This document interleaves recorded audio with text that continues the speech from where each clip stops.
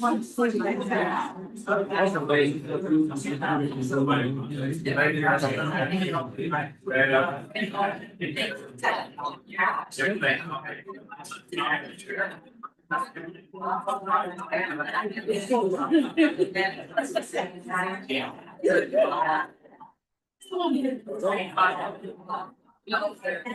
right, I have 8:30.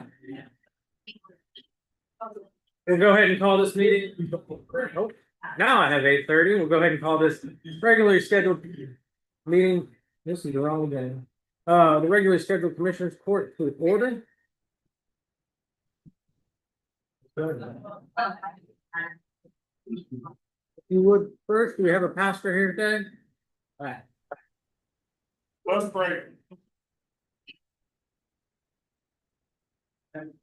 Father, we come before you today. We just lift up all the issues that are going to be discussed. I just pray for wisdom in this place.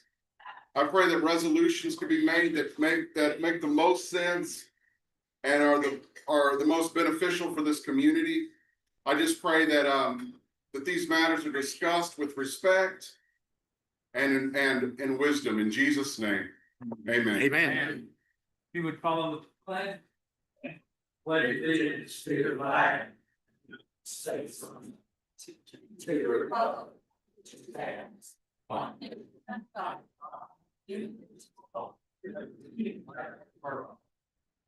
Honor to take to the flag, pledge allegiance to the United one state under God, one indivisible.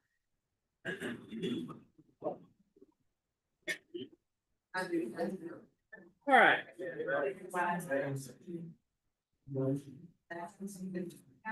They need to remove their hats and gloves. Yeah. Oh, all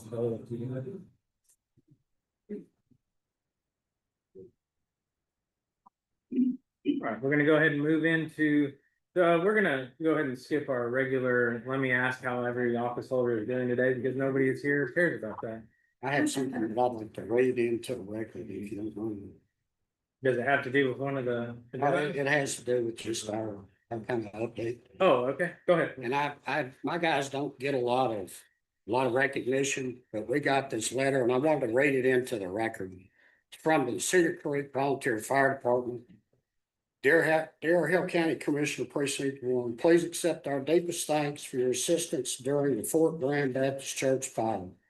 Your provision of equipment and manpower during such a critical time demonstrated exceptional generosity and professionalism. Your actions help support the ongoing response efforts and make a meaningful impact during a very difficult situation. We're incredibly grateful for your willingness to step in and serve without hesitation. Our community is stronger because of teams like yours. Thank you again for the courage, cooperation, and service. I'd like to read that into that. Any other elected official would like to make an announcement? All right, we'll go ahead and move on to the open forum. Open forum is going to be 5 minutes. Time limit. We have a sign-in sheet. If you would like to speak in open forum, we'll give you just a second to sign in, or just wave your hand and we'll get you signed in. Nobody? And I do know we have some online. Where's Miss Kristen? There are a ton of people out in the hallway that cannot hear you. Would anybody like to speak? Okay. Anybody want to speak? Anybody want to get signed up? Sign up. Sign up. What's that? It's on, yeah, it's on. Yeah, do you guys have a microphone? There are people, nothing. What's that? Yeah, that. No, man, this is the equipment that we have. I tried to get us into a larger courtroom and they're holding criminal documents today.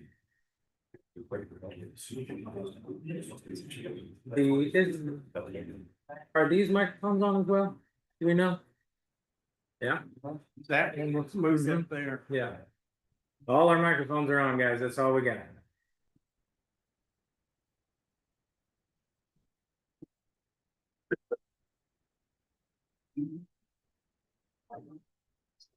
Okay.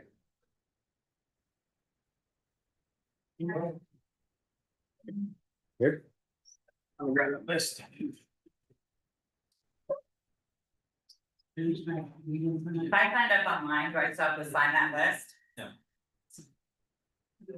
Oh, okay. All right. So first person that I have signed up, I hope I can. Yeah, I can read most of them. Jack Merrill.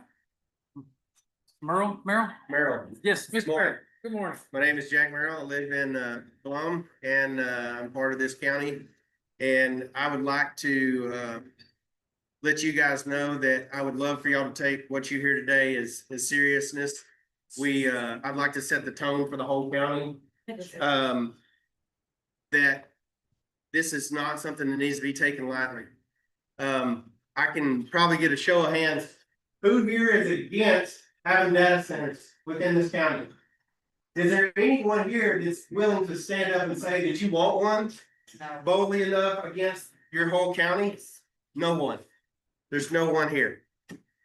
We need all that you guys can do to stop this and speak for us in lieu of your county is trying to speak. And they need you to step in and do whatever it is possible that you can do to shut this down. I read something this morning that said, the power is in the hands of the ranchers and farmers. And we're here, except for the ones that sold out. They took money and sold out the rest of their county, and they're not here. Is anybody here that sold out? Nope, nobody's here. So they're probably gonna move and leave us holding the bag of what they made the decision for millions of dollars and move to Colorado or wherever they're going. They're not here to stand up and represent their families and their friends and everyone else. So I guess I need to start with some of the concerns because you guys probably can't even make a decision in a short amount of time because there's so much understanding and research that needs to be done before you can make a conscious decision because there's going to be lives at stake, families, food for the county, the city, the things that we produce out there that they're going to wipe out. They're going to wipe out cattle, corn, wheat. And we talked about this last night where we are there to produce for the rest of the city and the county and worldwide, statewide, whatever. If we put data centers everywhere that there's food, there's no more food. There's no discussion of this. It's over with. There's nothing, no water to drink, no food to eat, nowhere to for us to even live, because these things take up our safety, our lives, our land. So you need to consider the electrical grid and the power concerns, the water usage and concerns, millions of gallons of water. They talked about last night that this was the money was gonna help infrastructure in the city of Hillsboro if they put one in the city. But the thing is, there's not gonna be any water to put through the piping that they're gonna replace. They take millions of gallons of water. They tell you lies about how good it's gonna be. The thing is, I've talked to people that work with data centers and AI and those things, and they said that they're now trying to create their own nuclear power within these places. They run this water through all these electrical components, and then it's wasted 4 times through, and it's wasted millions of gallons every single time they do that. And where are they going to put it? Back in the ground, back in a pond? There's no fish to live in that. There's not going to be any. Those are going to harm our groundwater.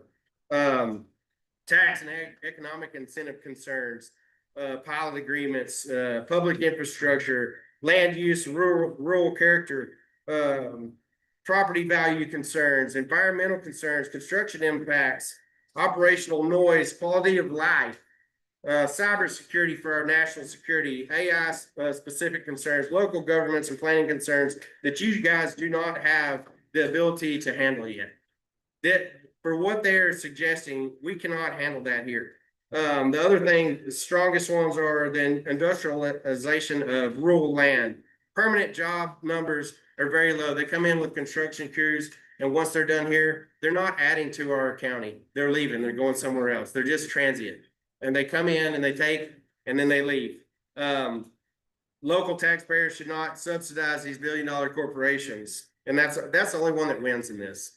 They come in promising all kinds of things, and that's just the sugar coating on them just getting to do what they want. This is the county against these guys coming in and wasting what we have and what has been built here on a community of agriculture and farming for many, many years. Public meetings. There's so much stuff that needs to be handled and understood. this is the Barnett Shell all over again. Come in, take and leave all this construction that's an eyesore that has no purpose in our county anymore. Let's see what else. The cooling technology changes, fiber network demands, the land strat. I mean, it goes on and on. This needs to be shut down, stopped for research. We just want it shut down. We don't want it at all. Anybody in here? Well, it's up to you guys. I mean, I don't know what y'all's concerns are with it as far as if there's any positive intake. We consider that. Thank you, sir.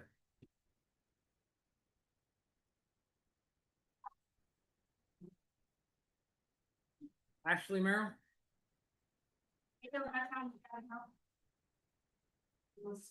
The next thing I wanted to add to let you guys know that Hold on a second. yes, sir. If they're gonna concede your time, just one of y'all say I concede my time. You don't have to get up and down. Okay, that's fine. We have 1,747 names within the county that have signed a petition against these data centers. That should speak loudly enough. That's in 1 week. That's in 1 week's time. The next thing is, we do not have the water capacity to handle these, and they're putting them in multiple areas. So the depletion of the water table and the Biloxi will be dry, the first Trinity, the second Trinity, like, this should be a non-discussion. If anybody or any of you have received calls from them, I'm sure they've begged you not to vote for a moratorium or anything like that. They want it to pass and move on so they can do their business. But if you've even considered it, I'm gonna try to say this as nice as possible. You're not fit to be in the position that you're in. I'm addressing y'all, and I'm sorry if that comes off bad, but if you consider this, if you're for the industrialization of this county, there's a reason that you should not be voted for again, or if you have not been.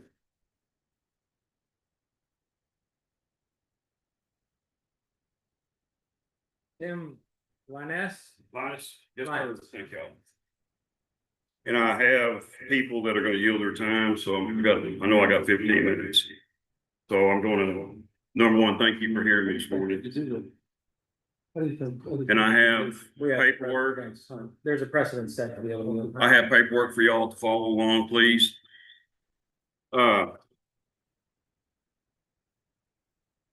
gonna get into what you as commissioners can do. So what happens when we talk about this with people in the counties? The first thing they want to do is say, well, the state's got our hands locked. Y'all can't do anything. It's all about the state. That is simply not true. You have things you can do in the county if you're willing to do that can stall, vet out the system, review their plans, and we're going to go down through them. I'm going to point blank here.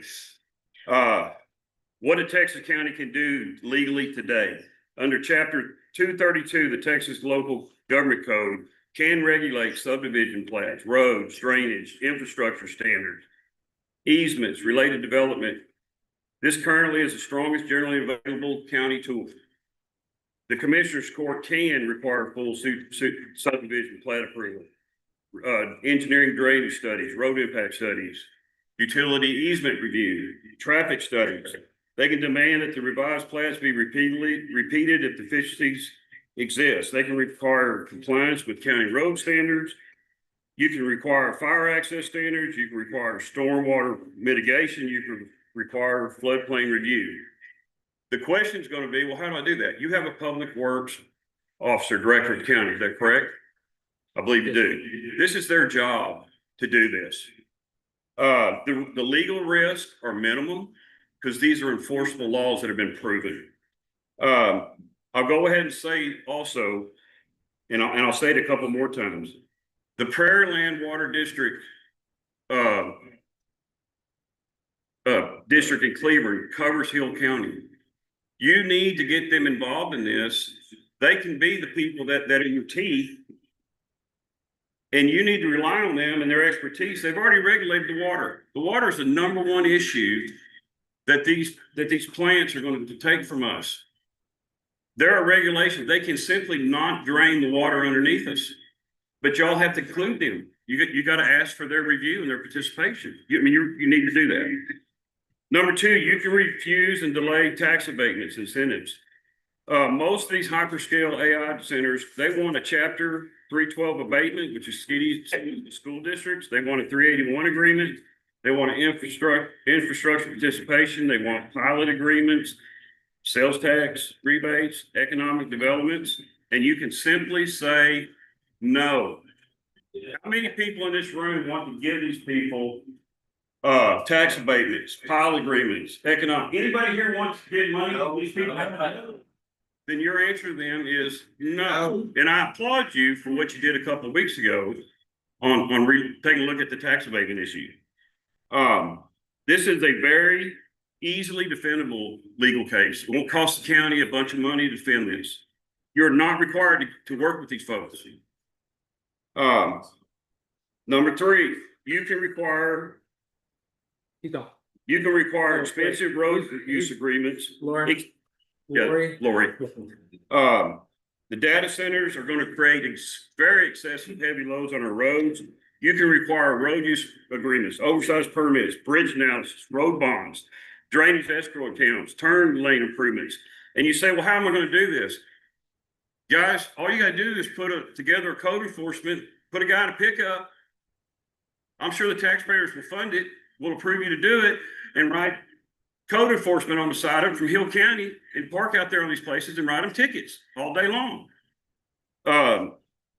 You do this by strictly enforcing the axle load limits that you already have or put in place. Restrict the haul routes, restrict the construction hours. These are all legally defensible. They don't cost anything to defend. Then you get into the bigger stuff that they really don't want you to do. Floodplain management, drainage reviews, bring the federal government in, FEMA, stormwater management. They don't want to do this stuff. You can require hydrology studies, large detention systems. We have a solar farm out there in our part of the county. There's no detention system. Their runoff just goes to a neighbor's place, and it's just not correct. They're supposed to control their runoff.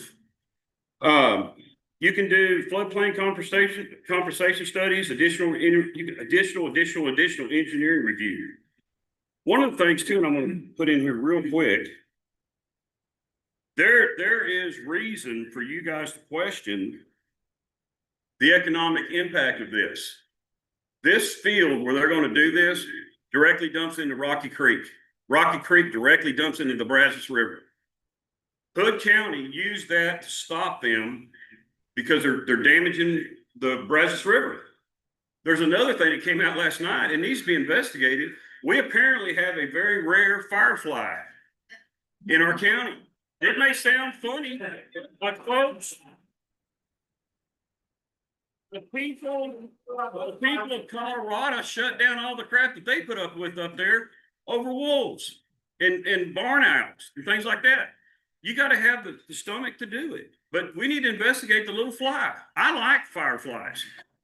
I don't want to see them go away. And I'll tell you, if you Google it, it's directly affected by light pollution. Okay, moving on. You can lawfully require complete applications. You can table those applications. You can request supplemental engineering. You can make them pay for it. They have to pay for it to bring it to you. Third-party review, fourth-party review, fifth-party review, peer review studies. These are all can be done consistently and transparently, and it will stop this. They will go somewhere else. Comprehensive infrastructure studies can be done. Again, your road standards, your drainage criteria, your subdivision regulations. You can deny all county participation of any of our infrastructure. Make them pay for it, the upgrades, before they use it. Not with, oh, we'll pay taxes for 10 years and then you can fix it. No, make them do it up front. If they want to affect our county, it's not our job to pay for that. And again, y'all can just say no. If you want to build this thing, then you build the highway out there that's required to carry the loads that you want. Don't put it on us to do it. We can't afford it. Our county can't afford that. Again, coordinating with the groundwater district is very important. We got to get Prairie Land to sign off on this stuff. And there are cases and there's proof that these data centers have gone around with illegal pumping. They don't want to follow these regulations. And I can tell you, they cannot cool this system with groundwater. They have to have at least 3,500 to 3,800 acres to even get the $1 million a day, 1 million gallons a day of water. Okay. Other things you can do, you can bring down, and we all hate it. We all hate the impact of the state, the federal government on us out of this county. But you know, every once in a while you need them. You can bring in TCEQ reviews, TxDOT reviews, ERCOT reviews, FEMA reviews. For God's sakes, I can't believe I'm saying this in public. The Army Corps of Engineers needs to be involved in this. And bless you having to deal with them. Historical and archaeological reviews, again. Environmental assessments. I come back to the Brazos River, y'all. They are dumping into Rocky Creek, run straight down to the Brazos River. The chemicals that come out of these cooling plants are known. It's bad. It's bad stuff, y'all. It's bad stuff. You can require development agreements with extensive conditions. Again, the developer wants you to cooperate. They want you to give road access. They want you to give plat approvals. Don't do it easily. I think George Pittenger is next, right? On the list. Mr. Pittner? Yeah. You can negotiate noise limits. You can set generator restrictions. Don't let other people around the state tell you you don't. You can. You can do it if you have the will to do it. You can require decommissioning bonds. This is a huge issue right here. What do we do with this thing when none of y'all are in court anymore, 20 years from now? Who cleans up all these lithium batteries? The way you solve that is you simply ask them for a cleanup bond. You make them put the money up to clean it up. We don't want these things becoming another super fund. If you guys look into that around the United States, y'all, those are horrible. But these are huge lithium battery properties. It's this ugly stuff that they're using. These chemicals and these products they're using are not biodegradable. They're not just going to go back into the ground like our plants and our animals, you know, when they're not on with us. They're not going to degrade. What happens when they catch on fire? Exactly. Have your time, son. And I'll tell you this too. Be right there to tell you. You can issue a moratorium. Johnson County did it. Pass another resolution. You can pass a resolution and send it to your state folks every meeting if you want to. Okay? But I will tell you, I agree with you. Moratoriums aren't going to help you. So don't waste your time with those. What you're going to have to do is bury them in government regulation that they don't want. That's why they're in our county. They don't want to go to Dallas County. They don't want to go into Houston like this because they can't do it. Fort Worth shut them down over by Aledo. If you just Google look into the news. A couple months ago, they tried to do a sneak around in the Fort Worth ETJ. Found them, stopped them. Another concerns, and some of these may be redundant. Minimum setback requirements. You can put that in your plat deal. Guys, we need the setback. Last night I was at the city office. They had a 25-foot setback to a house. And they were saying, well, maybe do 1,000 feet, maybe. Guys, they need 2.5 miles around these things. Look up the data. It's not hard to find. You don't want to live within 2.5 miles of these things. Make them secure the land to stop the noise pollution. Okay. And make them have enough acres that they can even think about justifying their water use because they don't want to do it. They don't want to buy that much land. There also needs to be setbacks from schools, churches, hospital, public park, water wells, property lines. They need mandatory landscape buffers put around, visual screening requirements. You know, they need to hide these cooling towers, not just for looks, but for the sound that they reverberate off. The substations are noisy. The backup generators. You know, we spent the last 25 years talking about this gosh damn climate change crap. Okay? And you hear about that from everybody around, blah, blah, blah, blah, blah, blah. Now all of a sudden it's okay for them to put 50 generators out there puking diesel into the air, you know, and we're supposed to say that's okay. It's not okay. We all know I don't care about the climate change, but we all know puking diesel fumes out in that kind of quantity is not good for anybody around it. So that needs to be looked at. The outdoor lighting spillover. Again, I know you're limited, but the little fly needs it. So don't exhaust that until it's gone. Use that information. Mandatory wildlife corridor preservation. You know, they're going to displace 35, 4,000, 5,000, 6,000 acres worth of livestock. Wildlife out there. They're just going to go away. It's not going to be there anymore because a deer can get up and go. We can't. Okay. No, that we'll never win the property value devaluation argument. For gosh sakes, guys, this is a real problem for all of us in this world. If you don't stand up to these clowns, there's not going to be just one of them, and that's going to be the other issue out here. They never come with one. This is a hyper scale plan. They potentially want 2 million square feet under roof out there, and maybe more. I mean, this is not a little bit. It might as well be a nuclear plant. It might as well, God forsake, it might as well just be a big old garbage dump, and don't even dig a hole anymore. Just start bringing trash over there. That's what it's going to do to us. Water use, I've already talked about that. Make them come up with their own water supply. Okay. I know there's a line that runs from Aquila to Cleveland through there. I don't know that I have anybody past that going to yield time. I'll wait. Well, I don't know who's next on the list. You can give them your time. Okay. Go ahead, sir. There needs to be the water use and water supply is very important. They need mandatory disclosures and it needs to be monitored, and we need third-party inspections on this. You cannot trust them. You can't trust them to tell you how many gallons they're using pulling out of the ground. I have a meter right across the street. I have a well, and Prairieland has some kind of technology tool, one of these things, I don't know, down at the bottom of it that monitors the groundwater level.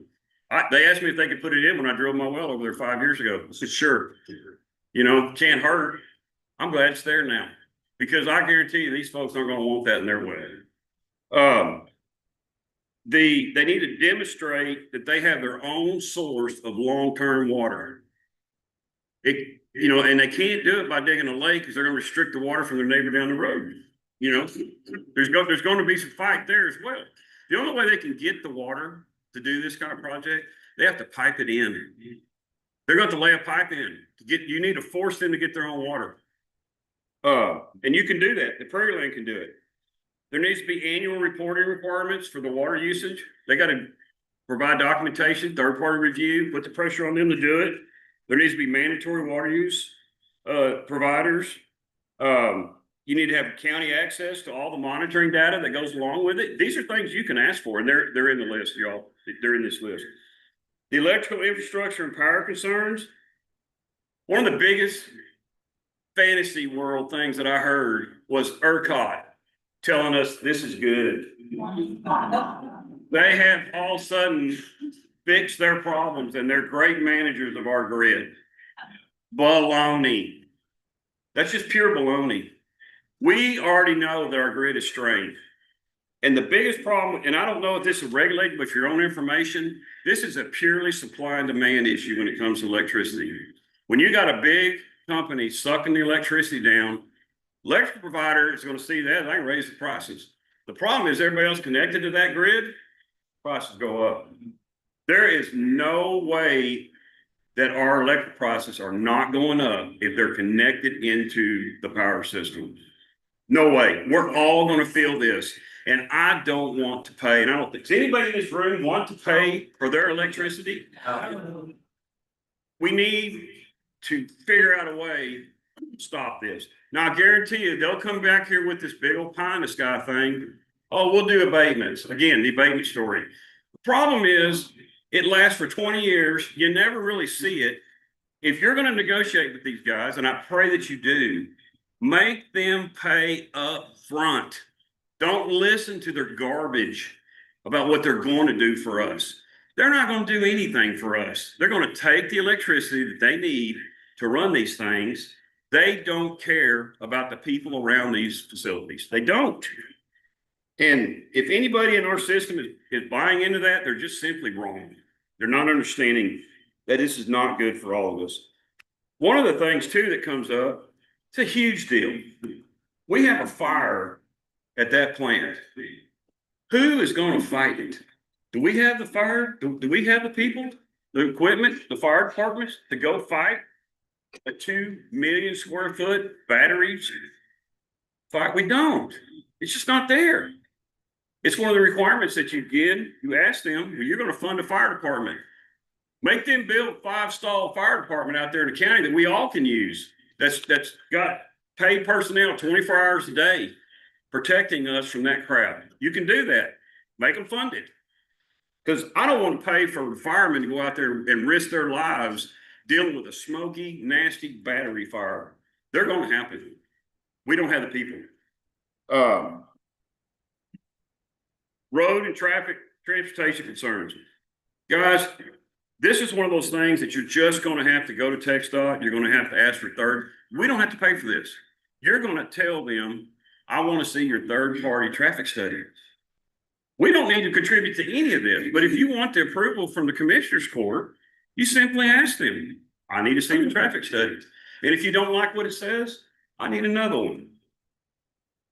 Okay? If there's something there you don't like, because you could say no. You guys can say no to those things. If you don't like what's in there, give me another one. Just you ask for, one of the things that needs to be done out there, if they build this thing, right now, this solar farm is down a little old county road. And I'm sure we're having fun to, keeping it. I drove down there the other day, it's bumpy as hell. Good shape. Yeah, it's great. Turning into that facility off of 3049, we need turn lanes. All that needs to be planned and vetted out. If you're going to build this thing, there needs to be a massive highway construction project out there to widen that road and make it safe for all the people that are going up and down there with the school buses and going to work and doing other things. I'll take it some more time. What's your name? Brenda. Yeah, go ahead. Okay. Along with the transportation, you guys can require the road use maintenance agreements. You just have to ask for them. You got to demand it. Just say, if you want to come be a neighbor, then, I'll put it this way. My wife and I have owned land in Hill County for 15 years. We built a house last year out there. Did anybody in here, besides her, contribute to our house construction? Did anybody in here pay for my fences, my road, my well? No. Did anybody pay for yours when you built your barns and stuff? No. This is my point. They do not get a pass because they're BlackRock or Google or Apple. They're the richest companies in the world. Why do we need to subsidize that? Make them pay. We don't need them. We're doing fine without them. But if they're going to come be a neighbor, then make them go by the rules the rest of us have to live in this county. It's just that simple. I know some people in government up in state, they're all about this. Texas is going to be the next data center world. Okay, well then build them in Abbott's backyard. They don't have to do it here. This is our home. We can say no. And if you can't stop them from building it, then make them carry the brunt of this plant. We cannot give them 1 inch. Get everything that you would require from any of us and make them pay every penny. I do not want to subsidize, and nobody else in here wants to subsidize this mess. Moving on. Emergency access route requirements, developer-funded traffic signals, road bonds, escrow requirements for future repairs. This is a major deal that I keep hounding on. Escrow. Make them pay for the future damage. They can't start building until you give us the 25, 34, $50 million that you're going to impact our community. You can do that. You can you can make it mandatory that they put in an escrow account. The noise and vibration, you're going to hear about that from other people. It's devastating. I don't know if you can do setback, but guys, in order to live next to one of these things, you need 2,500 feet minimum. And with the hyperscale one, it may be more than that. Air quality. Emissions inventory disclosures, air quality impact assessments, restrictions on generator emissions, stormwater prevention plans, thermal discharge monitoring. This is a huge deal right here, is the heat that these things generate. This ain't, boogeyman stuff. This is real. They heat up the area around them. Somebody said 20 degrees. I don't know, but if it's 5 or 10 degrees, it's too much. But they become a big old heat source. And it's devastating to the environment, to wildlife, to people. Again, environmental remediation, bonding, escrow. Guys, they're going to leave us a mess. That's the biggest problem we're going to deal with here. You should not be required to clean this up. And the only way to even begin to face that reality is to make them put it in an escrow account. Make them put their money where their mouth is. Give us the money to clean it up if you want. Drainage, floodplain conditions, again, we talked about it earlier, but FEMA, the floodplain areas out there, the retention ponds they required, that whole landscape out there drains towards Rocky Creek. Again, it's just so close to Brazos River, guys. They're discharging the water that they use to cool several times, and it doesn't come out the way it came in. There's plenty of studies about the chemical and components that are inside of that water once they use it for cooling. It's a mechanical process. It's not healthy for people. It should not be discharged back into our water system. Should make them haul it off. The fire protection, emergency conditions, again, a full fire suppression system. They need to provide a fire suppression system. That's the first and foremost to help. But in order to do that, they're going to have large storage tanks to hold their fire suppression water. If any of y'all have been around in any large industrial construction projects, they have a big water tanks on the job site or on the site that stores their fire water. Got to have those. Hazardous material response team. They need to come in and provide the hazardous training to our safety personnel. If we're going to be the ones to go out there, and I say we shouldn't be the ones to go out there. They should provide full-time hazardous team out there, fire team, safety team, emergency personnel, their own. We should not have to pay for that service. I got on here number 105, developer-funded fire station. Number 6, specialized fire training funding for our firefighters. Pay instead of depending on the volunteers. And I'm sure there's some of them in here that volunteer to fight our fires. I don't think they signed on to fight a 2 million square foot battery fire and breathe that crap and hope they live the next 30, 40 years if they're supposed to. The emergency communication system needs to be in place correctly that connects them back to our responders or police department or fire departments. And then it comes to this, the public transparency reporting conditions. We need public forums to discuss every single step of this. There needs to be one a month. Every one of these meetings needs to be on the live wire so we can all see it. And they may be already, I don't know, but that's a good step because you don't want to be in a situation where you don't feel like you're being, you don't know all the players at the table. That's why it's important that transparency is the biggest thing to help everybody take care of this properly. On top of that, annual compliance reporting, public complaint hotlines.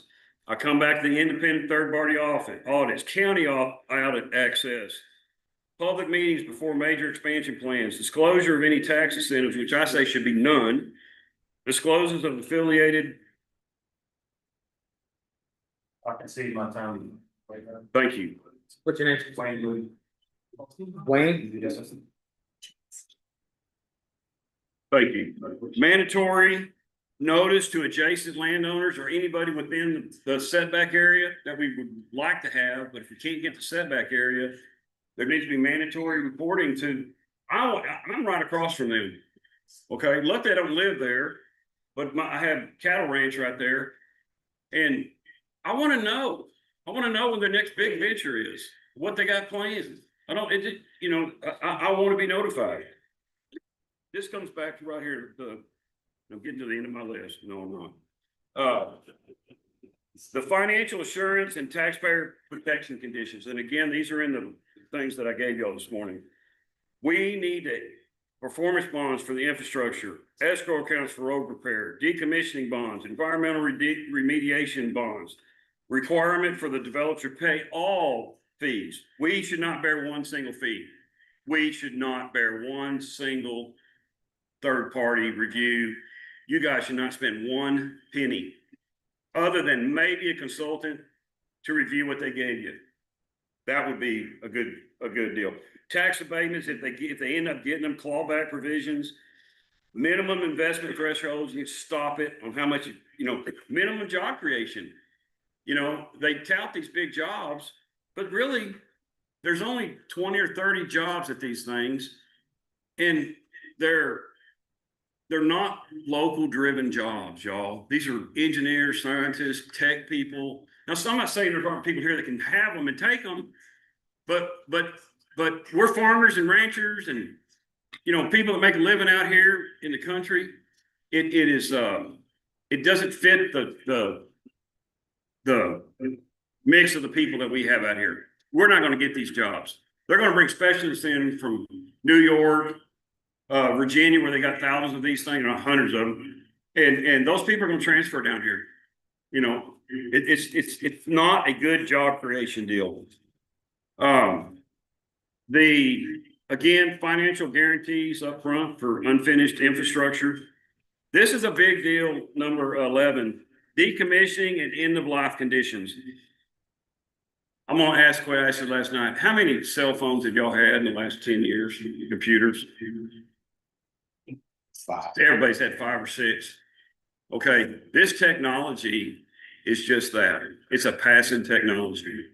If anybody in this room thinks that this is the end all to AI, they're just not seeing the big picture. Okay, there's a waste component in this stuff that's got to go somewhere, and it's not in our landfills. They don't know what's going to happen with it, which is a big reason why they need a mandatory decommissioning plan. They need site restoration obligations. They need hazardous disposal plans. They need utility disconnection procedures. They need time limits on inactive facilities. They can't sit out there for 20 years while we look at them. Soil remediation, groundwater remediation. You guys have seen them pull gas tanks out of gas stations for years, and they remediate that. That's one little hole. That's a 1,500 square foot area. You see the hole that thing does.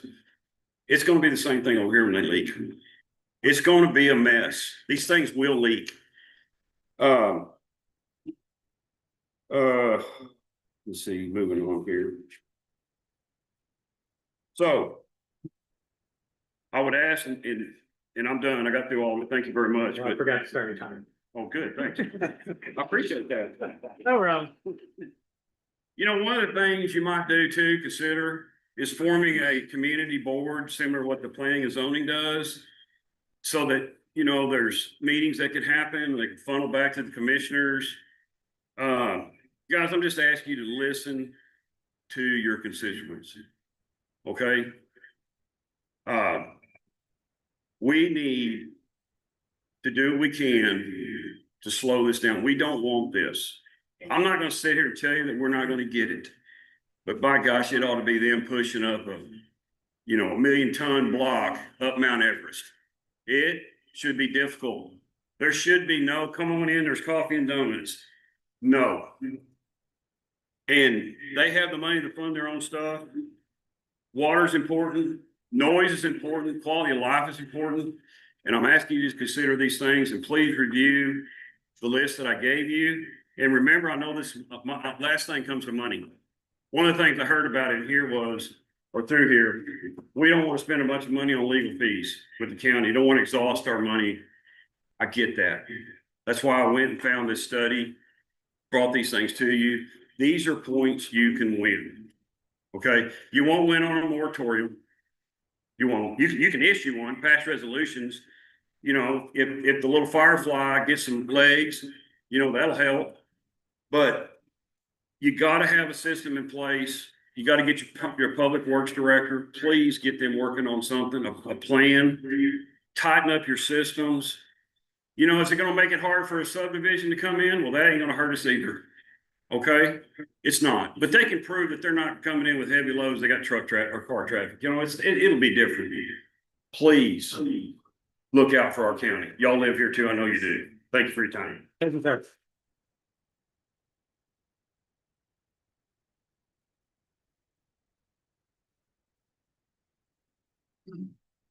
Tim Whelan.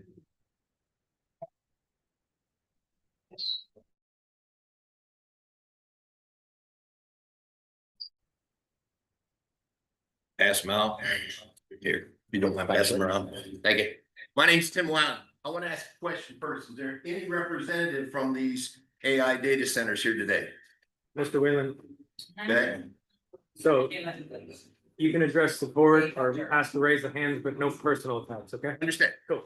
I want to, it's nice to have representation. Hopefully they'll get a chance to communicate with us and maybe give us some insight. My name's Tim Whelan. I own land here in Hill County. That solar panel farm that we've been speaking about today is my fence line. You go over my back fence line to the west, there's a solar panel.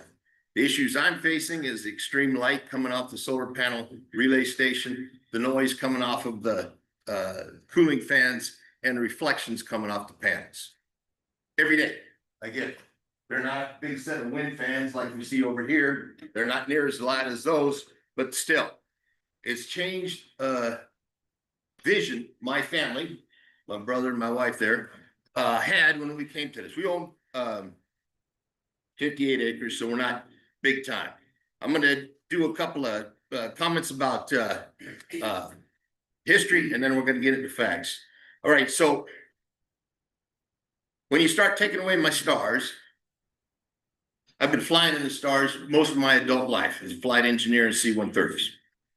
My neighbors to the north, of course, like they're gonna sell their property to the data center. That's just on my other fence line to the north. So I've got this massive data center building coming on the north side of me, and I've got a solar panel farm on the west side of me, and I left the city for a reason, okay? I'm gonna ask you, when those folks who sell their land to us, or to the developers, which they have a right to do, they're infringing upon my rights. With that noise, with that lights, with that ugly sized building going on. I'm gonna say something John Wayne used to say: be honest, work hard, protect those who depend on you, and never back down from a fight you weren't looking for. So history of my family, real quick, like 22 years. I served in the Marine Corps, 148 combat missions. My grandfather was a First World War sailor. My father served 27 years in the Marine Corps as well. He did Korea and Vietnam. I did Kosovo, Afghanistan, and Iraq. My son served in the Pacific in the Marine Corps as well. So we're a service-oriented family. We're not farmers. This is one of the reasons I wanted to speak. I'm not a farmer. Yes, we're trying to raise a few cattle.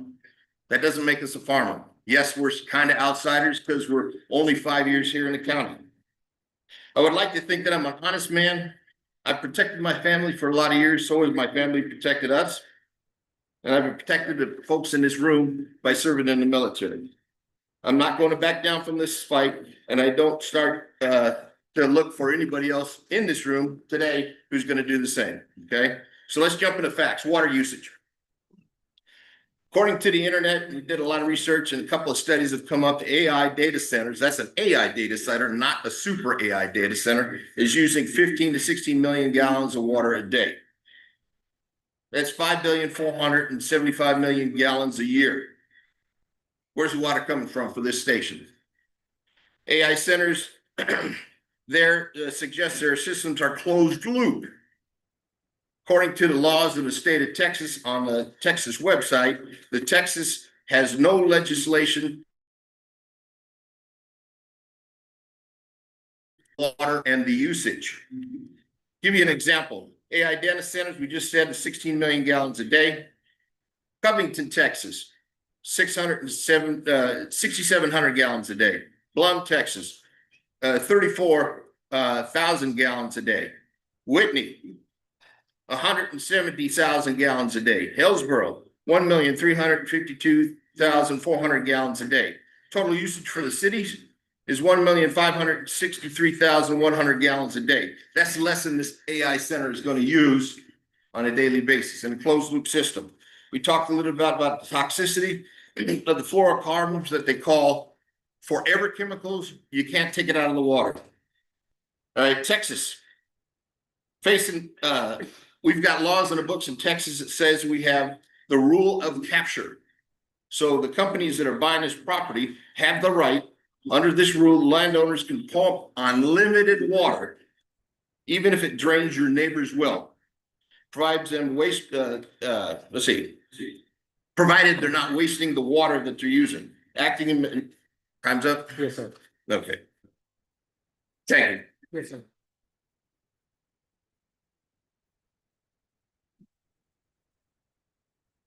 Tim Whelan?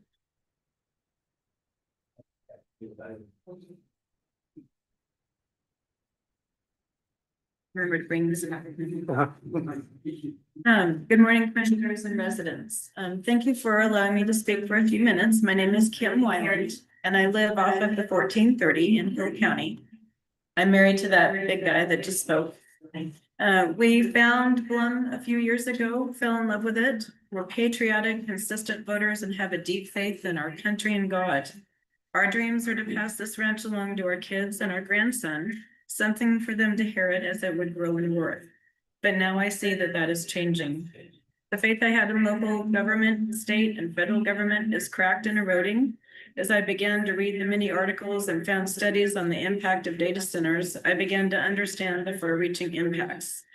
This isn't just about one landowner selling land. This is about a landowner who lives in an unincorporated area, selling land for high dollars to a company that will produce light pollution with a 5-mile light dome, affecting circadian rhythms, which affect the quality of sleep.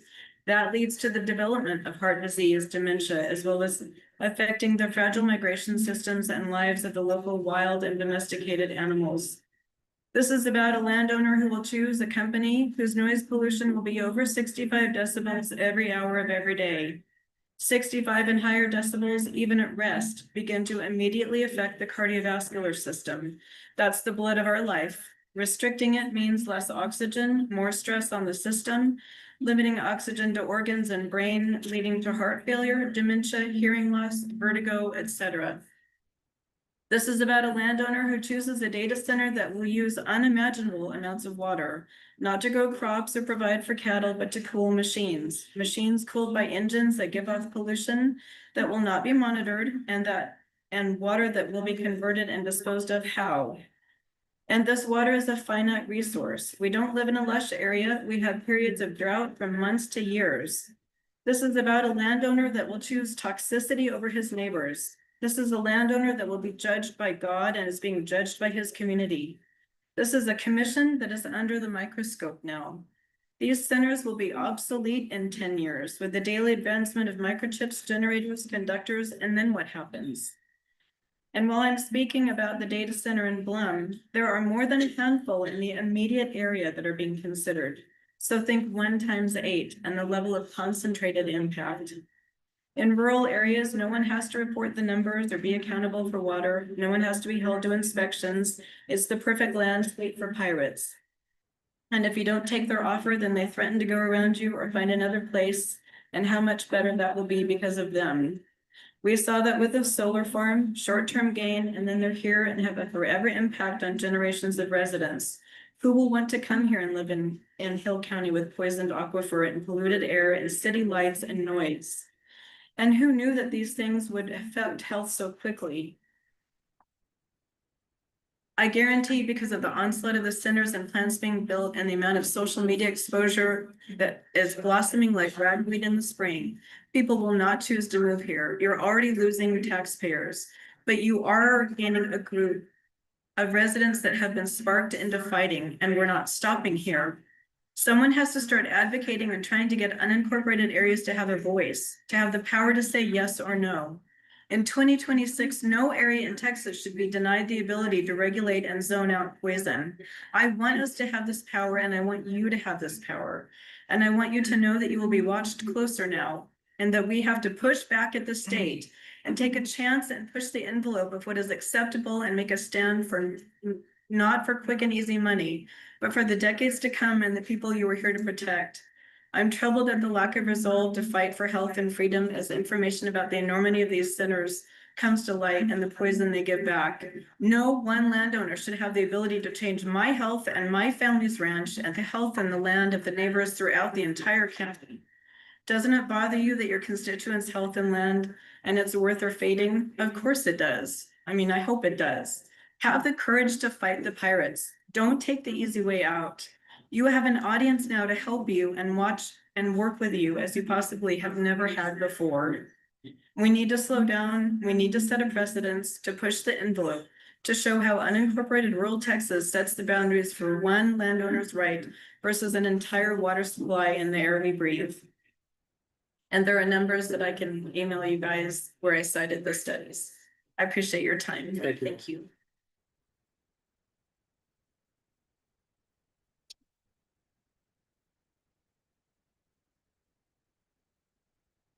Ted Whelan? Thank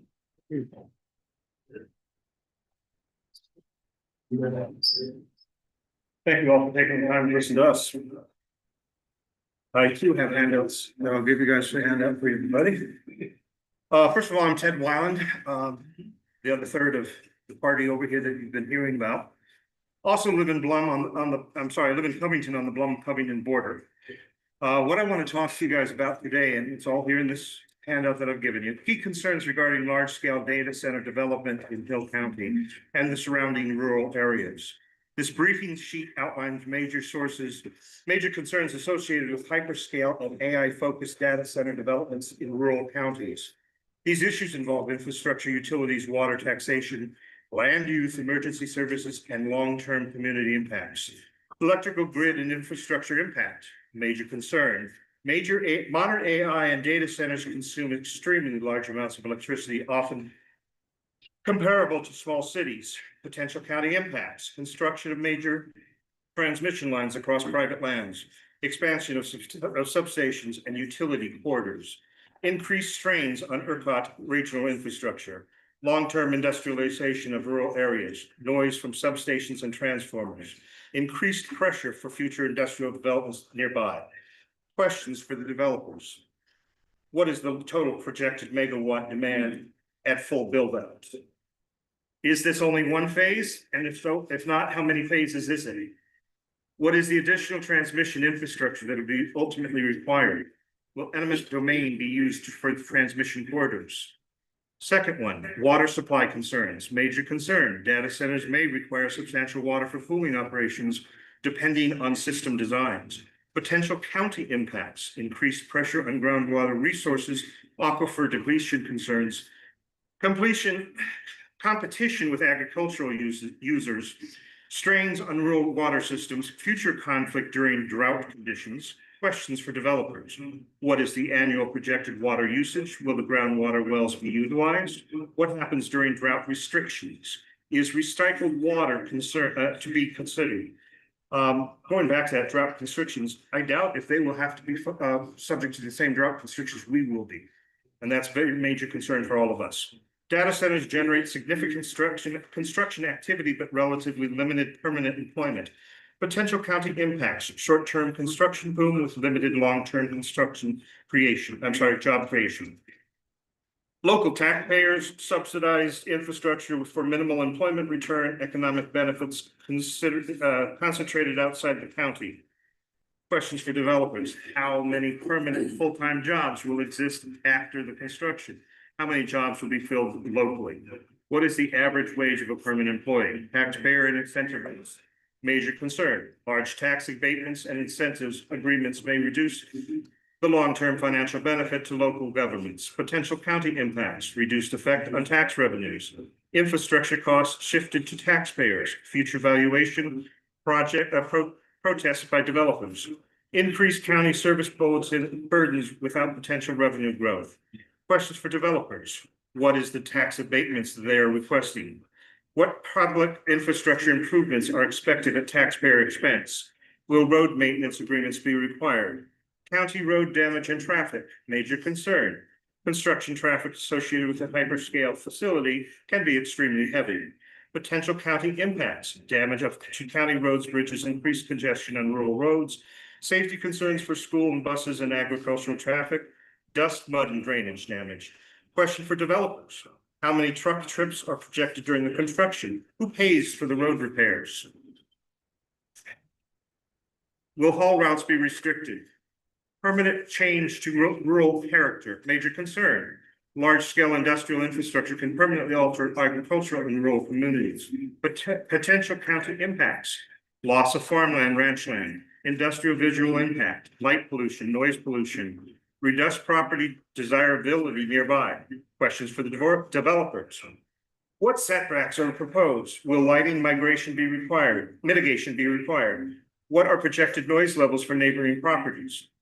Emergency services and public safety, major concern. Rural emergency services may not be equipped for specialized industrial incidents. Potential county impacts.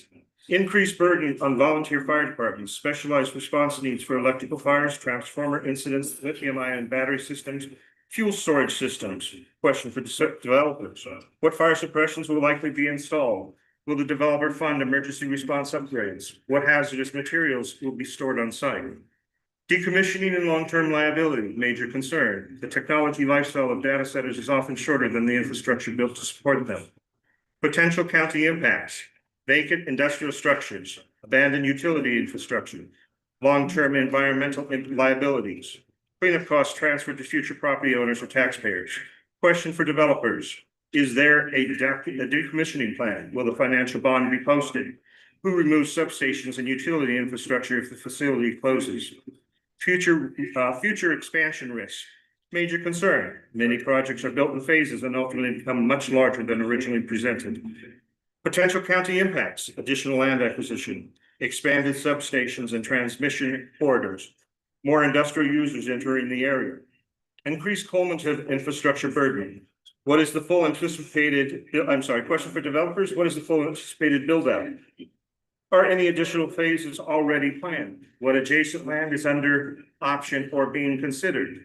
Lack of local control, major concern. Texas counties have often limited zoning authority in unincorporated areas. Potential county impacts, reduced ability to regulate industrial sightings, limited enforcement authority after approval, difficulty protecting neighboring landowners. Recommended county actions, require development agreements, require road use agreements, negotiate water protections, require lighting and noise standards, require decommissioning provisions, conduct independent engineering review, recommended independent studies before approval. The county should strongly consider requiring independent review of traffic impact, water availability, noise impact, drainage, emergency response assessments, grid infrastructure, economic impact, and long-term decommissioning. Suggested commissioner position, large-scale data center development represents a major long-term industrial to change in communities before any approvals or incentive agreements are considered. The rest I need to. I would like to close you with just one last thought. Gentlemen, don't let our county be the next Dust Bowl.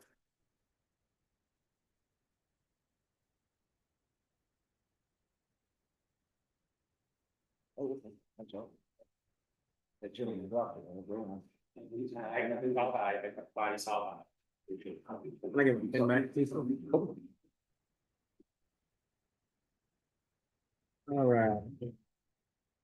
Born. I don't want to slaughter. How do you pronounce your last name? Do come in, Lauren, do come in. Okay. Good morning. Well, I don't live in Hill County. I am a close neighbor. Our family has been ranching for 6 generations, about 1.6 miles from the county lines, in the data center. So the decisions that are made here will directly affect our family's well-being and livelihood. County lines don't limit air emissions, water impacts, traffic noise, or light pollution. So I respectfully ask you guys to adopt the temporary moratorium on the proposed data center so that Hill County can complete its studies and set standards and protect county infrastructure, emergency response capacity, and neighboring landowners before construction begins, if it has to. I would also ask that the moratorium apply to the full integrated project and that active construction be clearly defined so that major industrial facilities cannot move forward in phases, preliminary site work or through separate filings before county studies are complete. I'm not asking the county to decide today whether these projects should ultimately happen, but I don't think they should. I am asking to make sure protections are in place before the construction begins, if it has to happen. The part of Hill County I live near is rural ranch land, and much of it is blackland prairie. It is not an industrial site. If this project moves forward, the county should first evaluate impacts to rural roads, water resources, nearby homes, families' well-being, livestock, and habitat, like these guys have been saying. And after reviewing the proposed emissions from the energy center, I am deeply concerned for our well-being. The application lists 212 tons per year of particulate matter and 20 tons per year of hazardous air pollutants, and a lot more on that list. So how can we be certain that we will not be affected by those concentrations? Many families here who live in rural Hill County, because they chose the quiet landscape and how it supports their livelihood and their ranches. Large industrial development would permanently change that. The loss of grassland, increased light pollution at night, constant noise and pollutants from these projects, closures of family farms, these will not be easily reversed. So for these reasons, I respectfully ask you guys to approve the moratorium, even if there are litigation or legal fees like he mentioned. If it is adopted, will the county please make these engineering studies, mitigation standards, and any waiver requests available for public review? We need to make these decisions wisely and be good stewards of the land that we live on, because we've only got one chance to do this right.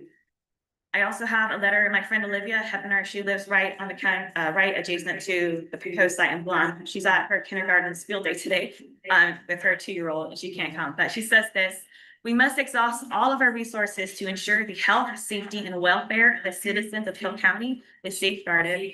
If they come after that, then we did all we could with a clear conscience.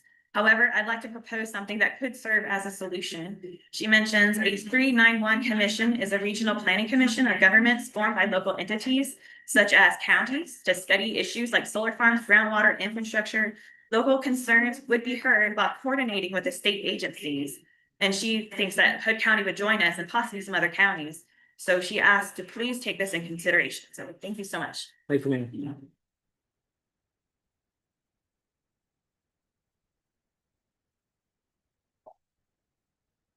Leland Limbaugh?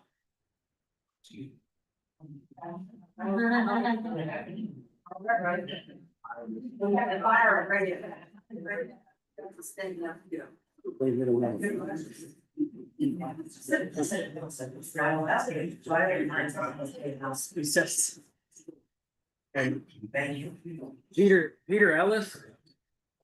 You're next, so if you're in a spot, you gotta get out of there. They're working on it. Morning, my name's Leland Limbaugh. I live in Blum, Texas. My property borders this site. My front porch is 1,100 feet from the property line.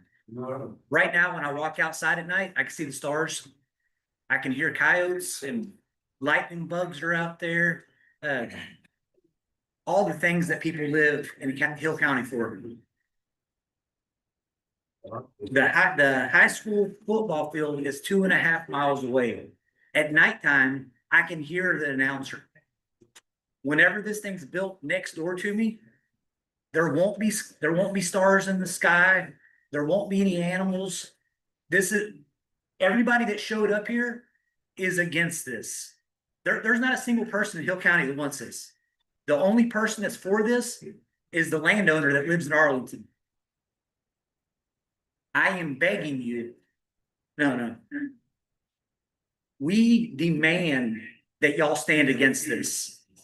In Van Zandt, the state fire marshal stopped this because the county didn't want it.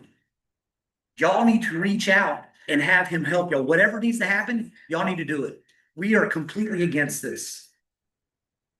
That's all I have. Thank you, sir. Thank you.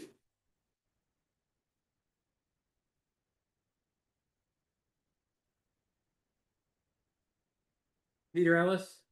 Yes.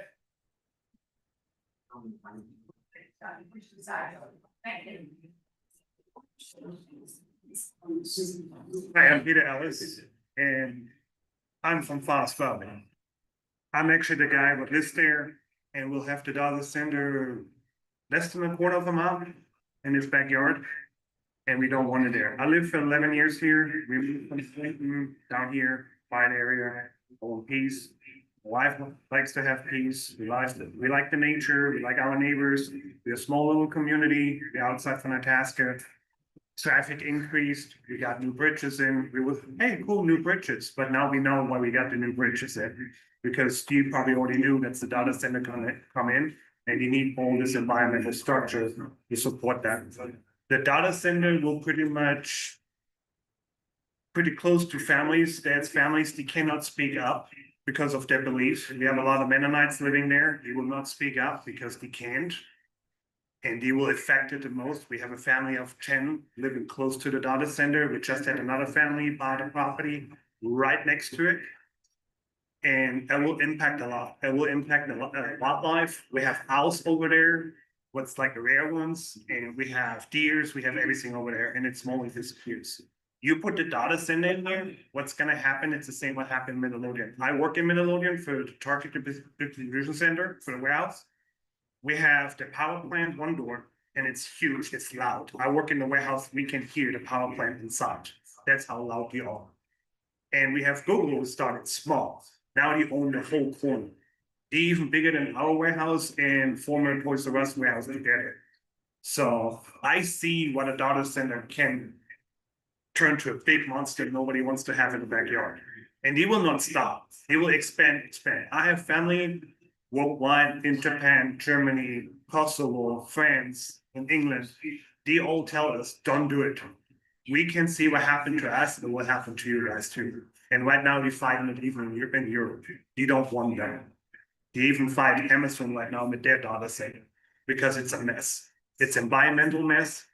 The water is already now, and to this morning, before I came here, Foss Valley Water released a memo like on the Facebook page that we have to conserve our water so there will be no issue for everybody.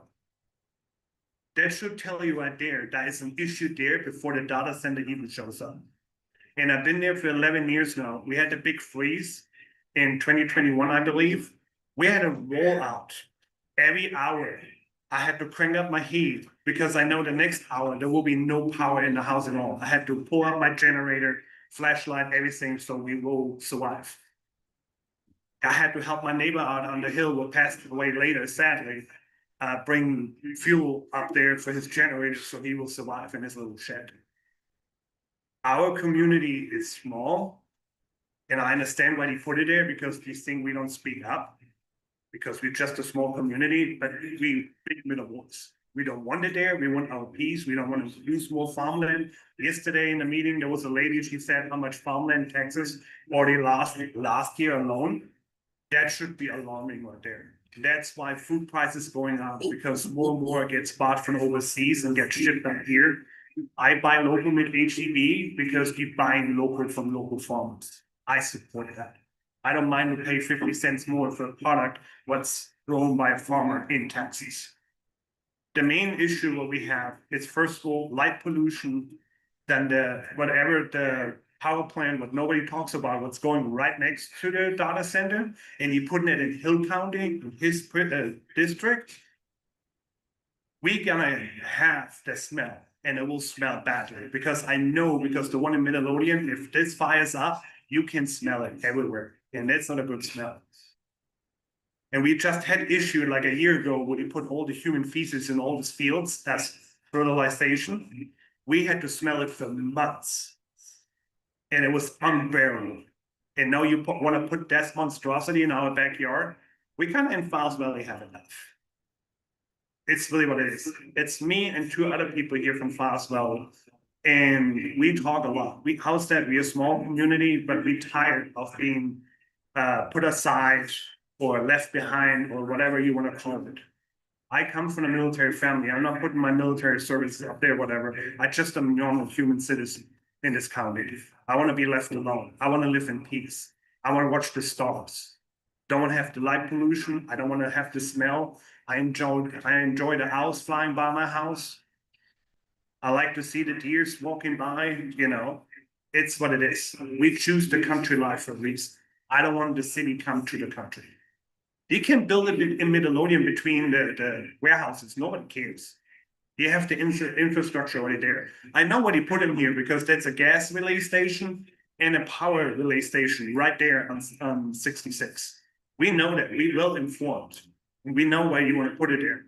But what a lot of people don't know, a few years ago, we had a big rain weather system right on top of us, like for hours just dumping water. You couldn't even drive on 66 to Maypearl because the whole road was flooded. This water comes from us and will come through where the data center gonna be. They will be flooded. If we have something like this again, it will be underwater. Thank you, sir.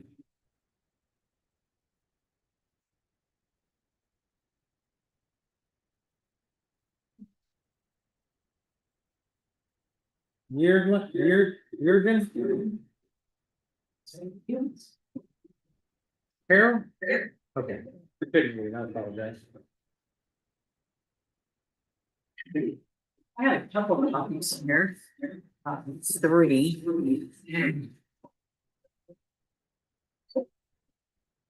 Good morning. Thank you for putting this on the agenda.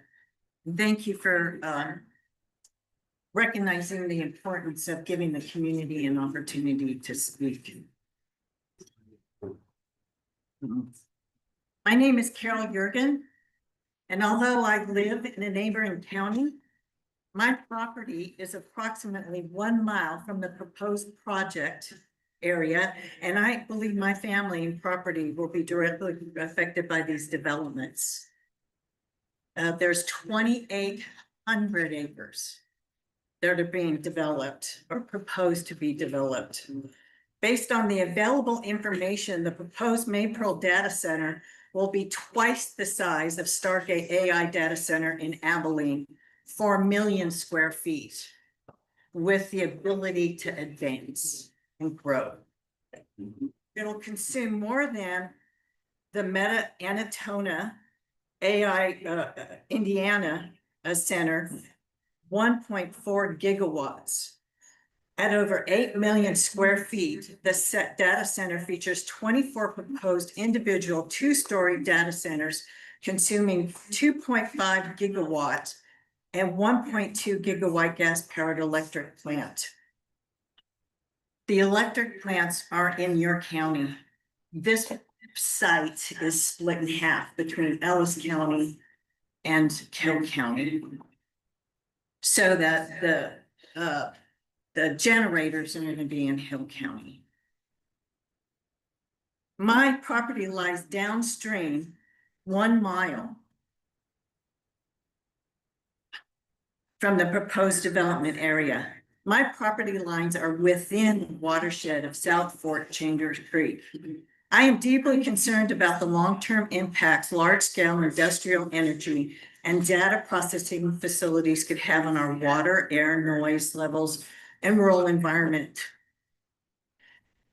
My family depends on a private well for our water supply. Many rural residents in this region do.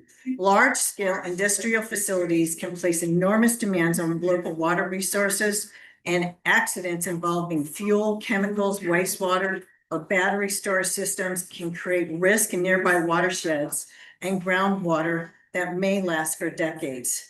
Once contamination occurs, rural landowners often bear the consequences personally and financially. Please be aware, there is a documented history with the developers who own this land. So I'm like totally with Tim, who says, let's get some of that money up front. I also raise livestock for profit on my property. Rural agricultural operations depend on stable water supplies, healthy land, and viable environment. Industrial scale development can fundamentally change the character and usability of surrounding cultural property through increased traffic, noise, lighting, infrastructure expansion. I'm especially concerned about the continuous light pollution, industrial noise associated with these cooling systems and related infrastructures. These impacts do not stop at county lines. They affect neighboring families, livestock, wildlife, and overall rural quality of life that residents in this region have worked hard to preserve. I'm also concerned about the potential impact on surrounding property values. Many families have invested their life savings into rural homes, farms, and agricultural land based on the expectation of peaceful rural environment. Large industrial developments can alter that permanently. In addition, many communities across Texas have experienced rising utility infrastructure costs associated with rapid large-scale industrial growth. Residents should fully understand those potential long-term impacts before projects of this magnitude move forward. My husband suffers from asthma, and I'm concerned about the cumulative air quality impacts associated with this large-scale power generation. Backup generators and construction jobs, traffic emissions, industrial operations that may accompany these projects. Respectfully, I support the county considering this moratorium. I wanted to point out as well that all these issues violate nuisance laws. And it's not just neighbors who are, these are not just neighbors who are throwing a loud party. It's just like, so, you know, well, thank you for your time. In conclusion.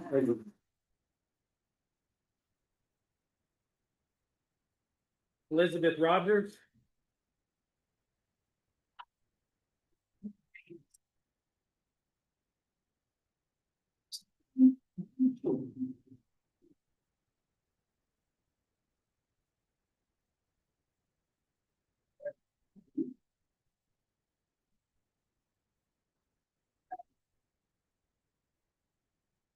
Morning. Good morning. My name is Elizabeth Rogers and I live in the Maypearl, right at the Ellis County and Hill County border. And we share a fence with one of the proposed Freedom Center sites. I appreciate the opportunity to speak today to support the potential temporary moratorium on power generation and data center construction activities within unincorporated areas in Hill County. I'm here not just as a resident, but as a steward of land that has been in my husband's family for generations. Our family farm, recognized as the inspiration for the film Places in the Heart, is more than property. It is a living piece of the region's history, culture, and agricultural heritage. Today, that legacy and many others like it faces a new kind of threat. Data centers are not small developments. They are large-scale industrial operations. In rural areas like ours, they bring constant noise from power plants and cooling systems, bright lighting that changes the night sky, heavy truck traffic, and enormous demands on water and energy resources. These fundamentally alter the character of our rural community. The danger is not just environmental, it's structural. Rural counties like Hill County currently lack the regulatory tools needed to properly evaluate and manage these projects. We do not have zoning protections like cities. We do not have the same level of environmental review or infrastructure planning, and yet these are precisely the areas that developers are targeting. That puts counties and families that live in them at a disadvantage. We need a moratorium so that we can carefully assess whether projects like the proposed NRG Prairie Energy Plant in Eastern Hill County really does benefit the community. It must be determined if by allowing projects such as this to go forward, we risk allowing industrial scale development without sufficient safeguards for neighboring landowners, without protections for water resources, and without guarantees that land can ever be restored to its productive agricultural use. For families like mine, and for countless farmers and ranchers across the county, this is not theoretical. It's personal. It's about whether the land we pass down to the next generation remains viable, or is it permanently changed in ways we cannot undo? A moratorium is not about stopping progress. It's about ensuring that growth is considered, responsible, and respectful of the communities that it impacts. It's about giving counties the tools that they need to protect property values, safeguard water sources, ensure proper siting and industrial facilities, and preserve the rural character that defines Hill County. I urge this court to support calling for a moratorium and send a clear message to the state of Texas that rural communities deserve a voice and counties need the authority to protect them. Thank you for your time and leadership.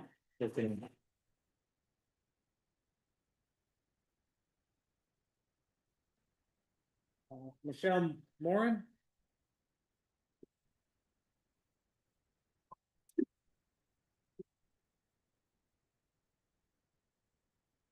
Hi, I'm Rand from Whitney, and just going to throw out a few things. I think the transparency is very important. I think we need to have a recall on any decision made on this day. Have the data center come here to ask questions. We need answers. They need to answer the questions. For us to just tell us how we feel, we need answers. So I think that transparency has not been there for this. We can't even maintain our streets around this building. How are we going to maintain a $1 billion company coming in here? So we need to reconsider and, rethink about this, because we're not talking about one, we're talking about numerous data centers. So also, could y'all introduce yourselves and for the record and what y'all's positions are Oh, yeah. here? Because that wasn't. Hold on, that wasn't one, you're No, right. so. Thank you. Thank you.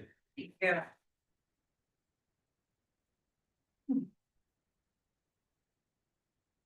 You apologize, I guess I assumed, huh? You know what that does. My name is Judge Brasso, I'm the county judge. Jim Holcomb, Commissioner Precinct 1. Larry Crumpton, Precinct 2. Scotty Hawkins, Precinct 3. Morgan White, Precinct 4. Tara Bassett, County Clerk, Chief Deputy. She's taking our minutes. All right. Thank you for that reminder. All right, Charles Whitfield. You bet. Hey, wait, thank you. So, you guys got lots of studying to do before you make a decision. I can go ahead and tell you from the things that you've been told about the solar farm that's there, that you weren't prepared for it, to make decisions about it. One of the guys standing here in here owns land, and that water's running across his place. They just dug a ditch and sent it on down right into Rock Creek and the Nolan River and into the Brazos River. I know how this goes down. These guys have found one property owner and flashed a lot of money in their face. And they've taken the bait. They sent those letters to some of us a couple years back with promising 20% up. And then so on and so forth, so they could do their studies themselves. What they were trying to do is figure out how many people they could get on board to sell them land to do this before you guys had a chance to even understand that they were here. I'm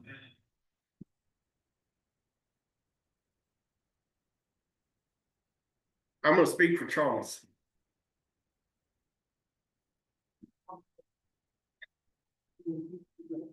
He's lost most of his family on his property, right adjacent to this. And I'll go ahead and say it, Mark White and Sherry White are the owners of the property that's under this agreement.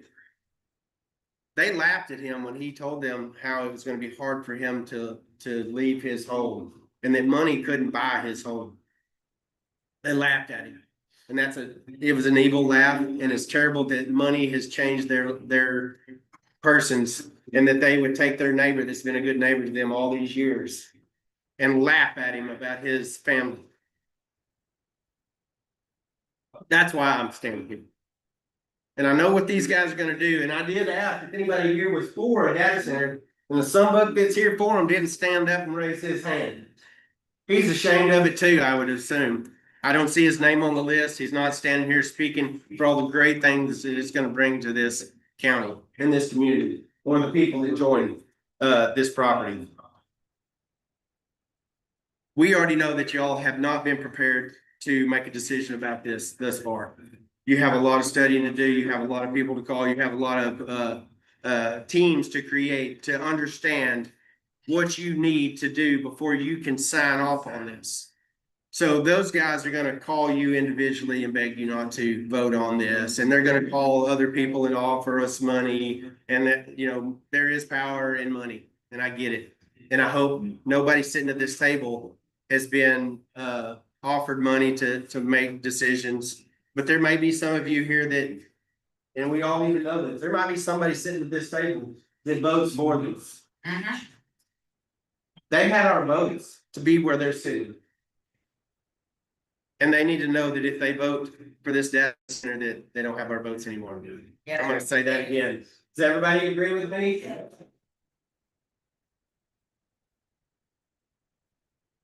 There's a bunch of people sitting out here that got the wherewithal to fight with their hands, their feet, their money, everything they got. And we're asking y'all to do the same.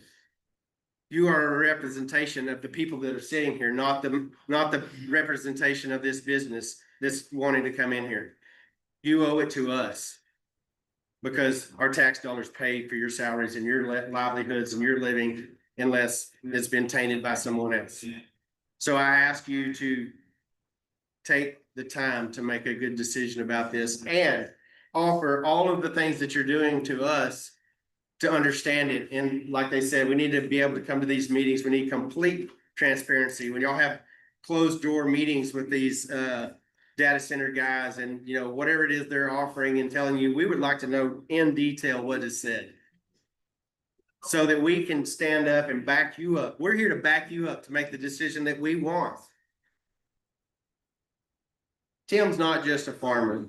He's been in industrial construction his whole life. What he brought you is not just passion from his heart. It's facts. And it's things that you may not understand because you haven't had the experience that he has out in this world, in this field.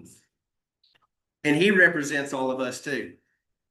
And we want you to go through the steps that all these great people have brought to you today and make a good decision about that. Please. Thank you, sir.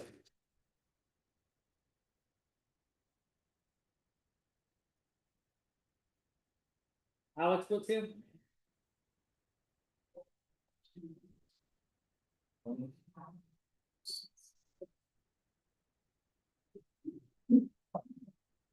Hi, I wasn't really prepared. My name is Alex Whitfield. I am the wife of Charles that Jack was just talking about.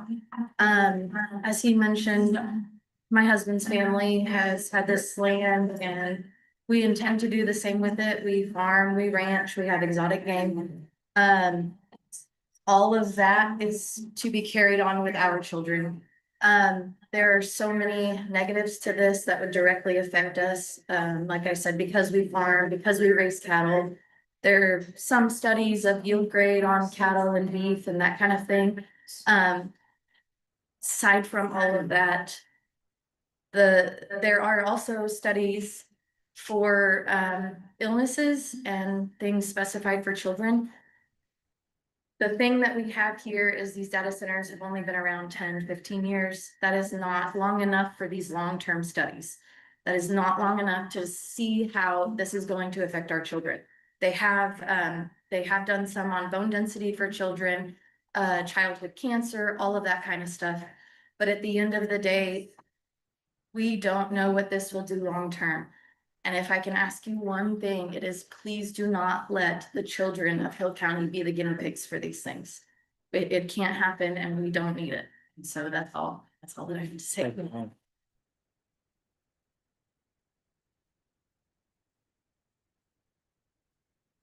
John Howard.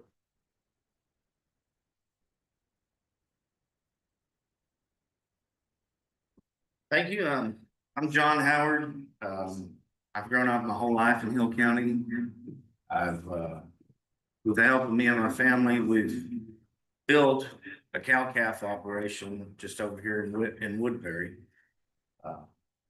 We didn't get into cattle for money. You know, I mean, everybody knows there's no money in cattle.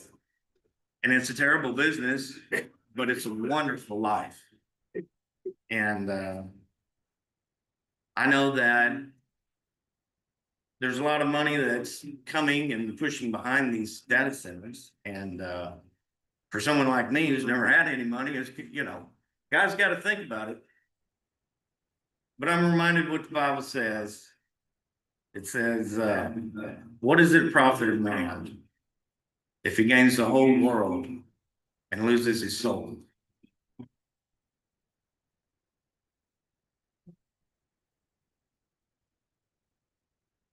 I don't know much about data centers, but through very smart people, my neighbors have been educating me about it. And I just ask that let's not lose the soul of Hill County. And that's all. Thank you.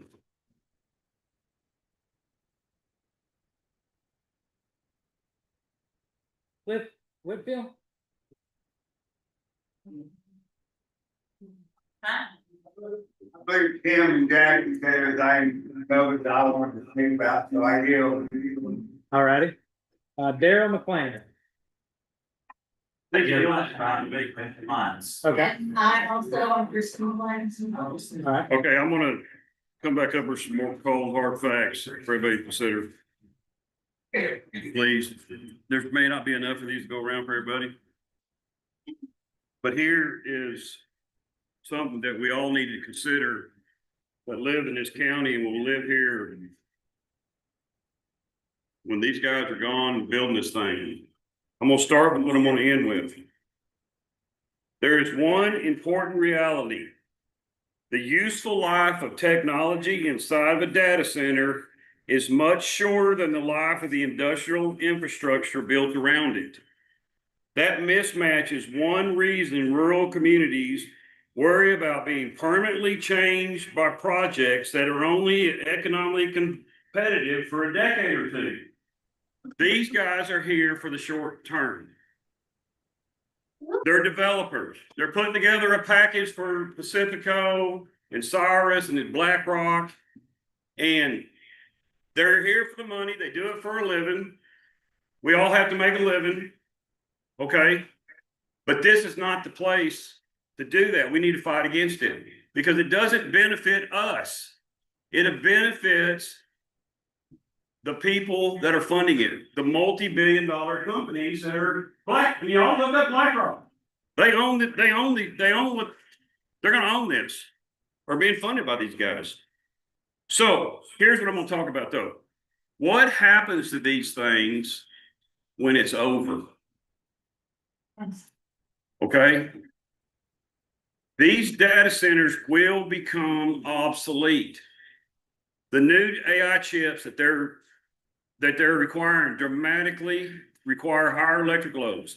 The older facilities, which these will become old, will not support the new rack densities, the advanced cooling systems, the higher voltage distribution. The cooling technology will change. These facilities will become old. They will become inefficient. The cooling systems that they're proposing right now will not last. They don't last. This is like your dishwasher. Your dishwasher lasts you 4 or 5 years. It's the same thing with the equipment they're putting in this stuff, y'all. This is man-made products. They don't last. You have to replace them or they go away and build a new one. The newer facilities, when they come, these won't be viable anymore because there will be different fiber architecture. There'll be lower land and sea regional placements. There'll be larger switching capacities. The land strategies will change. These companies will relocate when they find cheaper power, better tax incentives, and cooler climates. They're not meant to be here. They're going to find a more reliable water access, and they will go to that place and pitch this thing again to somebody else. These servers have to constantly be replaced. The typical server life only lasts 3 to 6 years. The batteries last 7 to 15 years. The generators, they might last 20. The cooling equipment, 15 years or so before the chemicals eat them alive inside. What happens to the data center when it shuts down? Well, the problem is there's no single standard nationwide cleanup process yet. The outcome heavily depends on you guys and the front negotiations if you go down this road with these claims. You have to make sure the local agreements are in place.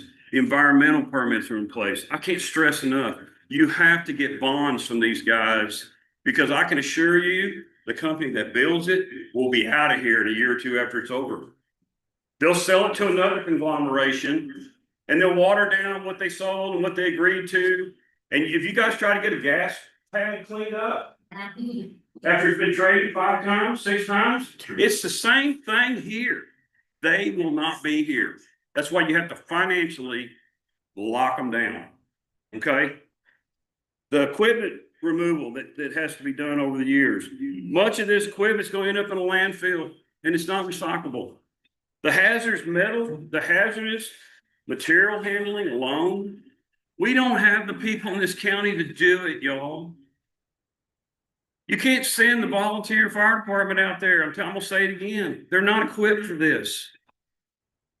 The abandonment, removal of substations, fiber infrastructure, water systems, fuel systems, all this stuff's gonna become obsolete. It's gonna be in the ground. It's gonna be on top of the ground. It's just gonna be a mess. If you guys have ever seen an old industrial park, we have them in Hillsboro. Look, go down to the industrial park. There's some of the old stuff down there. It's gonna be the same thing. One last thing. Well, you have another. Okay, good, even better. Thank you. What happens after they leave, and they will leave, y'all. This is like a computer you bought at your house. You're gonna buy a new one in 4 or 5 years. This technology will be replaced. We don't need to be sucked into this. Like it's something that's gonna last forever.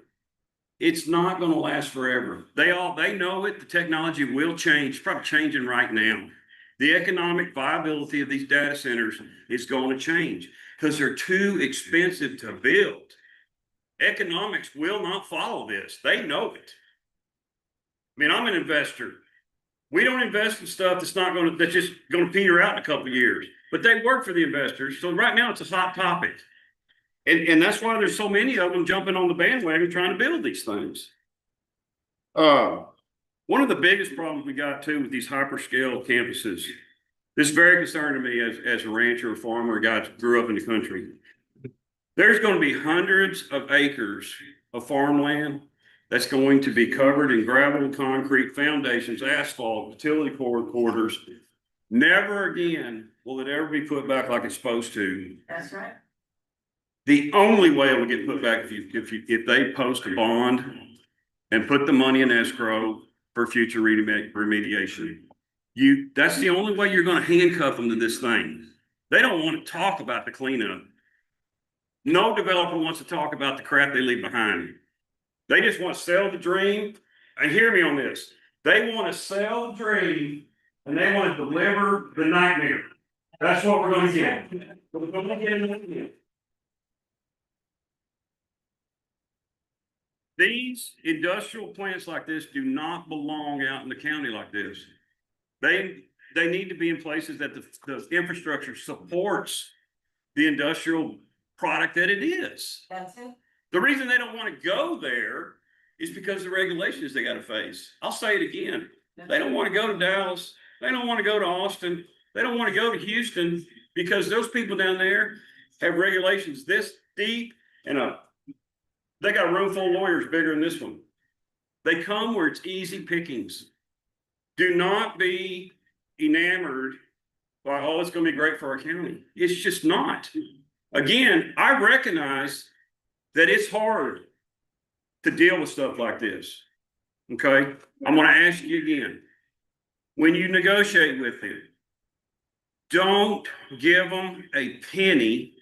Please do not give them a penny of our tax dollars and make them put in escrow real money that they can't claw back to clean up this crap when they're gone and to fund what the county's gonna have to do to support them. They don't wanna talk about these things, guys. They're gonna come in. I bet Hubbard never got that down there. They probably have, the fire department down there is not gonna get a penny out of these guys. You know, one of the things that's dear to my heart is the youth and the agriculture, 4-H, rodeo teams, things like that. I have been a supporter of the youth for 40 years. The only people that come to support those events, those sales, those baseball teams, they're us. You will never see a check from Pacifico Energy. You might now, because I said it, or BlackRock. They won't send a check to help your community stuff. They won't. They don't care about us. Stockholders are the whole shareholders and stockholders own these businesses and they're beholden to them. Okay, again, these things, they should be in industrial parks that we have spaces for them. They don't want to go there because they think we're chumps. They really do. They think they're going to go to Mayberry, bring an apple pie, and smooze everybody into these plans. They've already. Please, I'm begging y'all, get the cleanup money, get the infrastructure money up front. Demand the infrastructure be in place before they move one piece of dirt. Don't let them drive on our roads until they paid to improve those roads. Make them do what they're going to promise you they're going to do with their tax abatements in advance. You can do that. When they're faced with the reality that they have to actually pay for what they're doing, then the economics will go away. Probably won't happen. They're going to go to another county, somewhere else. I mean, I hate to say it, but that's what's going to happen. Please, guys, do the work of the people here. Don't be beholden to companies that come here and want another handout. They don't deserve it.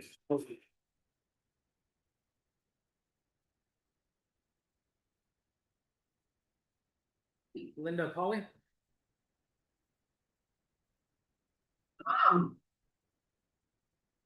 Okay.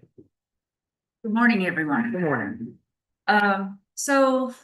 Today I'm here to point out the concern of the citizens of Hill County and them asking for meetings surrounding important programs to be placed at around 5:30 in the evening.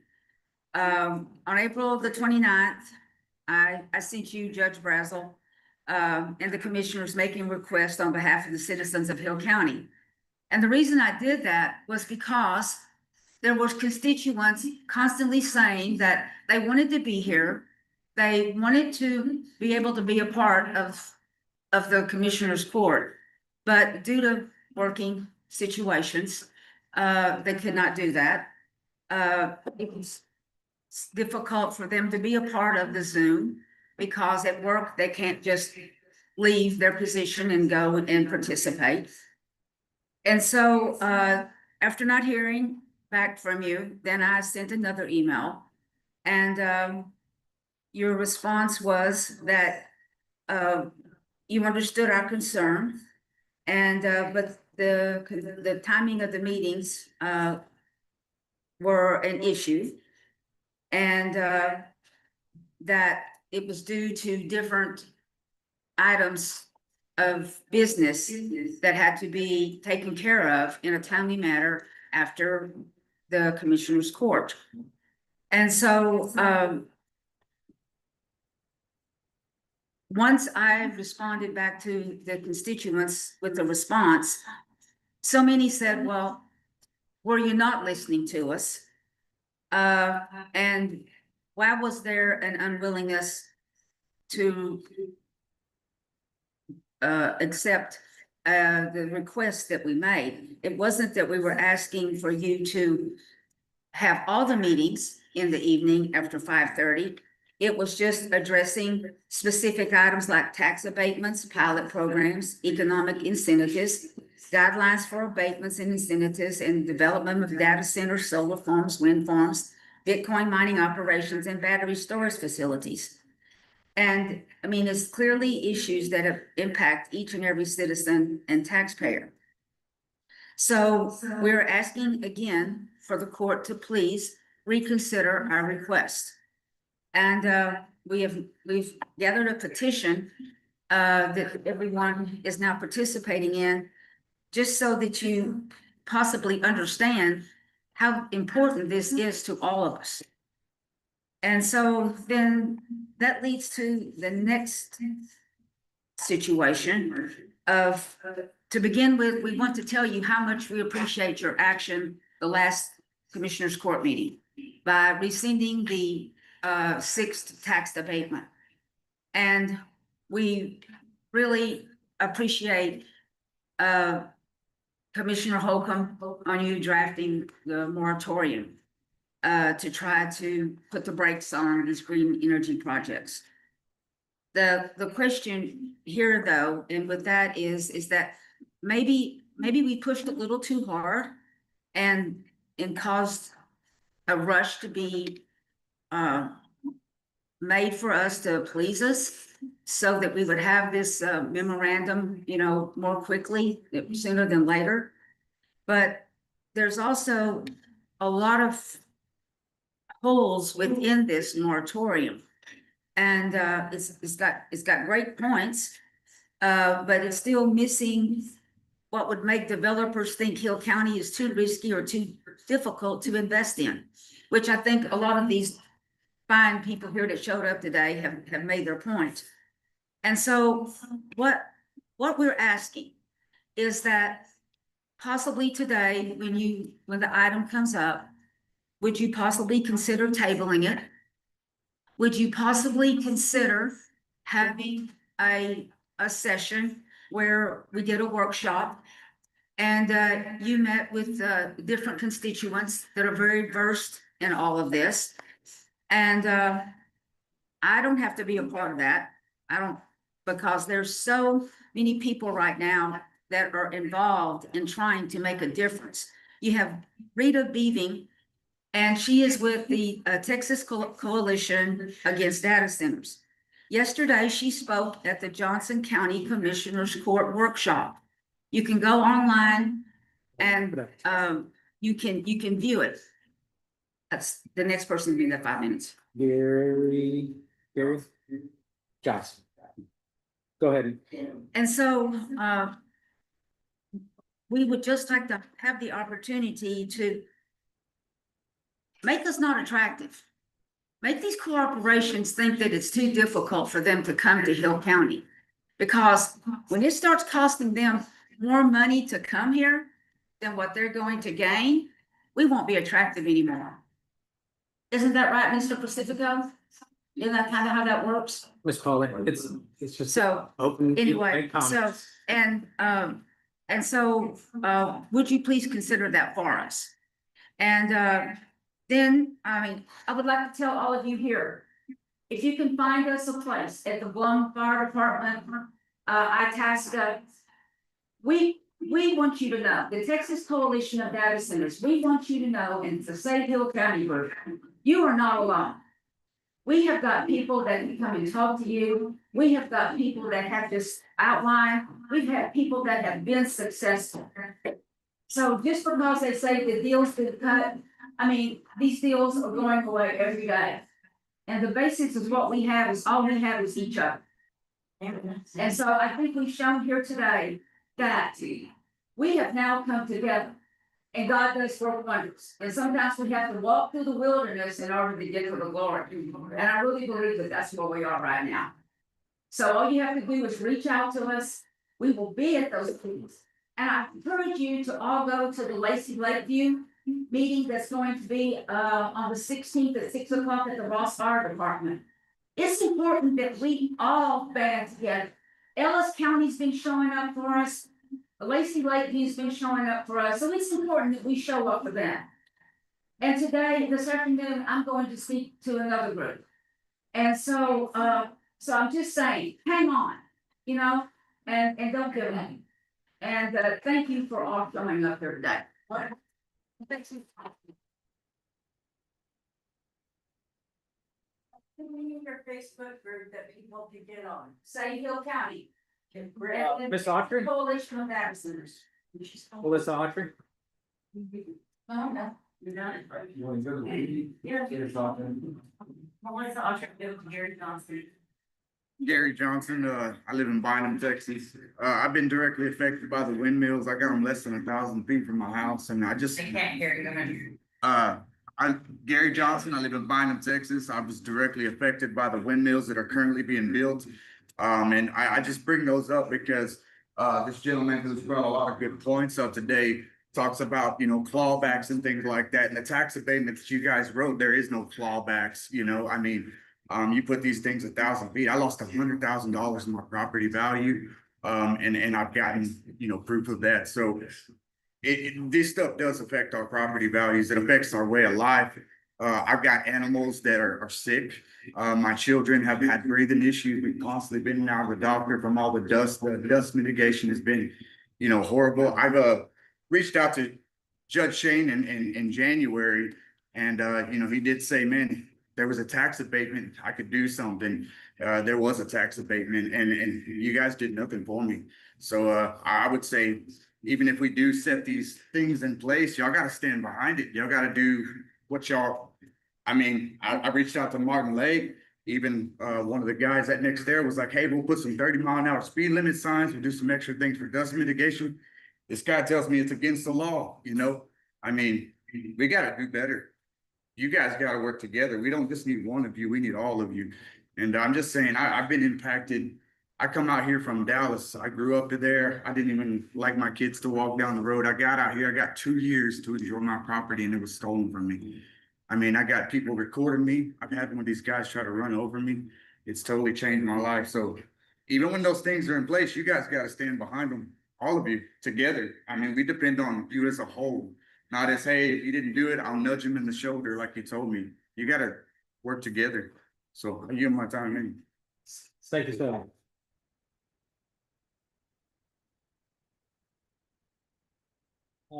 John Lovelace. I yield my time to the next speaker. Mariah Costa? Sorry.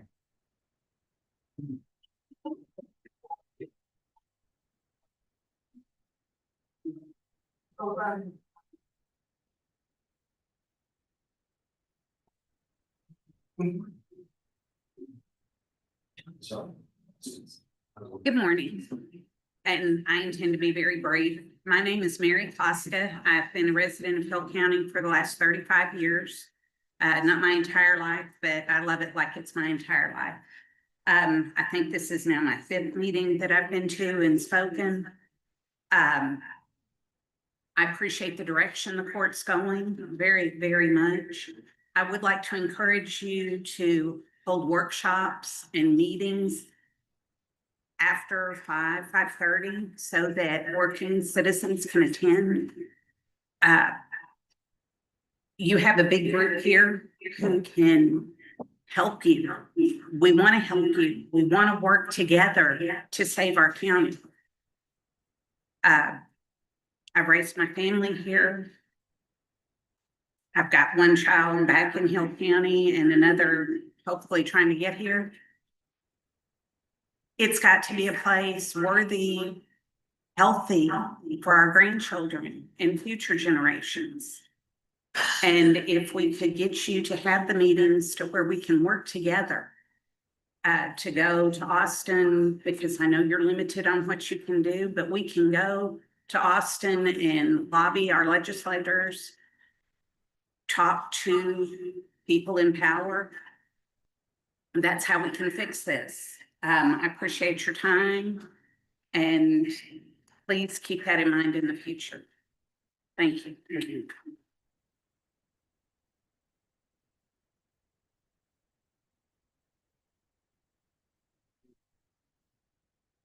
good. We're good. Everybody good? Keep going. Recess. I figured somebody was gonna need to go to the restroom. We'll take a 2-minute recess. We're not gonna turn off the live, so it's gonna be rolling. Or 5 minutes, I guess. I'll give you 5 minutes. Just for a bathroom break. And we'll start right back on the list with Kathy Latham would be the very next one. Again, IT, don't turn off the live.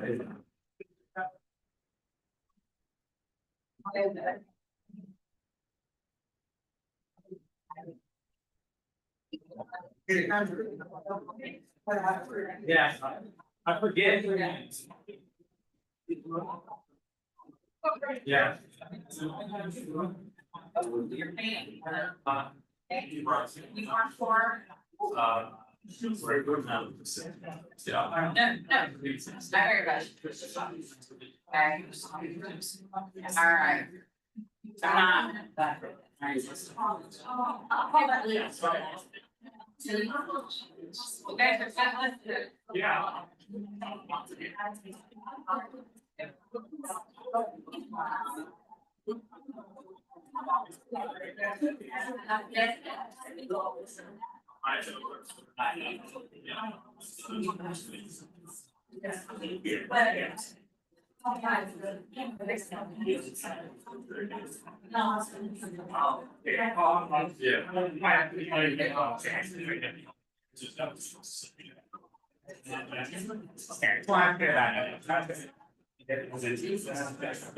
That's not at the space.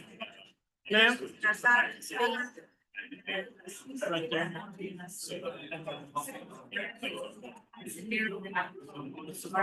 Lights on.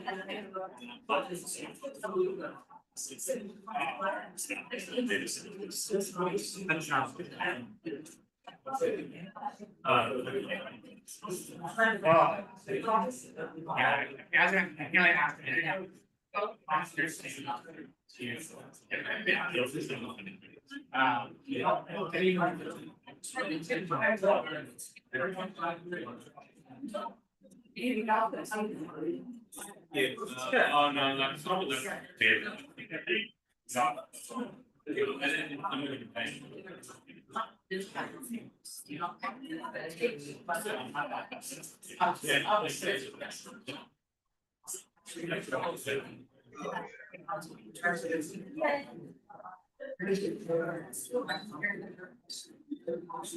it okay if I look to see where we're down on the list we are? So we're almost to page 2.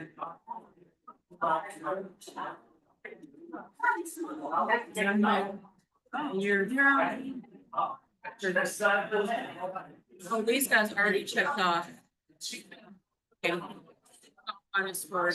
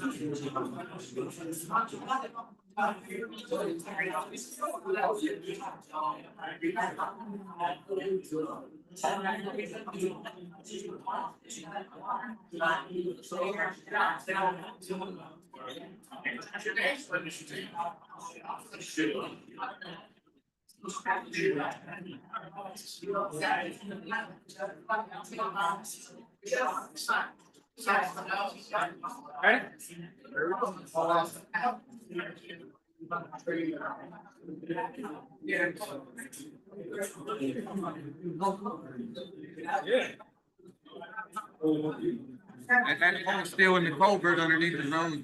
I'd like to have to fix more in the public.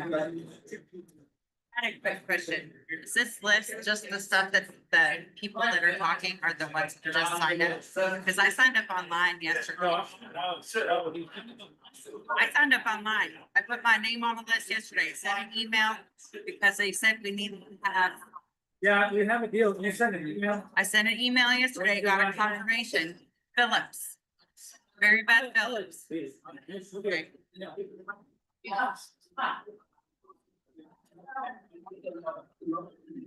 Yeah. All right. Well, no, not all right. There is a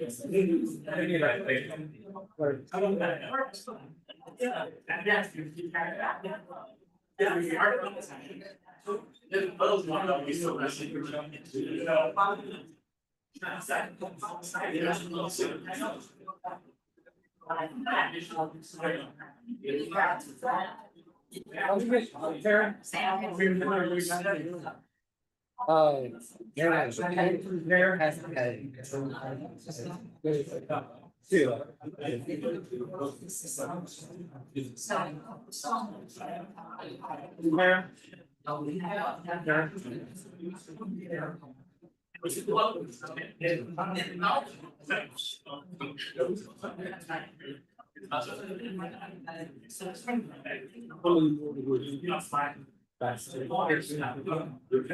What's online? We got quite a few online. I'm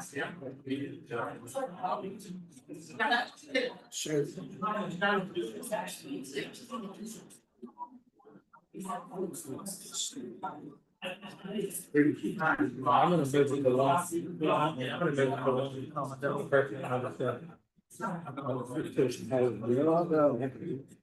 No. I'm gonna move. I think we should move. Then I'm from number 7 to number 1. Because that's why everybody's here. Yeah.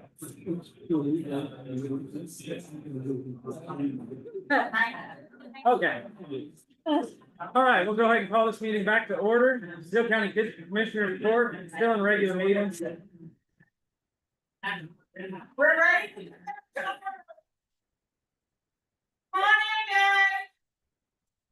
All right, it is 10:39. We will go back into open forum with Kathy Latham. Ms. Latham, go ahead and come on up. Again, 5 minutes. Please, no See you in a couple of minutes. no personal remarks. My name is Kathy Latham. I'm one of y'all's neighbors. I live right on the county line. I go to church here in Hillsboro. More importantly, I'm the new Texas director for humansfirst.com. And now I just want to let you know that Hill County is now on the national eye. And we can be a resource for y'all if you need help. We have a national fighting for AI, and now we're targeting data centers because that is the heart of AI. My heart is for saving kids. And as you know, kids have been dying because of AI and chatbots. So, but we are now fighting AI centers, data centers. And so humansfirst.com is a national organization. I am the Texas director. And if you want to know more about us, you can go on humansfirst.com and we can help y'all in anything that you need to help get information. If you want to help to write stronger regulations for the county, etc. So when I get home, I'm about to get on a call and give them an update about Hill County, Texas. And I am a native Texan. I love this country. I love our state. And we've got to save it. We've got to save our resources. It's time to fight. And I love to see that this county is fighting. So thank you for your time. Thank you, ma'am. Charles Maylee.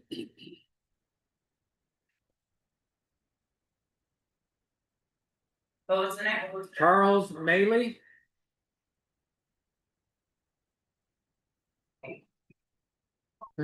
Yeah.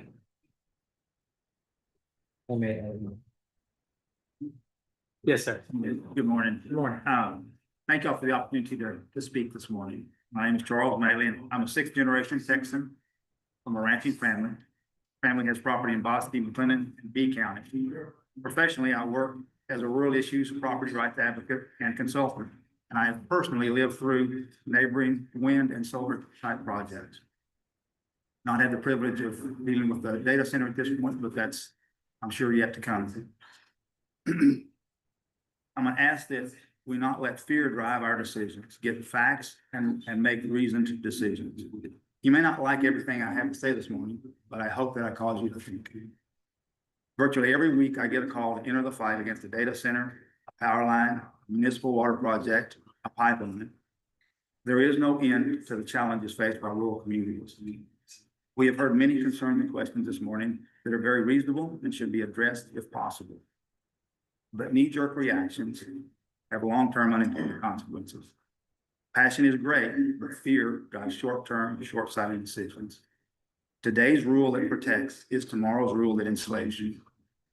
You may think that county level zoning will never affect your problems because you are not doing anything wrong. Only those guys are. But what is the definition of doing wrong? We all know that opinions change, elected leaders change. We have witnessed when those new leaders tell us that up is down, left is right, only to reverse next election. Many of you choose to live in rural communities because you ran from the burdensome rules and regulations of municipalities. Freedom is a double-edged sword and must be used as such. We heard this morning that farmers and ranchers don't like this idea. We don't want to lose productive farm and ranching. But people moving out of major metropolitan areas into rural communities like this, and the infrastructure to support them is taking away more more productive farm and ranch land than anything else in our state. Dirty water discharge was mentioned. Runoff issues were mentioned. Dairies were run out of Central Texas because they were thought to be polluting the Bosque and Brazos River system. It turned out it was wildlife and municipalities. What impact does your farm's fertilizer program have on local streams? Should you be limited for the good of those downstream, especially those that prefer organic, glyphosate-free production?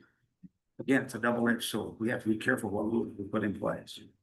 And I'm not against glyphosate production and fertilizer on your farms. I understand the need for that to feed the world. Tim brought up a number of other points this morning in no particular order. One of them, the endangered fireflies. It's a great defense until a green president comes into office and uses it instead to shut down farms and ranches, or nighttime games on soccer fields, or outdoor safety lighting, or whatever purpose he might have for that particular species. Endangered Species Act is a true double-edged sword when it comes to farming and ranching. Electricity is a supply and demand issue. Make sure that they don't pull electricity off the grid, he said. What about a fire? We should make them build a fire department. Make them improve our schools, our EMS systems.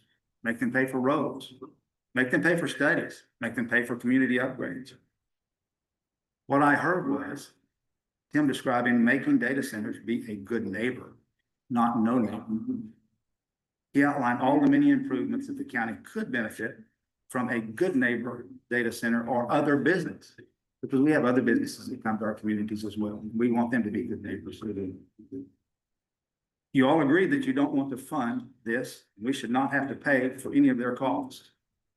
But what about feeding the system that you oppose? Who has a phone today? Everybody in here raised up some type of iPhones. Who use social media today to fight this data center? Who you watch Netflix this morning or last night? Who used Google? Who bought a tractor with GPS guidance this week? Who's grazing cattle with satellite collars today? Who's watching wildlife on a cellular camera? Please don't feed the dragon if you want me to fight the dragon. In my desire to save as much of rural Texas as I can, I have had to pivot to how to train a dragon, whether it's a pipeline or a power line or anything else coming to this state, because our state citizens and leaders want to live in a modernized, civilized society with an expanding economy. Society at large does not seem to be willing to quit feeding the dragons. Your Texas governor and legislators have invited businesses from around the world and granted billions in tax breaks. We are, for better or for worse, going to grow. We just need to make sure that we all get some benefit from that growth. Thank you, Mr. Robinson. Thank you.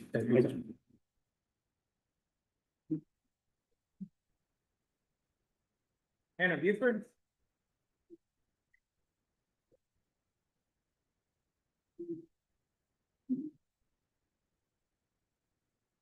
Good morning. My name is Hannah Buford. I'll be really honest, I didn't plan to speak today. I was gonna give my time to someone. My name is Hannah Buford. My name is Hannah Buford.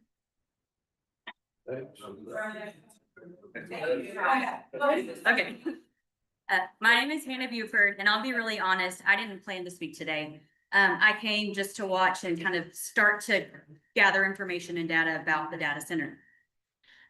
But what I've realized is Mr. Linus has made amazing points. Mr. Merrill has made amazing points. They've done all of this research. So I'm not going to inundate you with any more facts that I've Googled in the past few days. But what I am going to say is I want to tell you a story. Okay, so my husband and I grew up in agricultural homes. We were FFA members, 4-H members. That's our livelihood. That's how we want to raise our boys. Now, we are not cattle ranchers, farmers. We are your everyday middle-class workers. I work for a public school. He works in the agricultural industry. We have fought and scraped the nail to buy our couple of acres in Hill County, right? We are your everyday people. Our story is the majority of your Hill County citizens. And if this data center comes to Blum, our home values will plummet. We have equity in our home right now because we have saved, and my husband built our house, and we have worked for almost 10 years now to build equity and to do all of these things for our family needs and to raise our boys in a rural setting. If this data center comes and our home values plummet and our utility bills skyrocket, how are we supposed to stay in this rural setting? And from listening and reading, this is happening everywhere. So my concern is you are running your citizens out of Hill County if you do this.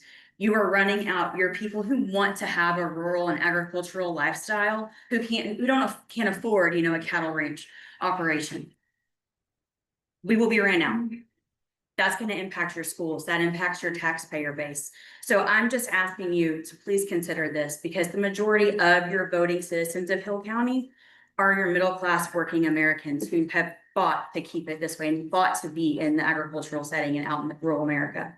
So what I'd like to close with is if the data center does come to Blum, you're running your taxpayers out of Hill County. your properties will be devalued, our utilities will skyrocket, and this is the new gentrification of the land, right? If we're no longer urbanizing our cities, we are making them desolate because of data centers. Thank you. Thank you.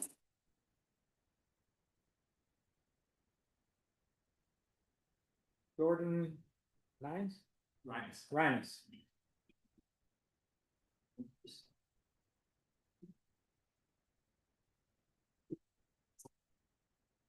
Thank you, everybody, for letting me speak. Real quickly, just for clarification, we're not with Pacifico. We don't have any relation to the planned data center in Blum or the one in Maypearl that have been referenced. That said, I am a developer out of Ellis County. I'm a neighbor. I own property in Hill County. I own property that I am trying to develop a data center location on in Hill County. And I also own agriculture and recreational hunting property in Hill County. So I want to say I'm not going to be your typical developer that's standing here in front of you. I'm going to have a few things that are going to sound like the party line, but at the same time, I want to say I'm a neighbor. I actually own property very close to the planned data center in Maypearl. We don't stand to gain at all from that. Truthfully, we're probably adverse impacted from it. I got into developing data centers to take a different approach to this. Most people are coming in and saying this is all BlackRock, big money.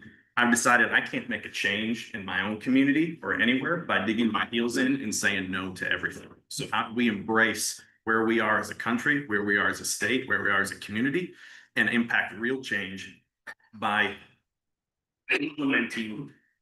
I agree with a lot of things this gentleman said. There's a lot of things people could do that could make data centers more secure and make people feel more comfortable. They're just not having those conversations.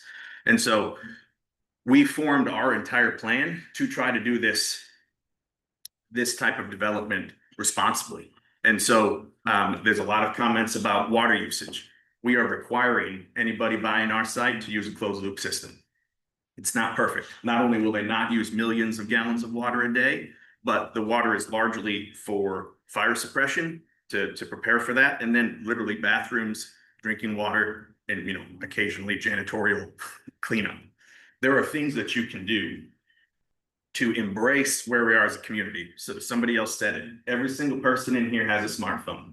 I'm a hunter. I have 6 or 7 satellite cameras that I look at on my phone. I'm a part of why we need data centers.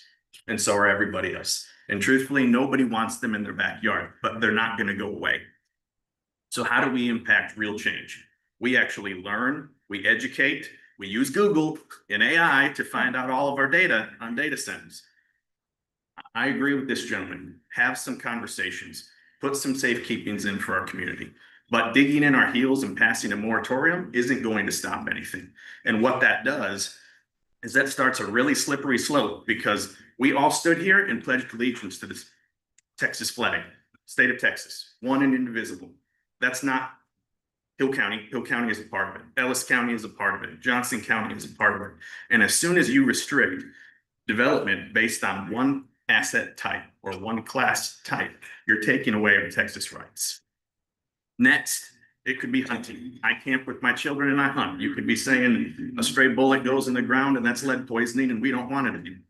As soon as you, as elected officials, pass blanket restrictions across all of us, it impacts all of us. And today, what they're asking for benefits the majority of them. But tomorrow, it'll be on the other side. The next council, it'll be on the other side. And so, I'm yes, this is self-serving. I don't want the moratorium to pass, because there are people who are trying to do it responsibly and ethically and actually make a change. Because if we come and we do it efficiently, then we're prohibiting someone else from coming in and taking that same power, that same gas, whatever that is, and coming in and doing whatever they want with it. And so I ask that you remember, this is Hill County. We are all Texans, but Texas is bigger than each one of us. And a lot of people fought for a long time for the Texas Constitution that gives us, as landowners, rights. I'm not a Hill County voter, but I'm a Hill County landowner. And I wouldn't stand and oppose anything that anybody else wants to do with their property here, because they have that same right. I'm not opposing the Maypearl one. It will adversely affect affect me, but I'm not, because that landowner has the same right that I have to utilize my property however I see fit. That's inside the law. And it's your job to govern that as best you can. So I appreciate your time. Thank you.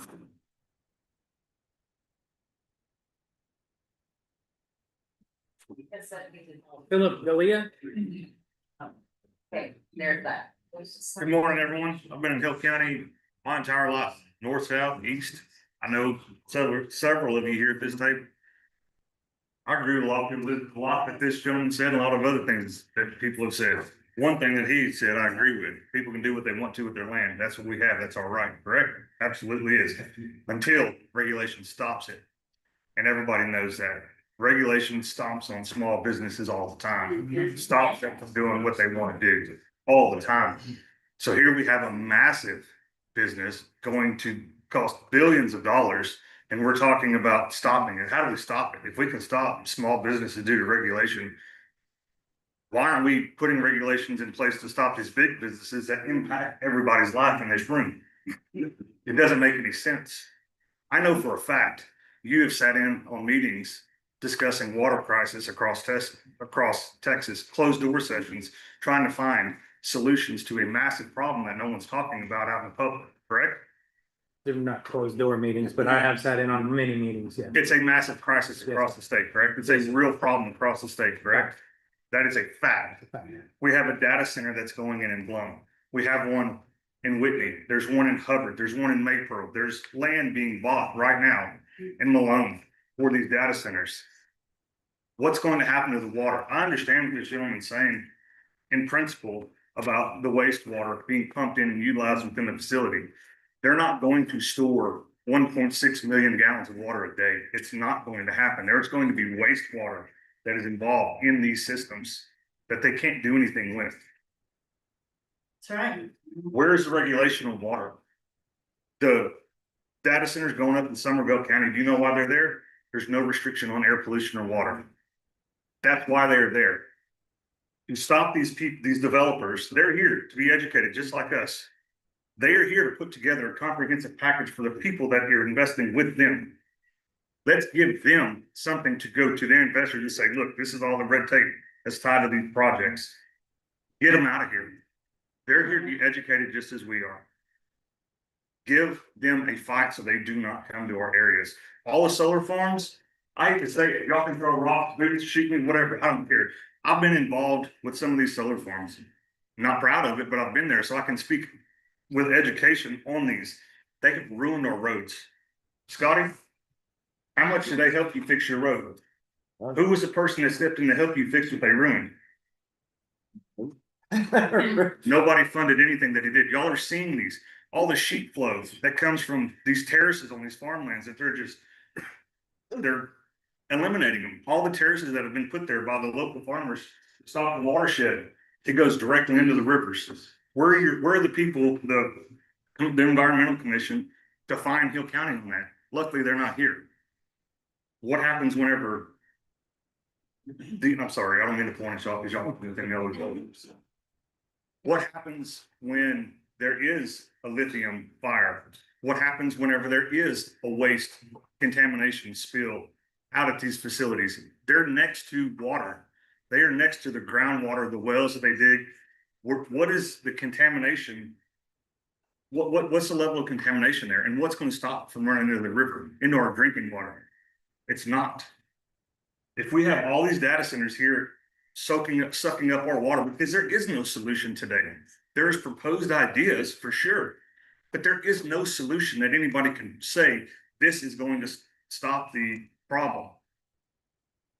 So we need to put those in place. If Hill County goes dry, listen, I'll back up. I know that for the last 25 years, Hill County has been trying very hard to make it enticing for people to move into this county. I think everybody will say that. And I think that it's quite easy to see that people have moved here from out of state and everywhere else for why. What do the people of Hill County say? What do people like you in your situation say to people? The taxes are cheap here. Cost of living is low. It's a good place to come live. There's no water. What this lady said right here, you're kicking people out of the county.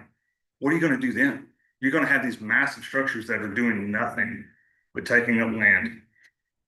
Pass the regulation. People have the God-given right to do what they want to, and that's phenomenal. But regulation for quality of life is what government is supposed to do. That is what government exists for. Isn't it? God is here to support the quality of life of the people who voted for you, correct? Regulate, people can do what they want until regulation stops them. Let's stop them. Thank you.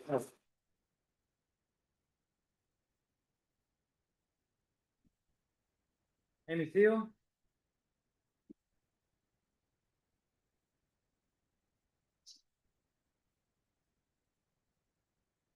Okay. I first spoke against the Hubbard Data Center abatement issue earlier this year based on the high taxes that residents are already paying and the lack of transparency that Nexus demonstrated when they explicitly prohibited recording of their town hall last November. Since then, the county has abandoned abatement negotiations, so I presume that means that with all the tax revenue and money Nexus brings in, these people can expect a tax break moving forward. ESD1 had placed on the county ballot 2 tax hikes this past November, a sales tax increase and a property tax increase. The sales tax increase passed, the property tax increase did not. We know that the ESD is planning to run that tax hike measure again in November because they tried to put it on the May ballot, where the lower voter turnout just might have imposed another tax hike on most of the people in this room. That Hubbard Data Center revenue can go toward the ESD1 budget instead of the ESD bringing their property tax hike to the ballot. Try to get that worked out before this August filing deadline. Speaking of elections, we have another election happening this month. We had a party primary selection in March. Most of you won your bids for re-election and will advance to the November general election. We have municipal elections on May 2nd. If any of y'all had ISD board elections, I hope you voted, because 93% of the eligible voters in those local races did not. We are now gearing up for a primary runoff election this month. Not everyone in the primary election received 50% plus one in their election. Notably, the Republican Party primary runoff ballot in Hill County looks like we still need to decide the U.S. Senate race, the AG race, the Railroad Commissioner, Court of Criminal Appeals Place 3, and locally here in Hill County, the Commissioner Precinct 4 runoff between Alan Autry and David Gelsthorpe. We had 27,424 registered voters for that party primary, but only 7,329 Hill County residents showed up to cast a vote. 26% of voters decided who the rest of the voters will get to select from on the November general ballot. We are seeing today how elections have long-term consequences. Votes back in March will determine how this commissioner's court proceeds over the next 4 years, and this runoff election will determine who else carries the people's voice forward on these issues for the next 4 years. The Commissioner Precinct 4 race had 3 candidates. Incumbent Martin Lake had 2 challengers, Alan Autry and David Gelsthorpe. In that race, only 1,304 residents in Commissioner Precinct 4 showed up to vote. 383 people voted for Martin, 396 for David, and 525 voted for Alan.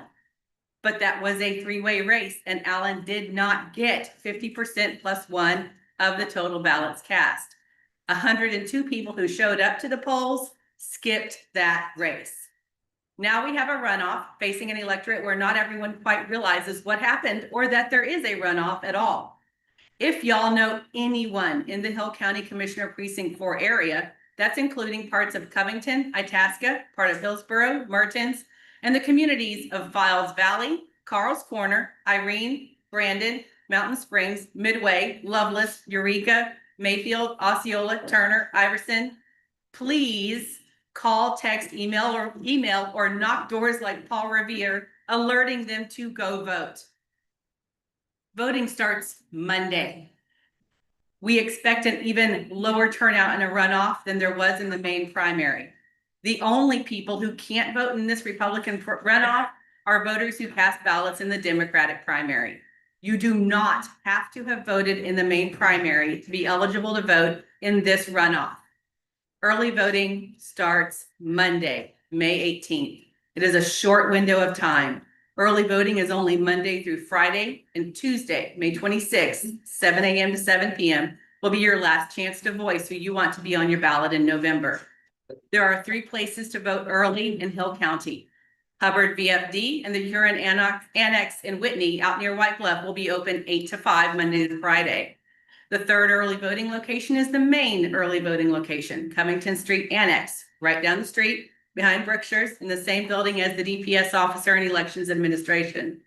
The main location will be open for voting from 7:30 a.m. to 7:30 p.m. Monday through Friday. Please get your votes cast ASAP. We are not promised tomorrow. Election day on May 26th, 7 to 7, you will have to vote in your local precinct that day. You can find that list of voting locations on the Hill County Elections website. Is that my 40 seconds or whatever? No, that's 5 minutes. Oh, that is? Yes, ma'am. Okay. Thank you. Yes, ma'am.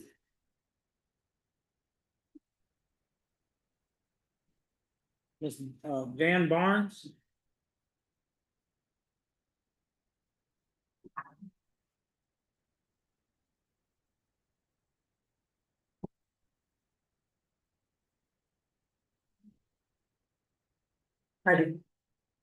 I'm blaming Bob. But I've asked this question before, the other meeting. What exactly is the purpose of a data center? The only thing I've ever seen is they're collecting our information. Well, I don't know if any of y'all have ever read the book, 1984. It was a sci-fi book, but I got it's coming true now. I mean, if I want somebody to know my business, I'll tell them. I don't want some AI to come and get and find out everything. That's like they put in that solar field 3 miles to the south of me. Well, I couldn't sleep last night because of all this going on and thinking about it and everything. My house is slab. It's built on a slab. It's not pure and beam or anything like that. 4 o'clock this morning, I was laying there and I thought, my God, I feel like I'm in a cheap motel the way my bed's vibrating from the solar field. I can't hear that well, but I can hear a humming sound all the time. The lights. I live from my gate to my house is a half a mile. I live that way because I like my privacy. We're not going to have privacy anymore. I've seen pictures where these data centers are, and it looks like Dallas, or Fort Worth, with all the lights and the noise and everything. If I wanted that, I'd move back to Dallas, and I left Dallas 50 years ago and swore I'd never set foot there again. But we don't need this. We don't want it. I raise cattle. I don't want my cattle to be out of brain because of these. They say that those data centers are windmills and all that kind of stuff. They don't do it to animals. I mean, we don't want it. Please, y'all. Do what the people want. I mean, we're not a bunch of out-of-brain children. We know what we want. We don't need somebody to make up our minds for us. Anyway, thank you very much. Thank you, ma'am.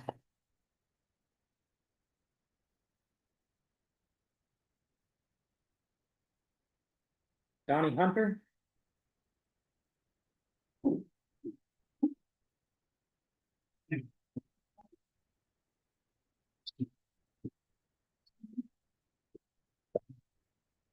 Hello. Yes, ma'am. Well, thank you for allowing me to speak today. I appreciate that. I've lived in Hill County for 31 years and worked in Fort Worth. The drive was worth it because the quiet farming county, it's just beautiful. It has so many resources, and the agriculture and the environment is enviable from any point. If you live in Fort Worth and you're coming this direction, the stress just flows. It is so much better. Each year, the Canadian geese fly both north and south in the springtime and the fall, stopping in our pastures, our croplands, our tanks.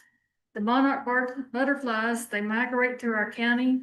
They take time to lay their eggs there and pollinate our crops too. They are a beauty to behold, and we anticipate their arrival every year. Our county has a beekeeping community that enables our crops, trees, and wildflowers to flourish. These bees have become an agricultural asset being sold in stores and in farmers markets, around our squares even. Have there been studies to investigate how the sound of these generators will affect the bees and their production? We need bees as much more than data centers because we have to eat. Recently, we've had to deal with the ugly side of solar panels replacing the green grasses and the wildlife migration through our county. The hawks, the caracara birds, the buzzards, they can't hunt underneath those monstrosities. There's rodents, there's rabbits. That's what they eat. They have to move. They have to go someplace else. This has the potential to increase the population of the coyotes. The deer that used to graze with the cattle in those pastures have moved on too. The lights from those areas have also taken our beautiful starry skies away from us. Now our county is facing the data center invasion. These centers will not only exploit and attack our privacy, but our way of life, our farms, environment, water, electricity, taxes, and beautiful landscape. The noise that will be affecting the noise will be affecting our people and nature. The noise could cause stress to the producibility of our livestock, our chickens, our cattle, our horses, anything that we're going to be eating. Has there been a study on this? I don't know. Could this cause our wildlife to become more aggressive in their survival instincts? Not to mention, these centers will also cause our already disintegrating roads to become even more dangerous, and they are very dangerous. If you come across Red Hill, it has no shoulders at all. The road is like this. You have a trailer load of hay or livestock, you're endangering yourself, your livestock, your hay, and the person on the other side of the hill coming through there. People pulling the mobile homes that are moving in, coming across those hills, it takes the whole hill. And there are no shoulders. There's no way for you to go, and it is down. So if you have to hit the shoulder, you may die. And for sure your load is going to go overboard. Neither the state nor the county can keep up with the damages that 18-wheelers are causing on our state and county roads. This Texas heat is not conducive to these heavy loads being traveled through here.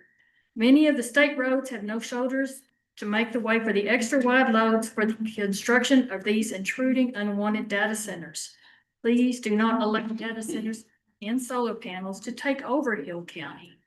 This county is popular for a reason, and it is not for the data centers or the solar panels. The constituents need your support. Please step up to this challenge. I was advised to contact Angelita because this commission didn't have the power to make these things work, but you have the power of the people behind you. And you can use Angela or to our benefit too. We appreciate your time. Thank you. Thank you, ma'am.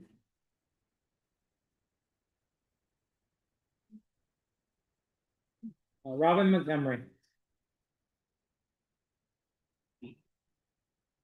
Good morning, good morning, commissioners. Good morning. Everyone in the room, those of you who have an ink pen, I'd like for you to pick it up. Commissioners, I'd like you to write this down. I'm here to speak about the truth that no one is talking about. This is House Bill 49. Take note, everyone. House Bill 49. This was signed in 2025. And water has been a major topic of concern today. And basically what House Bill 49 does is it shields oil and gas companies, landowners, and water treatment companies from liability if treated produced water, which is basically oil field fracking wastewater, if it causes contamination, if it causes personal injury, including death, or property damage after it's sold. So our Texas legislature passed this bill, and it basically sold any liability for water contamination out. The oil companies are no longer responsible for it. This absolutely sets a precedent for what data centers may be able to do with their wastewater. Now, I don't know about you guys, but I can tell you, my hands are shaking because that scares me. And it should scare every one of you as well. So, you know, when the centers are built, it will be too late. So my next question is, who would bring such a bill to Texas? Well, I have the answer to that question as well. Republican member of the House of Representatives, Drew Darby, District 72, that's in West Texas. He proposed House Bill 49. And Mr. Darby also serves as the chairman of the House of Energy Resources Committee. He chairs also the Energy Council, a nonpartisan organization that consists of over 12 states, which discuss critical energy. And also, he's an advocate for data center development in West Texas. Are you guys seeing the picture I'm seeing? Okay. So, you know, even worse, who would approve such a bill? Our current legislature did. Then Governor Abbott signed it. So I'm just here to tell you that our fight goes so much deeper than our cities and counties. Big tech is a major contributor to many campaign funds for our state legislators. The ones that are supposed to represent the citizens of Texas. I challenge every person in this room to do your homework, to look to see which officials are promoting and standing with big tech. And our voices should not only be heard locally, but as well in Austin. If they don't bring action that protects our water, protects our health, protects our natural resources and our environment, ladies and gentlemen, it's time to cast your votes differently. It's time. It's past time. Yeah. So before joining the legislature, Drew Darby was an attorney with the firm Jackson Walker. The people proposing passing laws in Texas, they're well studied. They're not making this easy for Texans. So in the meantime, I ask all of our local officials, I beg of you to please stand with our community, and I ask you to please do everything in your power to protect the lives here, to protect your fellow Texans, your neighbors, your friends, your very own families. And whenever, you know, the idea of data centers came up, the first thought to my mind is, well, moratorium sounds great. But lo and behold, guess what? 2025 Texas legislature. Again, House Bill 2559. They're adding more red tape. They want to make this hard for us. So let me ask you something. If you're doing the right thing, if something is so right for Texas, why would they legislate to make it so hard for us to protect ourselves, to protect our water? Amen. Something is going on beneath the surface, and it is it's in our legislature. So, you know, I'm speaking on behalf of legislative reform, you know, from every level of government, from the cities, from the counties, all the way through our state. You know, so let's talk about House Bill 2559. So sorry. So this is new legislature that was signed in 2025 that makes it harder for moratoriums. Used to, we had to give 4 days notice for a moratorium. Now it requires 30 days notice. It also requires that you give public engagement. Sorry. I apologize, but Yeah. I have one closing statement. I ask you guys to sign the moratorium because that's how laws change. Thank you, ma'am.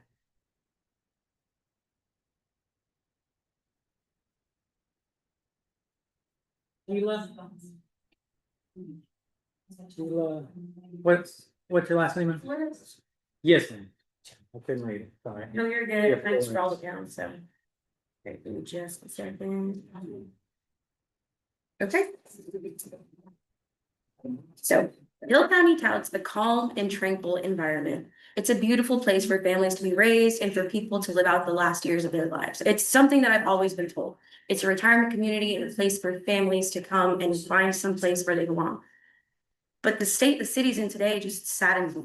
I see sewage backed up on streets in town. I see streetlights that aren't taken care of. And those are promises that the city says will be taken care of with data center money. But I don't see how that's gonna happen if you're only talking about water lines being repaired and things like that, when sewage hasn't been a statement or any concern at all that I've heard brought up anywhere in any kind of communication. So, I've hoped to see newer developments that have made the city better, and there are some, don't get me wrong, but this is a step in the wrong direction. My first question pertains to the underlying pollution that comes with construction and daily usage of data centers. So it's severely understudied, but it doesn't take a rocket scientist to know that it's not good for the 1% of Black land prairie that we have in Hill County to give it up to data centers and to other huge forms of conglomerate data control. So I just wanted to ask what procedures and regulations will be employed to reduce not just the impact of environmental pollution of data centers, like our endangered species, fireflies, numerous other birds that migrate through this area, but what is also being done to reduce the impact on the residents of Hillsboro and her neighboring communities by their development. I understand that people have the rights to their land and do what they want with them, but this is also impacting their neighbors who don't have a say in what happens or how these noise pollution and light pollution and water pollution will impact the quality of their rural farmland or other things, backyards, places their children play, local parks and things like that. So my second question is in relation to the delicate balance Texas has found in a changing climate. People are moving to Texas now more than ever. You've heard everybody say here, people are coming here because this is a quiet, nice place to raise a family and live. But how can we handle the demands that are put on the Texas power grid and on us specifically? I've seen 2 power outages in the last 3 weeks that come from rain or just natural issues in town. I had an hour where I didn't have any lights in my house for no reason. Didn't hear anything about the city from it. So 246 people died across Texas during the 2021 freeze. And it doesn't seem like data centers tapping into these power supplies are going to help us. So what can communities closest to these data centers expect in cases of environmental phenomena like freezing, flooding, drought, and fires? What plans do you have in place to circumvent blackouts and water crises the state has seen in communities like Amarillo and Corpus Christi and Abilene? These are real concerns that people have and that we need to address before you guys just decide to start building things. So the impact of data centers is critically understudied, but it's deeper than just being noisy or causing water problems. Water is life. By inviting facilities that reportedly use 49 billion gallons of water in 2025 in the state of Texas alone, I don't see how that's supposed to help what Megan Henderson said was 400 million gallons of water in the city of Hillsboro being dumped onto the ground, just wasted. How is that supposed to help us at all? Even if it's just 1 million or 5 million gallons that a data center would use. It doesn't seem like it's going to help us very much at all. So the people of Hillsboro have been consistently uninformed about the environmental impacts city officials made. I understand the city needs money, but the statement that money will fix all our problems is something that's just facetious. It's not the answer to everything. And if it was, it would have changed something a long time ago. So that's all I have to say. Thank you, ma'am. Thank you.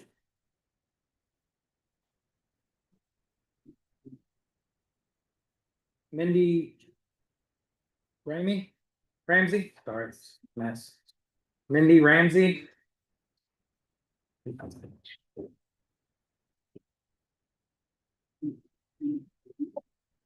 Good morning. Good morning. Thank you for allowing me to speak. Can you hear me okay? Yes, ma'am. It's not my first time to do this. My name is Mindy. I'm a semi-retired nurse with over 30 years experience caring for others. My husband Chad and I made the decision to leave the city and move to Covington because we were searching for a quiet, peaceful place and a safer, calmer way of life. We found that here in Covington, it became the perfect place to build Safe Harbor Equine Sanctuary. A sanctuary that I started dedicated to rescue and caring for special needs horses and donkeys that have already experienced hardship and traumas. I am here to respectfully ask you to reconsider the construction of this proposed data center near our sanctuary and our community. While I understand the desire for growth and economic development, this project brings serious concerns regarding safety, environmental impact, and the preservation of our rural way of life. Our horses and donkeys absolutely depend on a calm, stable environment to heal and thrive. A large industrial data center would introduce constant construction noise, increased traffic, bright lighting, and ongoing operational disturbances that could create extreme stress and safety risks for the animals in my care. These are not just animals to us, they are living beings that deserve peace and protection. There are also concerns for people who live here. Data centers require enormous amounts of electricity and water resources. They often involve backup generators, heavy electrical infrastructure, and increased fire risks in rural communities like ours. Emergency response times can already be limited. Bringing a facility with these potential hazards so close to homes, farms, and animal sanctuaries is something that should be carefully reconsidered. Most importantly, many of us choose to live in Hill County. We live in Covington because of its peaceful nature, open space, and quiet atmosphere. We came here to escape the congestion and industrialization of the city, not to bring it with us. I ask you to please protect our community, our animals, and our rural character that makes this area so special. Progress is important, but it should never come at the expense of safety, compassion, and responsible planning. Thank you. Thank you, ma'am.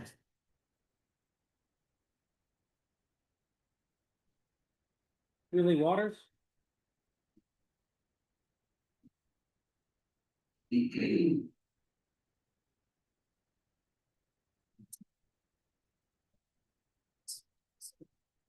Good morning. Morning.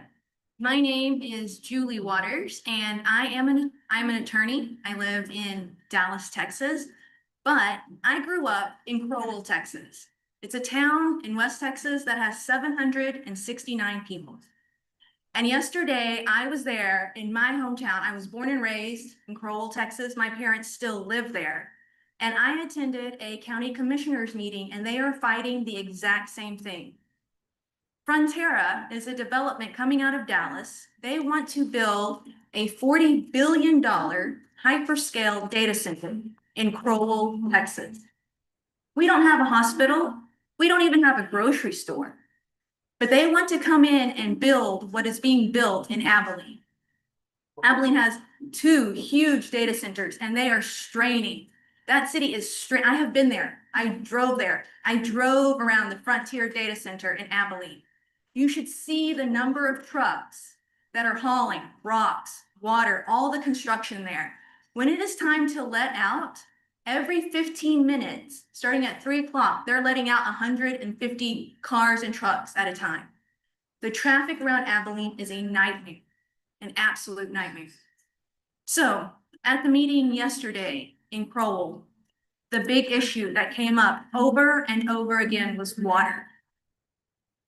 I saw ranchers, cowboys, who have lived on the land for generations, get up and break down in tears because there is not enough water in Crowell for their cattle. Crowell residents are limited to 2,000 gallons of water per month. Frontera comes in and they have told us that, like you, they will have a closed loop system. And in that closed loop system, they will be using 50,000 gallons of water per day. Per day. So residents in Crowell can only use 2,000 gallons per month, but a data center can come in and use 50,000 gallons per day. Is that right? When we have water restrictions, I live in Dallas. I can only water my lawn twice a week. Farmers and ranchers in Crowell, Texas are having to haul in water because they have no water in their wells. Greenbelt Reservoir is at 6.7% capacity. Texas is in a water crisis.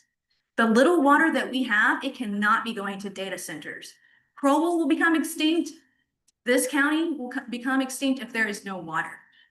And so I am here today. I got up, I drove this morning. I have driven all over Texas. I am a proud Texan. I went to Texas A&M. Thank you. I raised livestock. I was in 4-H. I may not look like the rest of you, but I am as Texan as they come. And that's why I am here today. And so what I want to do and encourage you, this moratorium can change the landscape of what is happening in Texas. So yesterday I took the long route home from Crowell. I ended up in Granbury. I went through Seymour, Alney, Mineral Wells, Graham. I stopped at 3 alsos before I got to Granbury, okay? And everywhere there was data center, either construction or related infrastructure, solar farms, battery energy storage. It was everywhere. It is changing what rural Texas looks like. And that is not right. That is not right. So back to the moratoriums. I have been able to leverage social media to shine a light of what's happening in Crowell and what's happening in rural Texas. If you pass this moratorium, you will be standing out as a leader for the counties in Texas, standing up for their people for what the Texas legislature is not currently doing. And we need that. You are our hope. So what you pass today, I guarantee we can get that out to every county. And if anybody in the state wants to come after you for standing up for your people, they will have to stand up to everybody. And every county, you will not be alone if you pass this moratorium. I can guarantee you that. Because Texans are mad. Texans are mad that data centers are coming in like a locust. Like a locust. They will devour everything green. You won't be able to see the stars, the Big Dipper, Orion's Belt. You won't be able to have fresh air when you step out in the morning when you're herding your cattle. It is going to be the hum of data centers. It is going to be AI surveillance, watching us, tracking our every move. And so I just urge you, pass this moratorium today so that the rest of the state can follow.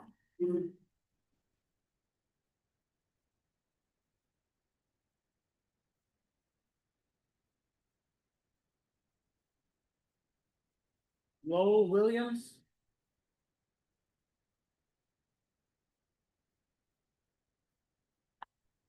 Lowell Williams Ranch. I ain't gonna bore you with all the statistics and all this. Tim and Jack and my neighbors have done a hell of a job on that. I'm on 67 and 1430. Right next to where this monstrosity that Mark White's trying to sell his land to. I'm directly affected. 3rd generation rancher. Family ranch. 4th generation is waiting on me to kick the bucket so they can take over. But if developers like this man that's working in commerce comes in, they're going to kill my property value. They're going to raise my taxes. They're going to kill my electricity. They're already going to deplete my water well that's already hurting, as you've already fessed up to. We're in a crisis. I'm all the way to the Trinity and I'm sucking air. Wow. Same. So that is going to hurt me even more. I ain't gonna have nothing left to give my 4th generation. Or the 5th that's coming up behind that. There's 4 of them right now. We're gonna have more. I ain't got nothing left to leave them. I'm already being taxed to death. This is gonna cause more taxes because we're gonna have to build the roads back up. Hell, we just rebuilt 67 past a year and a half. Thing looks like it's 10 years old or older right now. Yeah. I can't believe I'm not in front of, well, you're not your court, but drunk driving, already swerving. So that's the problem. I'm directly affected. You're going to kill my cows. Well, I say kill my cows. You may not kill my cows, but they're going to lose weight. We're going to lose the bees, all this stuff. It's directly going to affect me. I help elect you guys. I am your constituent. there's at least 100 people that couldn't show up that had the same ideal as me. We need this moratorium.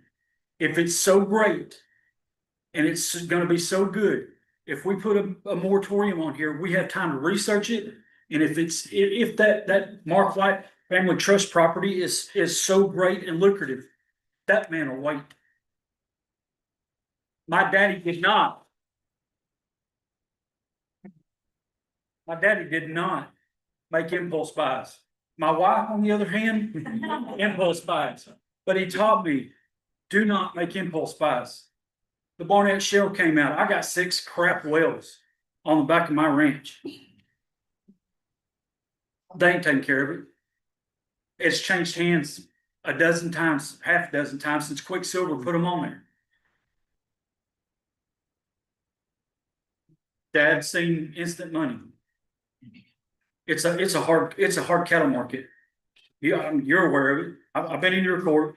Yeah, you know the Williams name anyways. So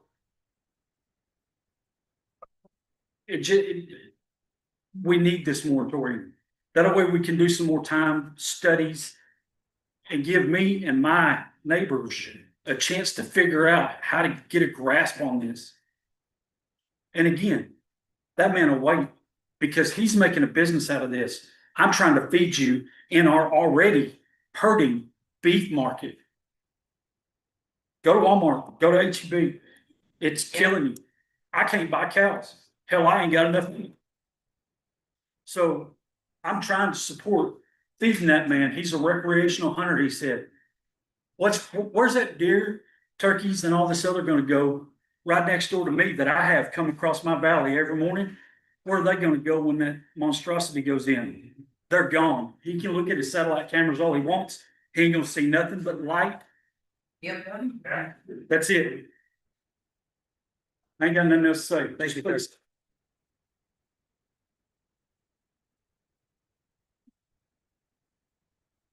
Deborah Weary.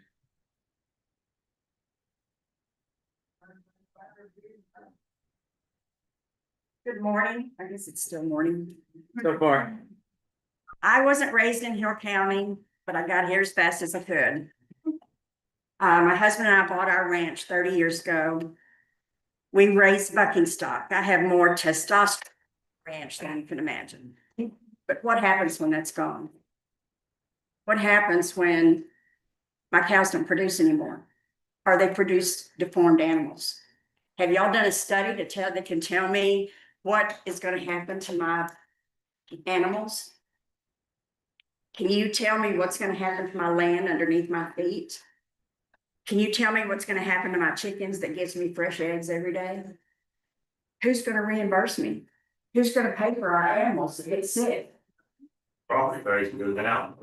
Yeah. Who's going to pay when we get sick? Who's going to pay for it? Something has got to be done. This has got to be stopped. We don't want it, period.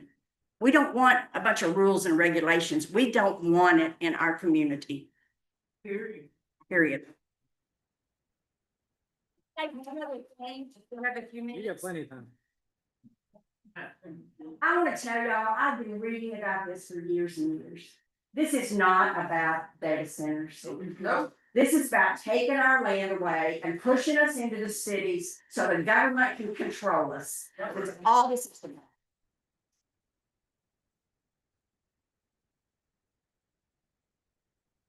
Jenna Isaac. I'm gonna yell my time. Oh.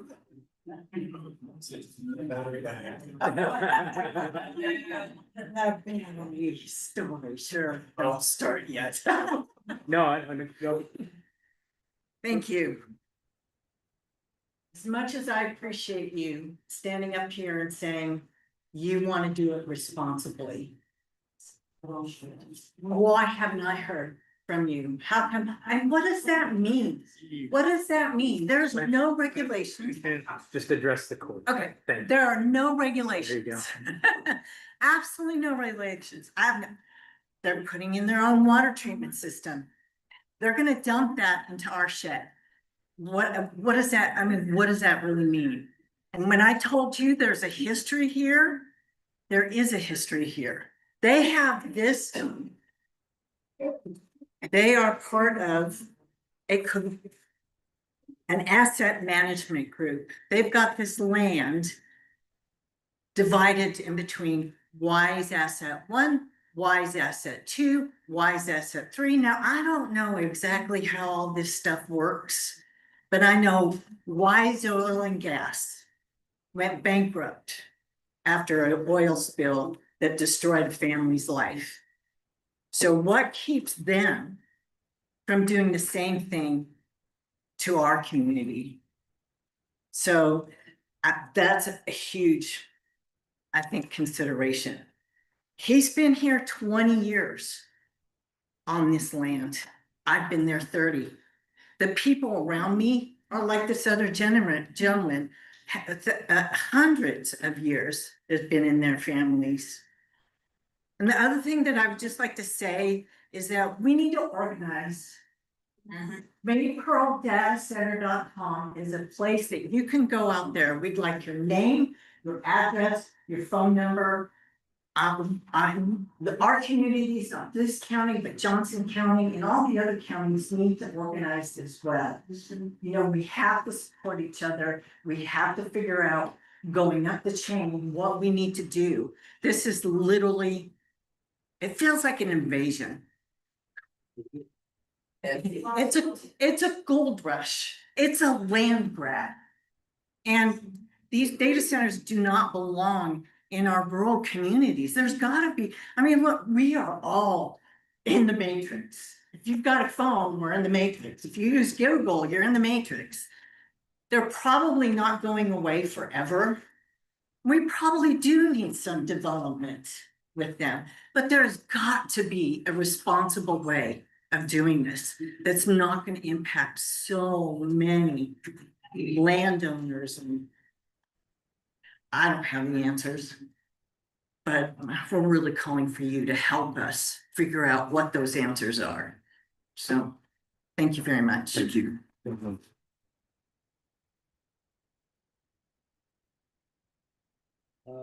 Teresa Orr, Casca Orr.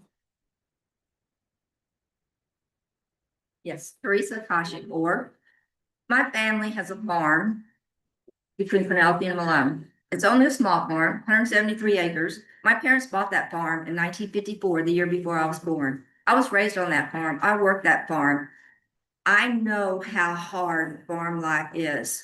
My friends didn't get to, the people around me, all of my friends, we worked farms. We did not get to go out dancing and partying. I know how hard farm life is because, again, I spent the first 19 years of my life on that farm, working the farm. I didn't like it at the time, but I want to tell you one thing, because we worked from from dawn till dusk.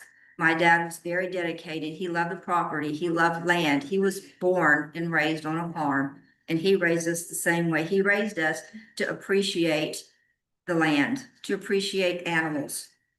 I don't know. I'll just tell you what a farmer is in my eyes. A farmer is an agricultural scientist, a mathematician, a business manager, a multi-machine operator, a mechanic, a conservationist, and he has to know how to navigate the market prices. A farmer must have strong work ethics, intense dedication, adaptability, and a deep passionate love for land and animals. That was my father.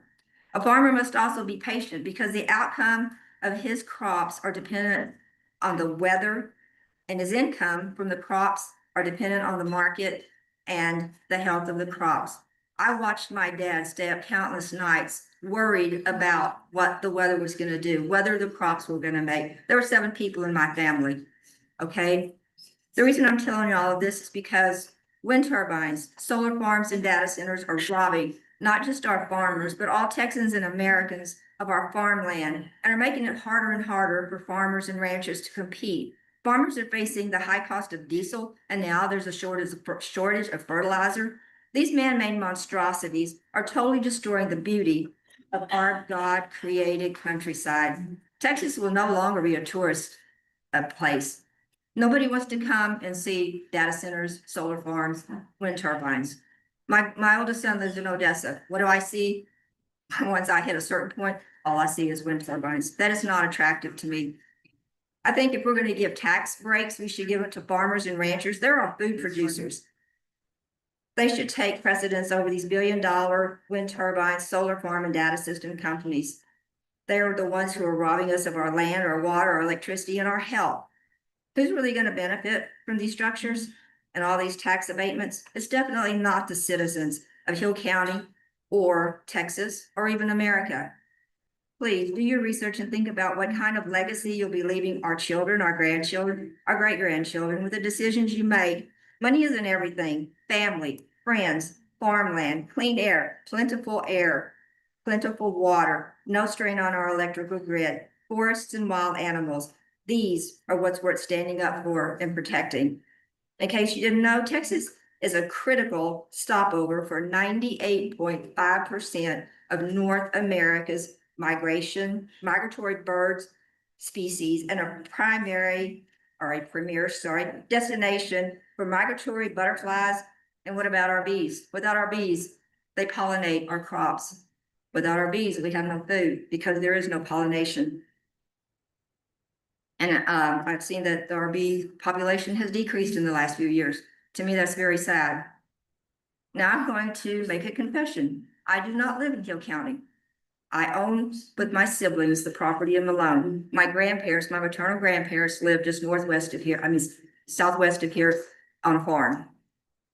So when I say Ross, I don't know how many of you are familiar with what's going on in Ross. We're talking about the Waco Data Park, Center Park. It's not Waco, it's my little town of Ross. I live a mile as a crow flies from where they're wanting to put this thing in. We found out in November that this was going to be going on. We didn't know anything about it. There was all secrecy about it. And I'm just going to say InfraKey is the company that is going to try to build on that 520 acre in a residential area. Okay. InfraKey is looking at building a data center in Hillsboro, in Kaufman, Waxahachie, and Cleaver, outside of the one they're trying to build in Ross. This company just established themselves in March of last year. They're realtors. They're just going to purchase land, try to get people to purchase the sites, and then they're gone. That seems to be the history of most data centers. I would just like to say that I want to quote some scripture, if I may. Yes, ma'am. Romans 13:10 says, love does no harm to a neighbor. And Philippians 2:3-4 says, do nothing out of selfish ambition or vain conceit, not to your interest, but to the interest of others. Thank you for your time. Thank you.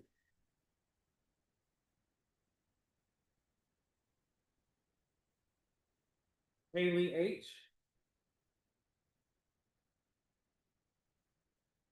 Thank you for writing the pronunciation. I would have messed it up. Hi, my name is Keely. I didn't expect to come up here and speak, so most of what I'm gonna say is a direct quote from this information that I'd like to present to you guys today. So, do you guys remember how the citizens reacted when the city raised the water bill? That was pretty recent, so I hope you do remember. Do you remember the prices of electricity during the grid failure in 2021 and how people reacted to that? I mean, I'm only 23, but I understood what was happening. So my question to you guys, do you understand how a data center offsets the cost of energy onto citizens? Yes or no? Who can't respond? Okay, cool. Great. So if you don't, I'm here to tell everyone, this is a 45-page paper from Harvard Law published in March of 2025. I would love to have printed it out and given it to all you, but the title for you guys, if you please write this down, I implore you to read it.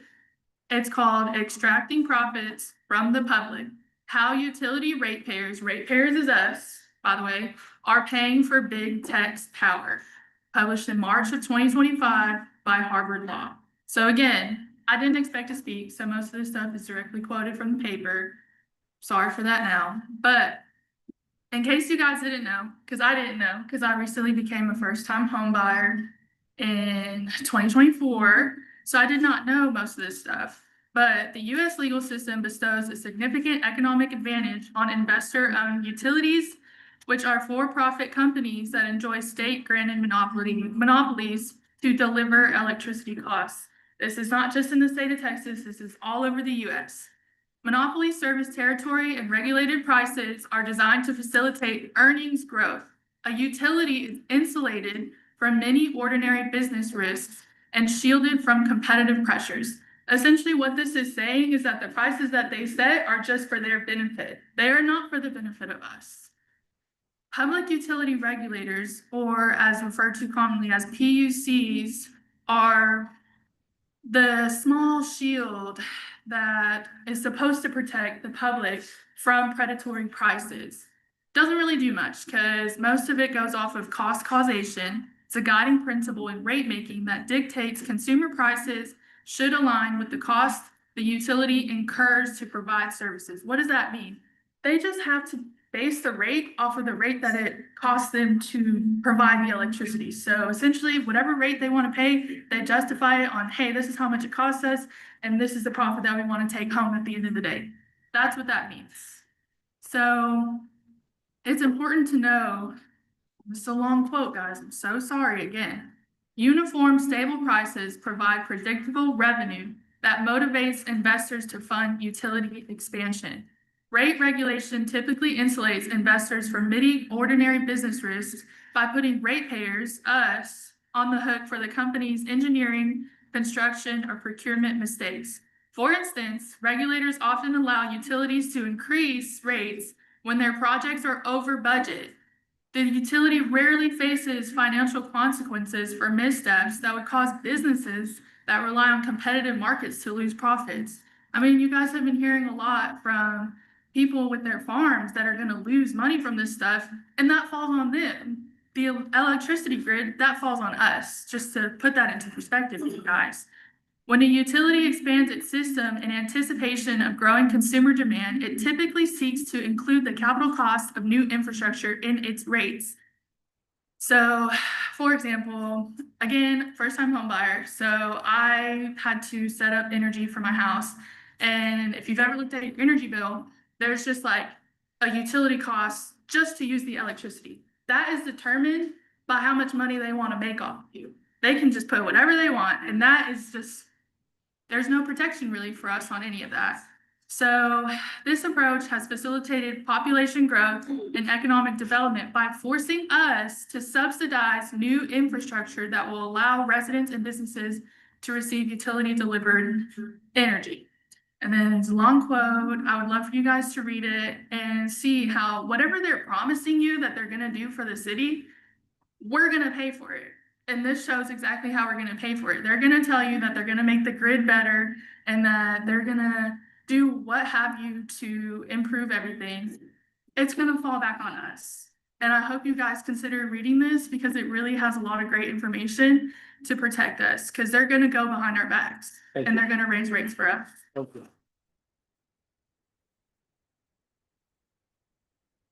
Amanda Russell? Amanda Russell?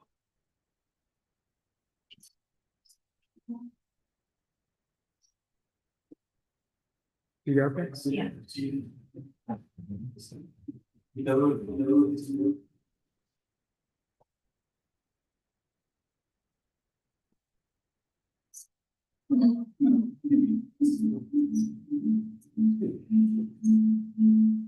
Hello, everyone. Hello, Ms. Russell. I don't have a whole lot to say, but my health is not well. And I am the way that I am because of environmental toxins in my workplace.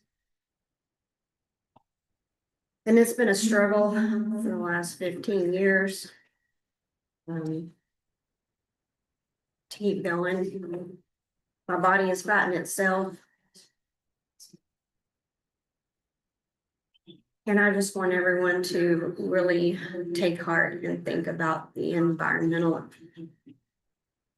implications we're going to be facing with bringing on these data centers.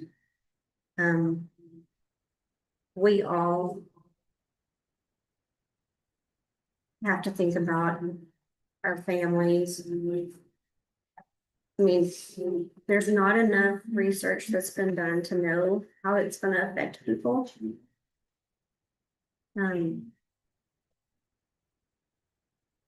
What if we do find out that, you know, it increases the risk of miscarriages? What if we do find out that it causes infertility issues? You know, you may not have grandchildren. Your kids may not be able to have kids.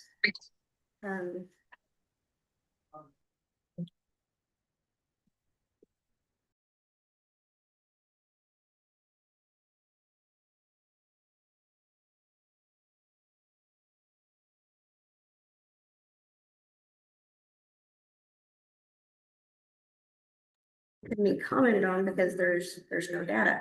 Well, we shouldn't, you know, make decisions like this until there is data. That there's proof that it's safe or not safe. The only other thing that I wanted to address was fundamental law. You know, all constitutional government is intended to promote the general welfare of the people, that all persons have a natural right of life, liberty, the pursuit of happiness, and the enjoyment of gains of their own industry, that all persons are created equal and are entitled to equal rights and opportunity under the law. To give security to those things is the principal office of government, and that when government does not confer this security, it fails in its chief design. So, as our elected government, I just ask that you consider how this will affect people in their health. And that's my main goal. Thank you. Thank you, Mandy.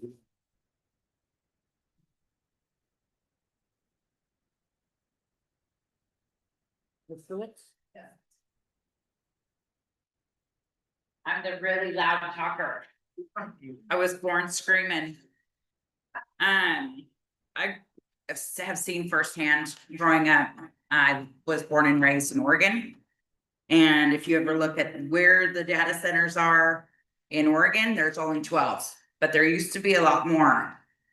Oregon rains 300 days out of the year in most parts. There is hardly any shortage of water until they came in. They lasted maybe 20 years. We have to deal with it. My parents complained about it. I remember my great uncles, my great aunts complaining about it. And I saw what it did to the infrastructure. I saw what it did to the plants, the earth, everything. Well, about 12 years ago, IBM moved back to New York. Intel moved 90% of their data center processing to India. There is just a lot to learn from who's had it the longest and why they only have 12. And why are they putting 600 in Texas? We're 400 right now. They're planning to build 200 more. And why are they so big? And why do they need to be in the country? My husband's family has lived here for 200 years on the same piece of property.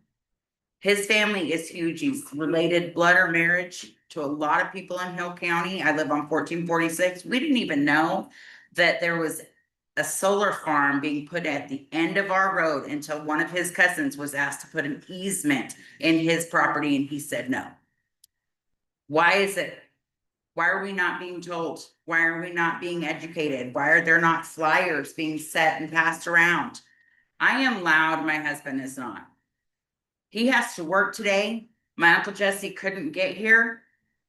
His cousin that lives on the 20 acres next to us couldn't get here. I'm pretty sure that the New people that just built the 10 acres or are building on the 10 acres next to us don't even know that this is going on. We don't want it here. And I've seen it firsthand.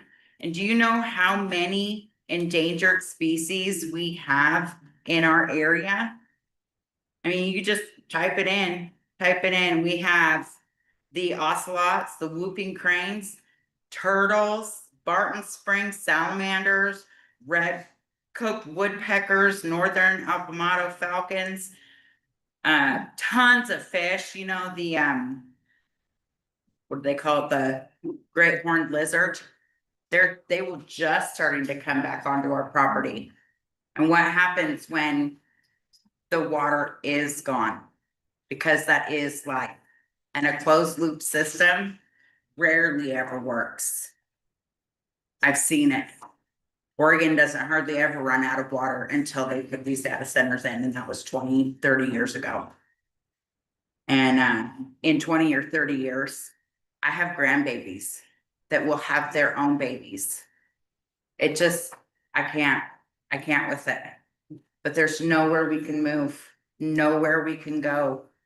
Our property value, my uncle's property value, well, my husband's uncle, you know, we can't even use the well because of the fracking that went on 20 years ago, and they made us be on the Woodrow Osceola water supply. I don't even know what else to say other than I am one person standing here representing about 50 other people. My kids couldn't make it. Obviously, my grandbabies aren't going to show up, but I have 5 kids. My husband has a very large family. His family couldn't be here. There's just a lot to process. It being so early and running throughout the day, people can't afford to miss work and come here. I'm just lucky enough that I'm in between jobs. So, but my husband couldn't make it either, but I would like to say that I do appreciate that you guys are having hearings. I would have liked to have known about this last July when it was phrased differently, so we didn't have the word data center in the town meetings or the county meetings. So at least it's now. And we can have it recognized and possibly put a moratorium on it or shelf it for right now until we can get these studies done. Thank you. Thank you, ma'am.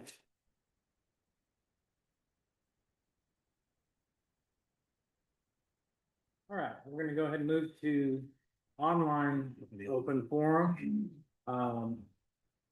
I've got multiple signed up online. Do you have the first? Grace what? Grace Hernandez, if you're online. And if the audience, if you will, try to keep your voices low because the speaker only goes up so far, okay?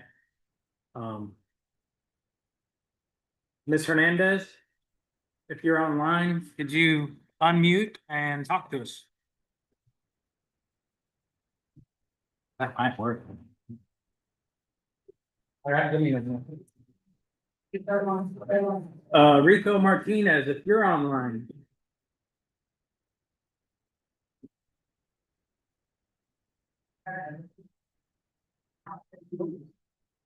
Rico Martinez, if you're online and you can hear me, I need you to unmute your microphone. Yep. Can you hear me? Yes, sir, I can. Go All right, ahead. how much time do I have? You have 5 minutes, sir. 5 minutes. All right. Bear with me. I've been up I've worked all night. I work in the my name is Rico Martinez. I own property in Blum. I originally grew up in the city, moved to Florida, and I actually moved out of Florida because of overdevelopment. So there's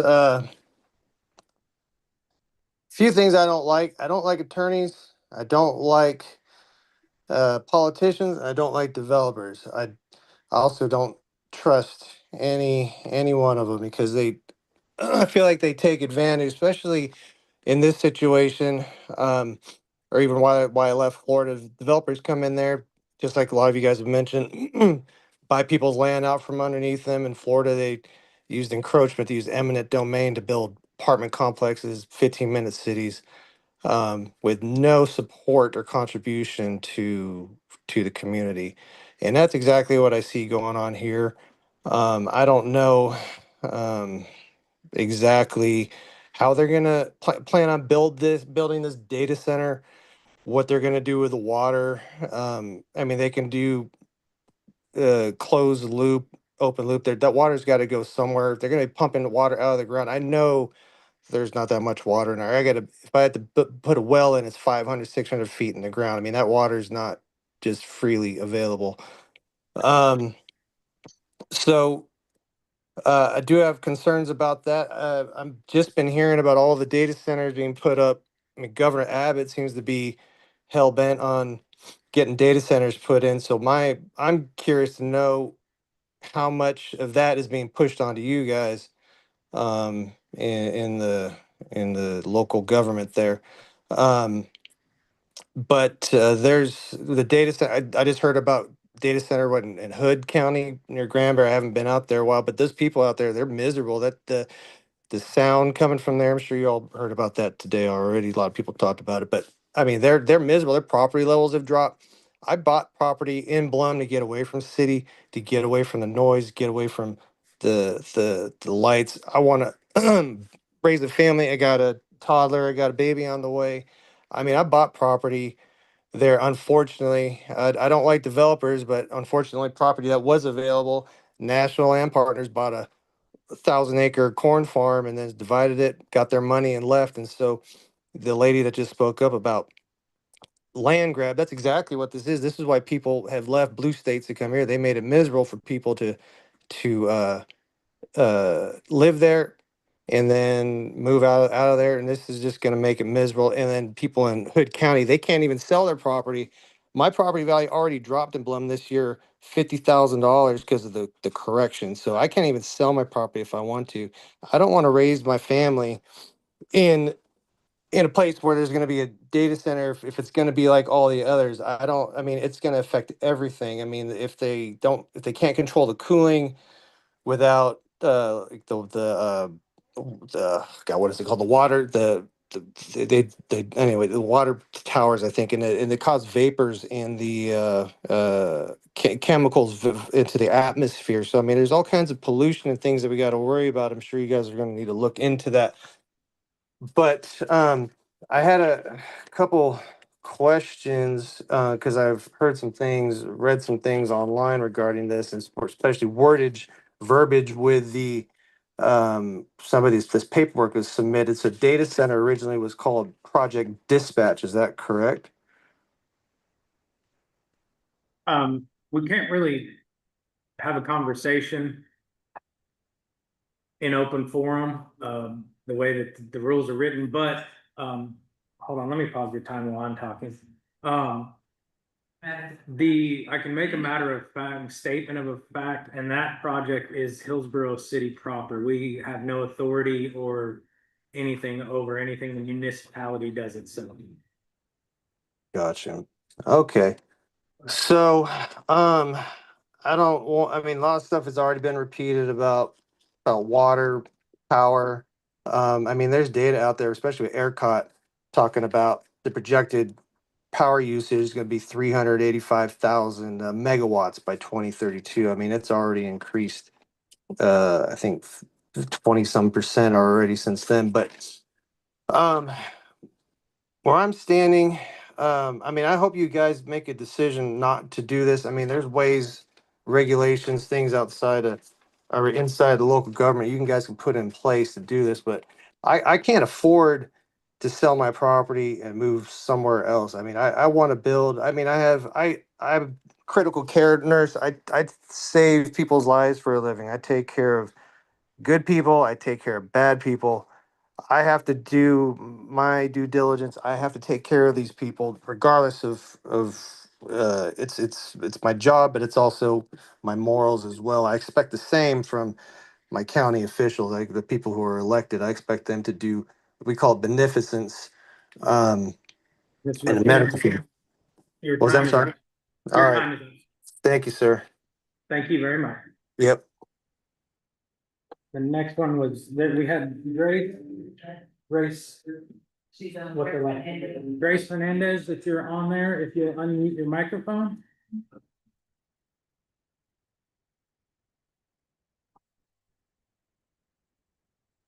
Ms. Hernandez, if you're online, if you'll unmute your microphone and you'll be able to speak.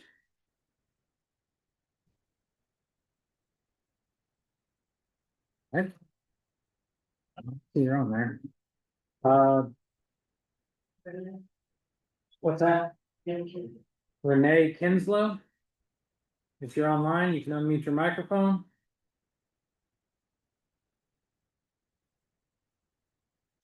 Ms. Kinslow, you're online. If you'll unmute your microphone.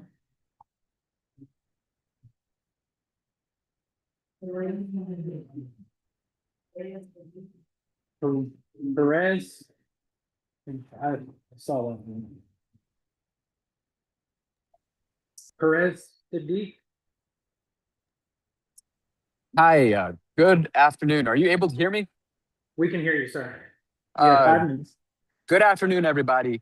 I just wanted to say thank you for your time to the commissioners, to the judge. We appreciate you being so receptive and hearing out feedback from community members. My name is Pervez Siddiq. I'm a power developer, and I wanted to just share some feedback with the concerned citizens and residents that have come and shared their concerns on the data center and power plant moratorium. I know there have been a lot of different opinions shared. I want to start with, I think honesty is always the best policy. It's important for developers such as ourselves to be good neighbors. I would never want the landowner or a community member in the community feeling like we never did right by them. To that end, we are actively looking to develop power generation with our data centers because we don't want to increase your power prices. I just wanted to go through some of the benefits that are associated and dispel some of the rumors for the folks in the room. You know, I'm a father, I'm a working man, I'm a family man, I'm a God-fearing man, and I like to be a good neighbor and do good by all the community members in every community I work with. I've built many solar projects and gas projects over my career. I just want to say first, we are not using more water than 5 houses, period. The power generation and the data centers will use only up to almost 400,000 gallons a day. That's as much as the average household times 5 uses. Second, we'd be bringing a lot of long-term tax incentives and revenue to the county for you to fund your schools, your infrastructure, and I would like to be a part of that and keep an honest and open relationship with the commission, the judge, and the members of the community so that we can work together to figure out where that tax revenue will go. But it would be very significant. That would provide long-term stability to the bank and to the economic development corporations and to the citizens and to the commission of Hill County. Third, the infrastructure is planned.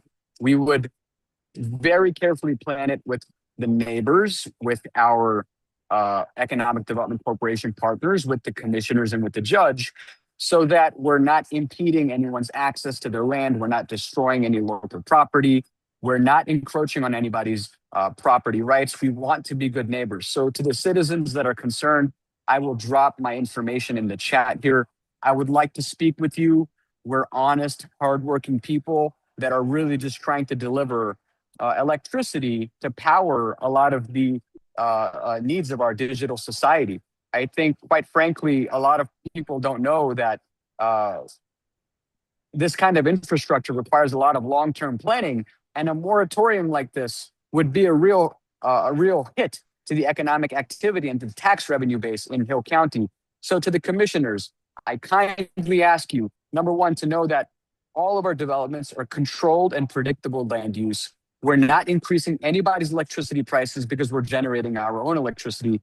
We are not using water more than the equivalent of 5 households in Hill County, right? There is almost no water in these modern data center designs. You fill them up once and they're good to go.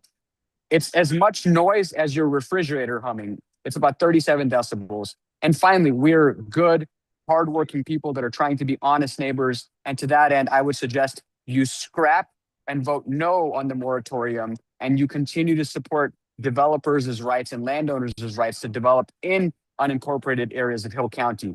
God bless you. Thank you all. And I appreciate you hearing me out. Please.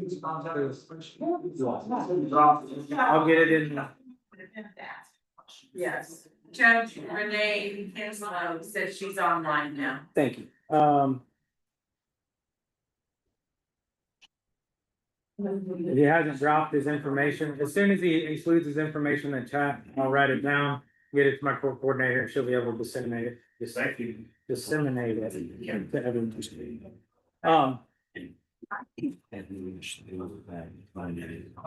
I'm sorry. Yeah, and if we can, as people give their thoughts, just let them have their time as you had yours. Who do we have? Oh, what is Miss Kinslow? If you're on the chat, if you will unmute your microphone.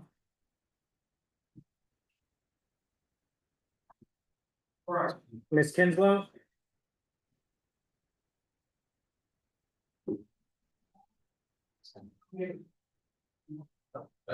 We're getting nothing. Who we getting that?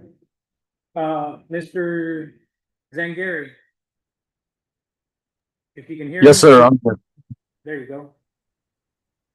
All right. I'm starting my time. These are great sales pitches from all these developers because I haven't heard anybody else go for it. But I've got something really prepared for this. I want you guys all to stare at those data center guys. Let me ask everybody in the room a simple question. Has anyone ever heard of Aaron Brockovich? Now, I know it was a movie, but it was based on a true story. A small town was being poisoned, families were getting sick, people were dying. And for a long time, the people in power acted like something was fine until somebody started digging, asking questions, and exposing what was really going on. That is exactly what Hill County needs to think about before anybody in this courthouse starts rolling out the red carpet for data centers. Because once the water is gone, once the land is damaged, once the noise is permanent, once the power grid is stressed, and once the people who made the deal are long gone, the citizens are the ones stuck living the consequences. And let me be clear. I have not heard the citizens of Hill County begging for data centers. I have not heard the people standing up and saying, please bring massive industrial projects to consume water, strain infrastructure, and change our rural way of life. What I have heard is concern. I've heard opposition. I've heard people asking why this is being pushed so hard when the public clearly does not want it. You were elected by the people to represent the people, not private developers, not EDC insiders, not special interests, and not backroom projects with cute little code names. You took an oath to the Constitution and to the people. That oath matters. The First Amendment protects our right to speak, our right to assemble, our right to petition government for our grievances, and our right to hold public officials accountable. The founders did not create the First Amendment so government could hide controversial projects behind closed doors, vague agendas, and economic development buzzwords. And the Second Amendment also exists because the founders understood that liberty must be protected from a government that forgets who it serves. I am not here calling for violence. I am calling for accountability. But history is very clear. When government stops listening to the people have every right to organize, speak out, challenge, investigate, vote officials out, and defend their freedoms through lawful means. Now let's talk about the Hillsboro EDC. The Hillsboro Economic Development Corporation was created as a regional government-style entity in 2020 under former Hillsboro Mayor Andy Smith. From what I've reviewed, it created a structure with appointed members from the city of Hillsboro, elected officials connected to the county, and involvement from Hill College. And here's where the public should start paying very close attention. County Attorney David Holmes admitted to me that if criminal complaints were filed regarding certain EDC matters, he would have to recuse himself because he sits on that board and participates in closed sessions. So I kept digging, and I found that County Judge Shane Brassel is also connected to that board. Hill College also had involvement with the Cleburne EDC, and when we saw Jessica True, Ada Motherspaw, and Art Man showing up around closed session discussions, it raised even more questions. In my opinion, this looks like coordination. It looks like local government, economic development insiders, and connected individuals are working together to bring data centers into Hill County, whether the public wants them or not. And it brings up the obvious question, why? Why would public officials push something this controversial when the citizens do not want it? Who benefits? Because the public needs to understand something. These projects do not happen in a vacuum. Landowners benefit. Nearby property owners can benefit. Developers benefit. Political insiders can benefit. Businesses connected to the land can benefit. When proposed data center areas sit near properties connected to powerful local families, EDC members, political figures, and business interests, the public has every right to ask questions. If Will Orr's family business is located near one of these areas, if Gwen Orr, Will Orr, or Angelina Orr could benefit, the public deserves transparency. If Natasha Sawyer through Arnott Holdings or other nearby property interests could benefit while also serving as the president of the EDC, the public deserves transparency. If local political power brokers are involved, the public deserves transparency. And when the county Republican chair is tied to this political structure and Judge Brassel is pushing this issue hard, people are going to ask whether it is about public interest or political obedience. That is not an attack. This is accountability. Because when officials are pushing something the people do not want, the citizens are allowed to ask who is really giving the orders. Now let's talk about money. Many of these so-called data centers across the country are not just innocent little computer warehouses. Some are tied to cryptocurrency mining. Crypto mining is energy hungry, water hungry, and often shielded behind complicated ownership structures. So yes, the people are going to ask hard questions. Are any official board members, developers, consultants, landowners, or connected insiders receiving any direct or indirect benefit from these projects? I'm about to go over my time. Does anybody want to concede to their time? I've only got about a minute left. I don't have anybody else signed up, Mr. Zinger. Can you hear me? I can hear you, sir. You muted it, sir. Yeah, I can hear you. I can hear you. I don't have anybody else signed up for open forum, Mr. Zinger. So I have Kelby Long. Kelby Long, you were indicating you would like to cede your time to Mr. Zinger. Yeah, he can take it. All right. Thank you, ma'am. I appreciate that. Back to where I was in this. So yes, the people are going to ask hard questions. Are any officials, board members, developers, consultants, landowners, or connected insiders receiving any benefit or direct benefits from these projects? Are there financial interests that have not been disclosed? Are there land deals, options, consulting arrangements, crypto-related payments, or future development benefits the public has not been told about? Because if this commissioner's court is even thinking about approving, supporting, assisting, or enabling data centers in Hill County, then the answer should be simple. Full disclosure, strict regulations, environmental protections, water protections, noise limits, infrastructure guarantees, independent impact studies, no tax giveaways without public approval, no backroom negotiations, no vague agendas, no secret code names. And if these companies want to come here, then they need to pay up front. Just like the man in the cowboy hat said, not promises, not economic development fairy tales, not future projections, real money, real guarantees, and real protections before they touch 1 acre of Hill County land.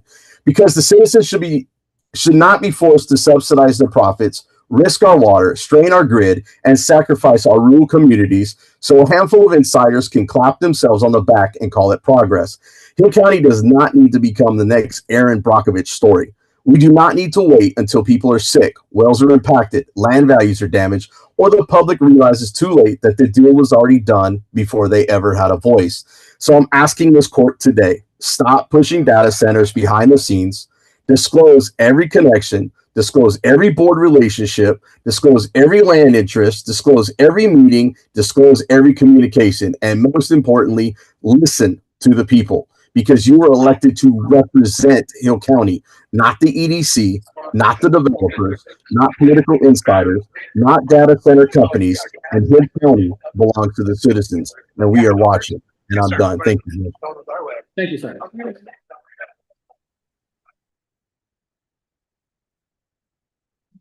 So I'm going to say this while we're on the record. The email that gentleman provided was ps@primepowerinc.co. And I will also have that written down for anybody afterwards as well. PS Paul Sam @primepowerinc.co. You also had a podcast.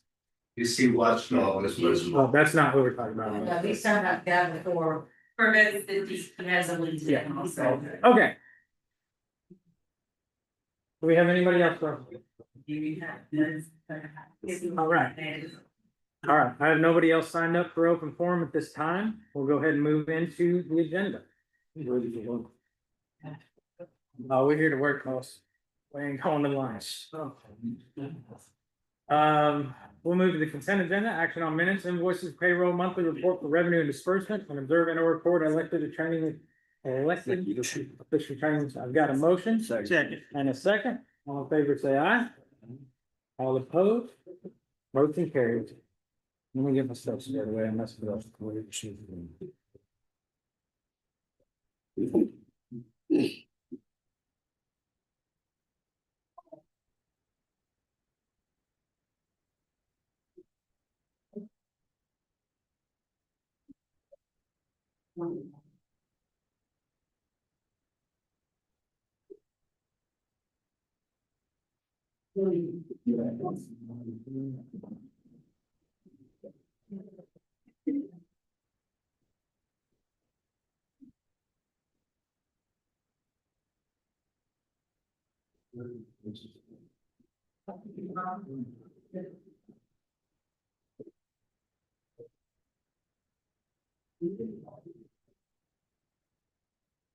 Okay.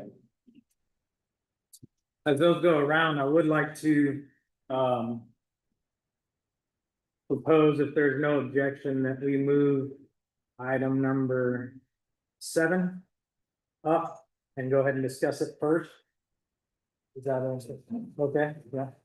So that would be moving 7 to number 1 on the list, which would be discuss and or action regarding placing a potential temporary moratorium on a certain large-scale industry storage, power generation, data processing, construction activities within unincorporated areas of Hill County. Commissioner? Yes. So the, 5 minutes ago. Quick 5 minutes. I only gave 30 seconds. So, the issue in front of us is obvious. We've heard from a lot of people, from our constituents. We've got a lot of research that's been done. We've done a lot of research. And someone said it earlier, and I'll just kind of reinforce it, that this is akin to the gold rush on a land site, on a scale of something that we've never seen before. And the data center folks have found a sweet spot in the state that has limited regulations, limited enforcement, a limited code, and they're coming faster than we can keep up with. And I think it's imperative, given the empirical evidence of the data centers that have been developed here before, that we tap the brakes and we get our arms around what we're faced with, and we do the research, we do the studies. And we preface all of this by saying, this is in no way, shape, or form a push from this court to impair anyone's right to do with their own property what they want to do with it. This is a public health, public safety matter that the Commissioner's Court needs to take on. And I'm going to read my court brief, and then I'm going to turn this back over to Shane. Hill County has been approached by several data center construction entities in the past. Can't hear you. Can't hear you. Oh, yeah, but I don't have enough. Give me that back. How about now? Not yet. Not yet? Come here, you. How's that? Better? Yeah. Hill County has been approached by several data center construction entities in the past several weeks after deep dive research on the effects to local community from previously constructed and operational data centers, existing data centers, and input from local citizens. There's sufficient empirical evidence that demonstrates the impact to local water supply, noise pollution, light pollution, ground temperature, surrounding neighbors to warrant a more detailed and measured approach to mitigation of these issues. The far-reaching and long-term effects on local citizens and the environment are too great to continue without stringent regulation. The impact on operations, Hill County operations will be greatly impacted by these measures. It will allow us time for a more measured, controlled approach to data center construction. In the short term, this short-term pause will lessen the already strained impact on our local roads, and in the long term, result in better results for the local community. I'll yield that back to you if you want to read. I think first I've made an assumption, just like I did in the beginning when I didn't tell anybody who we were. I guess there's an assumption, as far as me personally, I do not want data centers in Hill County. And I figured that we need to put that on the record, because it seems like there's a miscommunication. I'm raising my children here. They show 4-H, they shoot shooting sports. My son's saving up to buy his first 2 heifers in the worst cattle market in the entire history of cattle. So he's saving a long time. But, so that's personally where I stand, in case there was a question. What I'd like to do, because the public comment portion is over, is I would like to read this moratorium before we started getting into the discussion of whether or not we want to vote to adopt this. The moratorium was posted. I did put draft on it, so nobody got confused if I messed it up. This came from Commissioner Holcomb, sent me a mock draft modeled after Van Zandt County's moratorium. I took it, and theirs is very tailored to their business, with what the problems they were having in Van Zandt County. So much of it didn't apply directly to Hill County, because there's 254 counties, we all do it different, we all have different problems. So I made some modifications, and this is what we've come up with. Hill County, Texas Green Energy and Data Center Moratorium. Temporary moratorium on certain large-scale industrial energy storage, power generation, and data processing construction activities within the unincorporated areas of Hill County.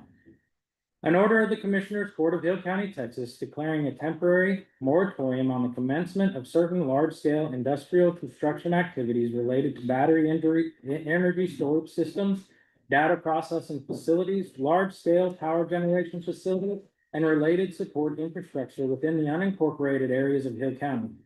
Making written findings of necessity pursuant to Texas Health and Safety Code 121.003, providing for public hearing, providing for a waiver, providing for severability, and establishing an effective date. Whereas the Commissioners Court of Hill County possesses statutory responsibilities relating to county roads, bridges, drainage infrastructure, floodplain administration, emergency management coordination, public infrastructure protection, and the protection of public health and safety within the unincorporated areas of the county. And whereas the Commissioners Court finds that certain large-scale industrial developments may substantially impact county infrastructure, emergency response capabilities, groundwater resources, traffic safety, the public welfare before the county can adequately evaluate and prepare mitigation standards, and whereas the county has experienced and received reports of roadway deterioration, drainage impacts, increased heavy truck traffic, and emergency response concerns associated with industrial scale development activities occurring within Hill County, and whereas Hill County's rural emergency response system, including volunteer fire departments and emergency medical services, presently maintains limited staffing, specialized suppression equipment, hazardous materials capabilities, and water supply infrastructure necessary to respond to lithium-ion battery incidents, industrial fires, or large-scale infrastructure emergencies. And whereas the Commissioner's Court finds that once substantial construction activities commence, impacts to county road, bridges, culverts, drainage systems, emergency response capability, and groundwater resources may become immediate and irreversible before the county can complete necessary engineering studies and public safety evaluations. And whereas the Commissioners Court further finds that evolving state and federal directives regarding critical infrastructure protection, cybersecurity safeguards, and prohibited technologies necessitate additional review to ensure local compliance with applicable law. And whereas Texas Health and Safety Code 121.003 authorizes the Commissioners Court to enforce measures reasonably necessary to protect public health, And whereas the Commissioners Court finds that a temporary and narrowly tailored moratorium is necessary to allow Hill County sufficient time to evaluate impacts to county infrastructure and public safety systems and to develop uniform mitigation standards relating to roadway protection, emergency response coordination, drainage, and public infrastructure protection. Now therefore be it ordered by the Commissioners Court of Hill County, Texas. Section 1, applicability. This temporary moratorium shall apply only at the commencement of new construction activities associated with battery energy storage systems exceeding 5 megawatts capacity, data processing or data center facilities exceeding 1,000 square feet, large-scale power generation facilities exceeding 5 megawatts of capacity, and associated substations, cooling systems, transmission infrastructure, and industrial support facilities directly related hereto, located within the unincorporated areas of Hill County. This moratorium shall not apply to projects currently under active construction as of the effective date of this order, routine maintenance or repair activities, agricultural operations, or projects located within incorporated municipalities. The purpose of the moratorium.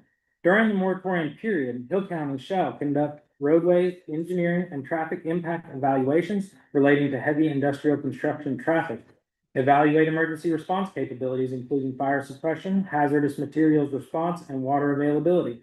Develop standardized roadway use and infrastructure mitigation requirements. Evaluate drainage, culvert, floodplain impacts associated with industrial scale development. Coordinate with state agencies regarding critical infrastructure protection and applicable cybersecurity guidance. Evaluate public safety impacts associated with the battery storage systems, large-scale power infrastructure, and data processing facilities. And develop uniform public infrastructure protection and mitigation standards applicable to covered projects. Section 3, the temporary nature. This moratorium is temporary in nature and shall automatically expire upon the earlier of either 12 months from the effective date of this order or the adoption by the Commissioners Court of infrastructure protection and public safety standards applicable to covered projects. There is a section 4, a waiver process. The Commissioners Court may grant a waiver from this moratorium upon the finding that the proposed project will not materially impair county infrastructure, emergency response capability, or public safety.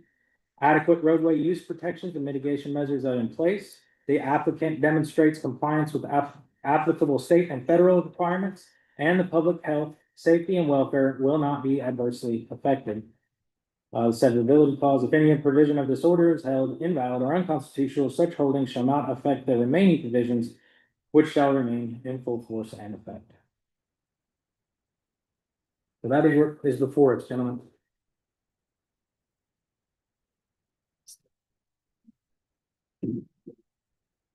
Going to discussion. I feel like I said my piece. feel like there's a couple of people wanting to hear some discussion. Yeah. So here's where I sat on it. This has been a lot of lost sleep.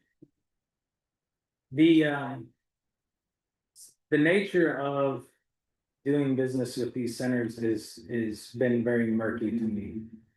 I was unaware of data centers that were being proposed in Hill County until we put this on the agenda.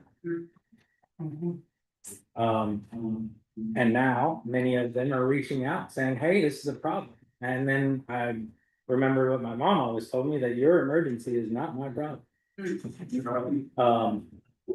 So whether or not this hurts your project, I do understand that that is your business and it is your livelihood, but that does not equate into the decision. Nor do I think it should. So it boils down for me to the oaths that I've taken. I've taken a lot of oaths over the years. Many of the men in this room have. I've taken on various positions, whether it be the military, law enforcement, judiciary, and I even printed it out.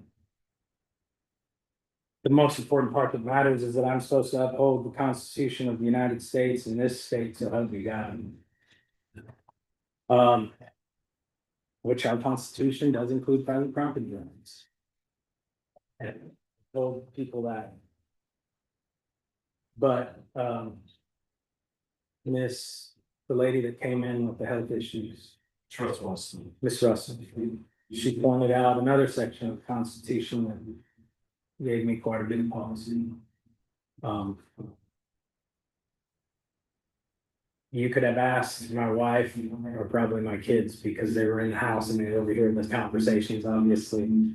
Friday, I had no idea. Saturday, I had no idea walking into this meeting. Sunday, same. Today, I walked around the courthouse this morning trying to figure out what to do with this. I talked to Van Zandt County Judge directly. He said, you don't have the authority to do that. I said, you did it. How do I know how to do it? I said, well, ours is very narrow. Let me explain how it works. I've talked to our legislatures. Their concern is private property rights. And that the governor is pushing very hard for data centers all over the state of Texas. And so is the president. Not just Texas, he's pushing obviously the United States. So those are my thoughts. I've got a million other thoughts. I've been writing down, taking notes. Mr. Tim Whelan brought up some really great points. Some not. With the municipalities, they have greater regulatory authority, and most people know that. With counties, we do have subdivision rules and regulations, but we can only do that if the lots are under 10 acres apiece. 10 acres. So many of those things that we can impose on a subdivision, if they have over 10 acres, we can't impose those on those individuals. So that ties our hands once again by the state. I would like to throw this out there that regulation is the key. The county is not given express authority to do very much regulation. We can have a fire marshal. And so I'd like you guys to explore that in your thoughts. It's gonna cost money. But Van Zandt County successfully used a fire marshal in their strategy. We don't have a fire marshal. I don't even know what it would look like to have a fire. But I think that would be some good to look into. We kicked it around because we know development's coming. I was thinking that it would be like a 5-year plan. Here we are. So I don't mind moving it up, and I think it's very obvious what our constituents are looking for, and I don't think that they would be upset if we spent the money on the farm. You know, we're not far from going to budget time. There could be something to be put in for that at the budget time. Yeah, and I'm not picturing an entire office. And it's tough to sit here and I'm a conservative Republican. I hate growing government. I just offered a solution to grow the government. You know, so but that is I'm proposing a one-man office, give them a truck and a law book. This is not public forum right now. So that's just a real quick throw that out there because it brought up top of mind and I wrote it down. And in reference to these requirements of like requiring them to put the bonds and such, the only way we require anybody to do anything is to give them a tax payment. We can ask them. That's my question. Like this gentleman suggested having them bonded. So, I see it that there's so many that's trying to come to Texas that they're going to flood the market. And what's going to happen that when the market gets flooded and these things start going down, that how can we do a bond in place to make them do this? Well, and the other thing is, it wasn't that long ago. I am the weirdest guy at the table, but a calculator would fill this room. And now we're all walking around with on our phones. There's no way that data center technology does not change. Well, and that's gonna be obsolete, as Tim pointed out, in a very short period of time. Yeah, and I think the urgency, you saw the urgency, as soon as you posted this, they started coming out of the woodwork. There's not one or two, they're in the queue. And if we don't do something to tap the brakes, it'll be too late. To everyone's point, it'll be too late for this county to do anything. Well, and another thing that I would like to bring up, because of how little power that this body has to regulate. The court and myself have failed the county. In that we have not been to TECQ hearings. We didn't know where this was We going. didn't, but we do now. It's not completely. I know, Your but fault. now I'm online and you see those TECQ permits put up there and they're pending. I think, granted, the citizens should go to those as well. And enforce and talk to those people. But I think a county judge, a commissioner showing up to the prairie lands, water districts, and talking to those people. Prairie land is obviously telling us we have plenty of water because they're permitting. They wouldn't hand out the permit if they didn't think it. I don't think they think that. Well, I mean, that's what, Yeah, right? I mean, that's the they're assumption, right? Yeah. Same with TECQ and same with ERCOT. They obviously think that this isn't a problem. And that, hold on. I've had a couple of people call me realtors and say, well, I'm looking at this property. What do you think? I said, how do you feel? I said, I don't want it. The people don't want it. He didn't talk to me very long. No. Well, and I've been, any data center that called me, I've been blatantly honest with them. And I think if you ask them, they'll say, we don't want you here. But we're putting a moratorium up right now for a vote. And that should be a pretty obvious sign of that the intentions are of the county. The other one that I wanted to address was Hood County and the water running. What's very unique about Hood County is they went to the legislature. Much of us being able to stop anything is gonna have to happen in us. Hood County went to the legislature years ago and got a statute passed protecting their portion of the river. Hill County doesn't have such a statute. Sounds like we should be at Austin. So, I've already been in touch with our legislature in reference to my feelings on this. I've talked to some people that have been in the commissioner's court about gearing up to go to Austin. I've also talked to the Texas Association of Counties, which is the county's lobbyist in Austin, as to I want to go to Austin. I do not ever want to go.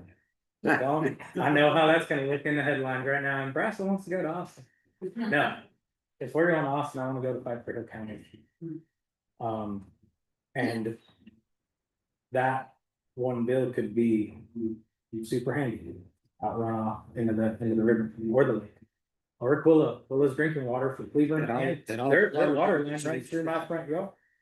I've got a well on my place, 625 feet, can't touch the water. Can't water my garden with it, kid. Blah. I mean, those are most of my ramblings. I think I took notes on a piece of paper because I'm so organized with it.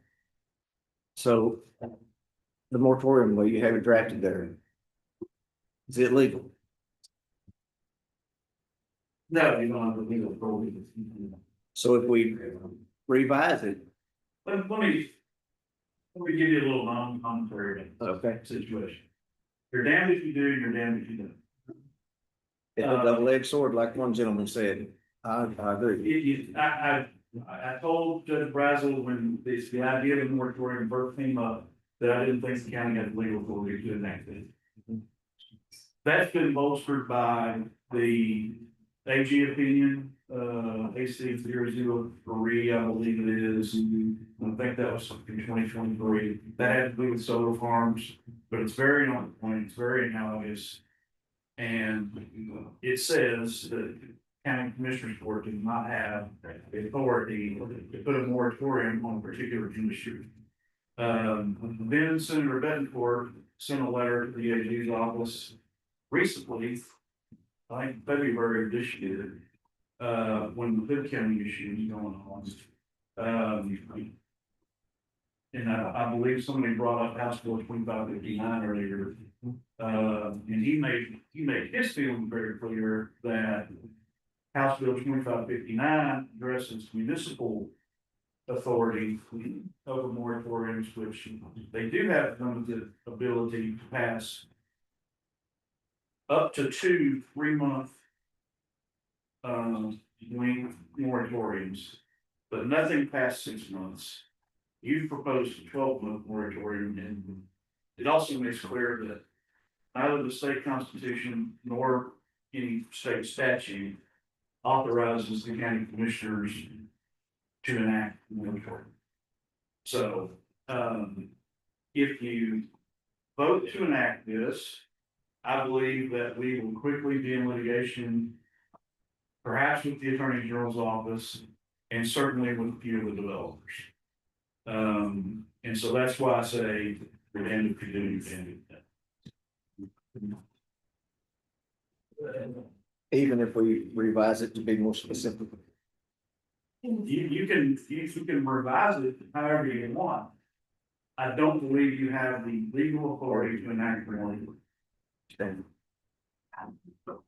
I ask who he is? Because he's going. I'm sorry. Record and you're speaking and answer the actual is. This is Mr. Holmes. He's the county attorney. He's the county's attorney. Yes, ma'am. So what law firm are you with, sir? He's the county's attorney. Oh, it's not you. Yes. Yes. Second opinion. All right. We all listen to you guys talk. It's our turn now, okay? No, you're good. Apparently I'm very horrible at introducing who everybody is in the room. If anybody else talks, I'll try to introduce you. I apologize. Okay, so what happens if we enact a moratorium and they build anything? Well, if you do enact a moratorium, these folks are gonna expect you to enforce it. And I don't blame you to enact it. The issue becomes if you attempt to enforce it through a court action, I believe you get court out of court summarily. Okay, and the other deal is if we do enact it, then we also, when we're talking about budget, we're going to have to hire the people to do the things that we said we're asking them to do, studies. Which interestingly enough, there's not many state or local agencies that are doing these studies. So Hill County would be the leading edge of this, all our big old budget we got. So. Line in the sand time for me. If you don't do it now, you're never gonna do it. Well, I'm not against doing it. I want to do it the right way. Say it again? I'm not against doing it. I want to do it the right way. Well, there's no right way to do it according to David, because it's against the law. Exactly. That's what I'm saying. I want to stop it just as bad as you do, but I want to do it the correct way. Well, and the legal way. I don't. How want to end up do in you court. do that, Scotty? Well, with the time frame that they're coming? I don't know. Two of these Don't be have that built answer. before we get all this stuff done. If we don't tap the brakes. he had 12 months and David said you're legal to. That's for a municipality. Huh? That's for a only municipality. County doesn't have anything. We're out of three skis here. Yeah, the city can do a 3-month, we cannot do one at all. Per council, the way that I wrote this was. Citing our concerns over the health and safety code. And the fact that we don't know what technologies are being used within those centers and whether. They're on the list of the governor's executive order for CCP. Or the Department of Chinese- Defense. Yeah. Foreign adversary. That may be the best approach. And that's where this is pointing Right. at. Wake them up down there. And again, I can't walk into Walmart and tell you it was made in China or not. I sure couldn't do it in that. Well, there's a lot of them. And you read about them every day. In the face of the Department of Defense 1268's list and the Texas Cybersecurity Command list, you read about those companies on those lists in the paper every day. And one of them just signed a lease in the Hubble Data Center. Yeah. So how serious is anybody about keeping the Chinese out of our data and winning this race? For the government is still flying, drones from China. So they don't introduce, but the federal government's flying drones from China. They don't want the counties to use that, but they will. But it's okay for them. It's all for them, so. It's just. Well, and it was made very clear to me that the governor is fully intends to have these guys come here. I sat in with governor's office and the Nexus meeting as an observer. Because I wasn't really invited to the meeting, but I observed it anyway, and yeah, they're asking them what they can do to help. Rolling out the red carpet. Yeah. And so I think that, like David said, we're in a spot, and this is one of those. Again, my deal is I'm going back to my oath, and I'm conflicted on it. I wasn't when I walked in the courthouse this morning. I was not conflicted at all. I was going to vote against this 100% because of private property. If I can spool up enough people to fill this courtroom tomorrow and complain about what you're doing on your place, are we gonna put a moratorium in place for that? Now, that's not the point. Well, if The we point is to take the word data center out. Tap the brakes to give Well, and us. that's where, yeah, that's what gets me too, because we're not, I mean, we are saying what you can and can't do anyway. But we're also not saying forever. We're saying, let us see if it does cause broken beef. Exactly. So. Is there a way to make a comment? Oh, no, sir, we're out of. Okay. We're just cussing and discussing, you guys get to watch. Fair enough. And I do it like I would do it at my kitchen table or out on the back porch. I'm gonna pour out everything I got. There's not gonna be any question as to where I sit. And if I'm the guy that doesn't know what he's thinking, you're gonna know I don't know what I'm thinking, and that's kind of what I'm telling you. But like I said, she made a very good point. The same Constitution I swore to had another clause in there. And so that's kind of over. I don't know that it can override, but. I think cheese race is looking more and more enticing. There is elections coming up that I would love everyone to vote in. Gentlemen, I've talked a lot. Usually I try not to, I make you guys do it, so I'm gonna let you guys talk. So I'm gonna go back to Van Zandt County. Fire marshal. Do we have to redraft that, hire a fire marshal to make that stand? I think you made provision for that in the moratorium. So if let's say, if this passes and we go hire a fire marshal tomorrow. Which Miss Susan and Miss Peavy are like, you don't have that money. That's county auditor rather than. Yeah, oh, I'm sorry. County auditor, Miss Susan and Swilling and Miss Amy Peavy, sitting county auditor, soon to be county auditor. I apologize. See, That's why we're asking for money. So, yeah.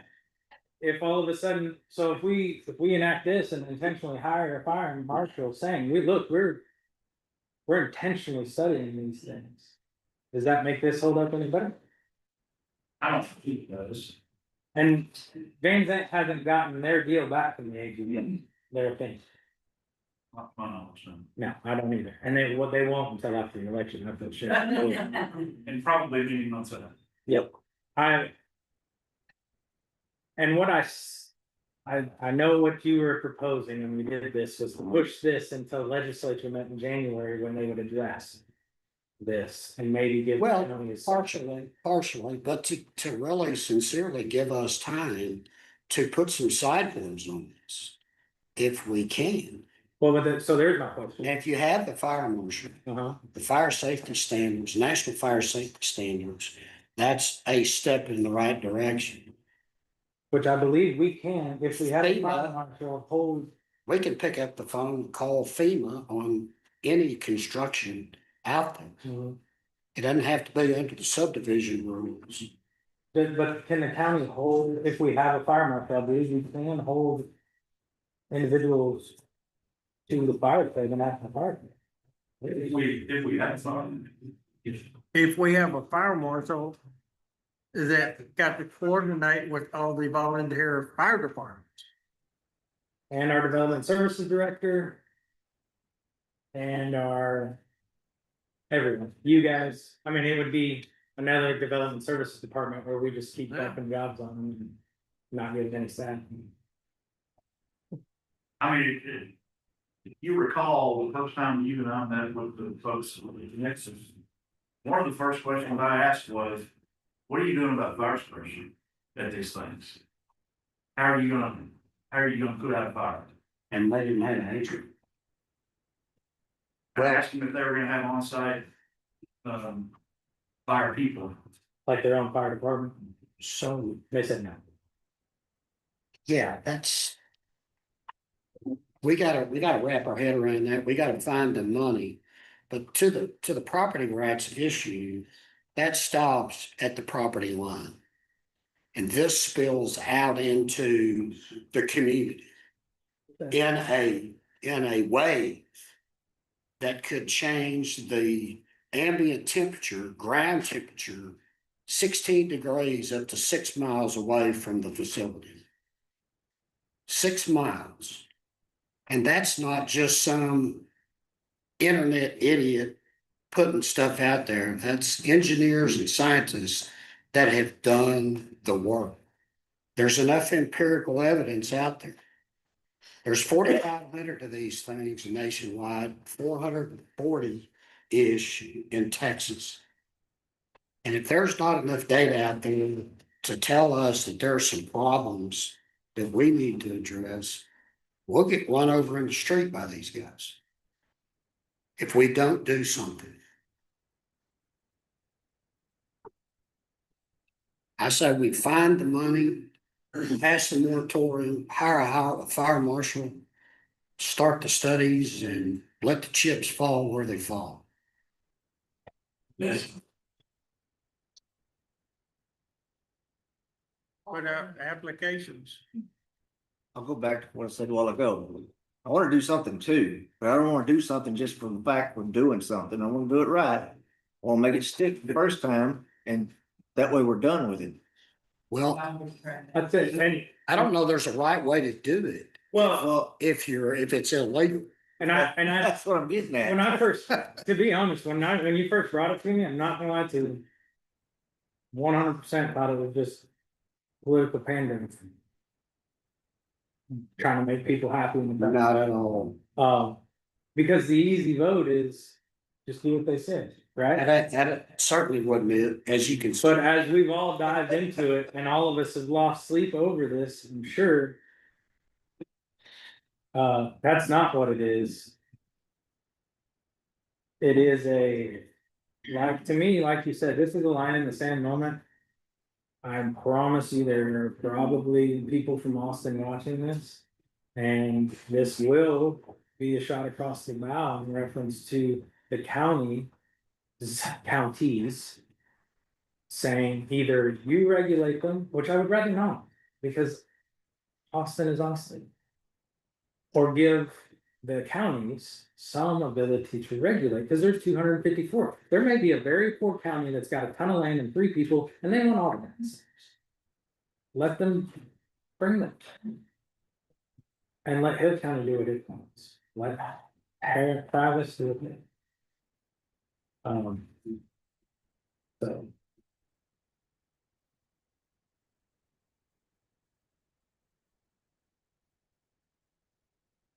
I'm like Larry, just find some money and hire a fire marshal.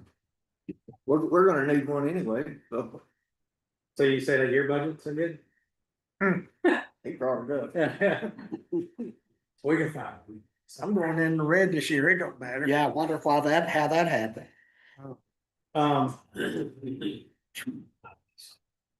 Right, Susan? We can find the money. Had some. It would have to be a budget amendment, create the position. Was Ms. Parker in here? Ms. Parker is the treasurer, she's also HR. We'd have to come up with a job description as well. And all those little government things to make us efficient. Jim can do it this part-time. Yeah.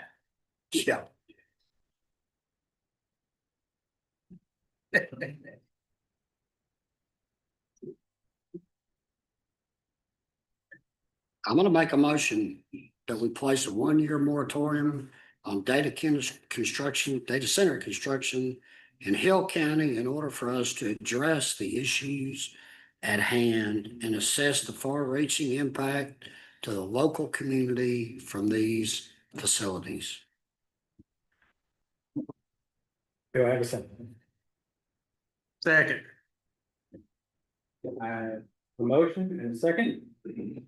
I'll go around the table and take the record vote. Mr. Holcomb? Yes. Yes.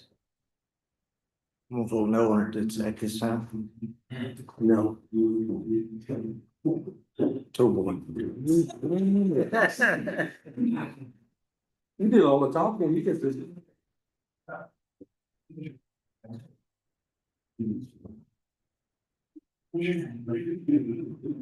It's anywhere. I vote aye. Yeah.